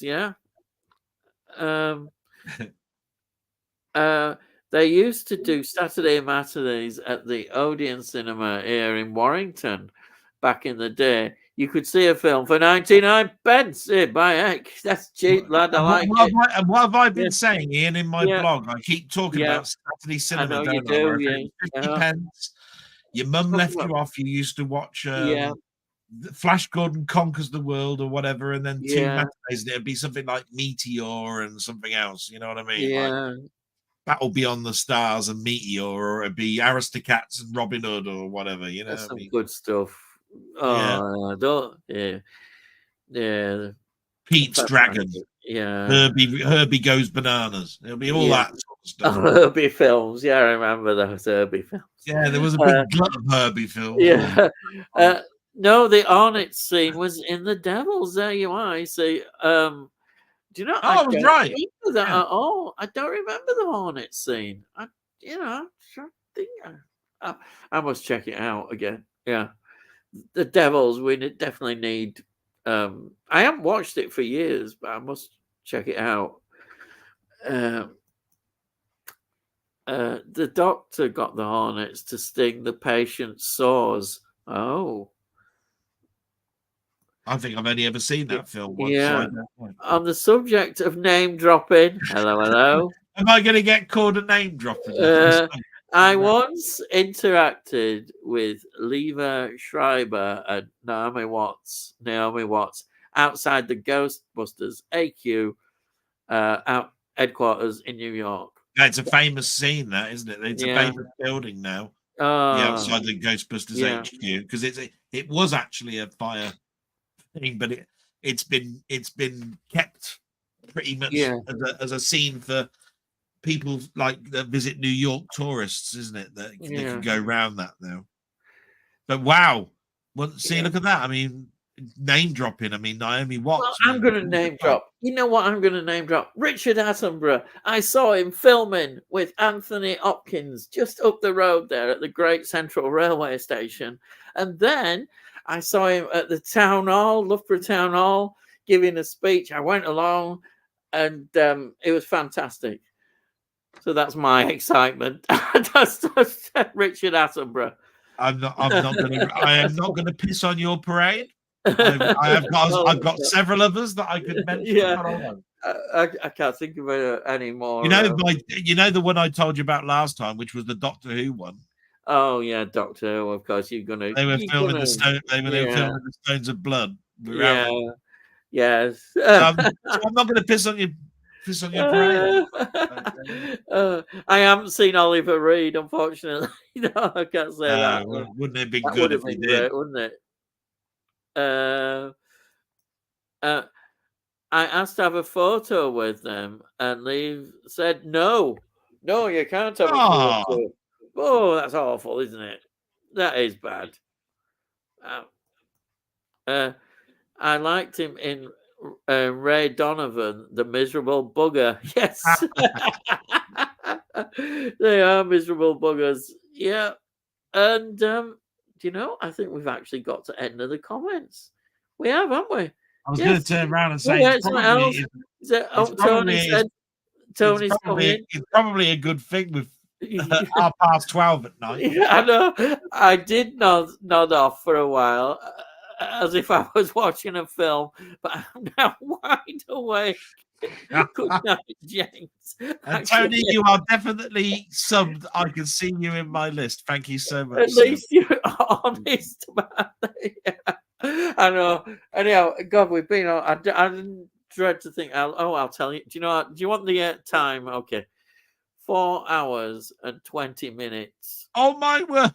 Yeah. Okay. Thank you, everybody. Can I just say I do apologise. I am suffering a little bit with sickness.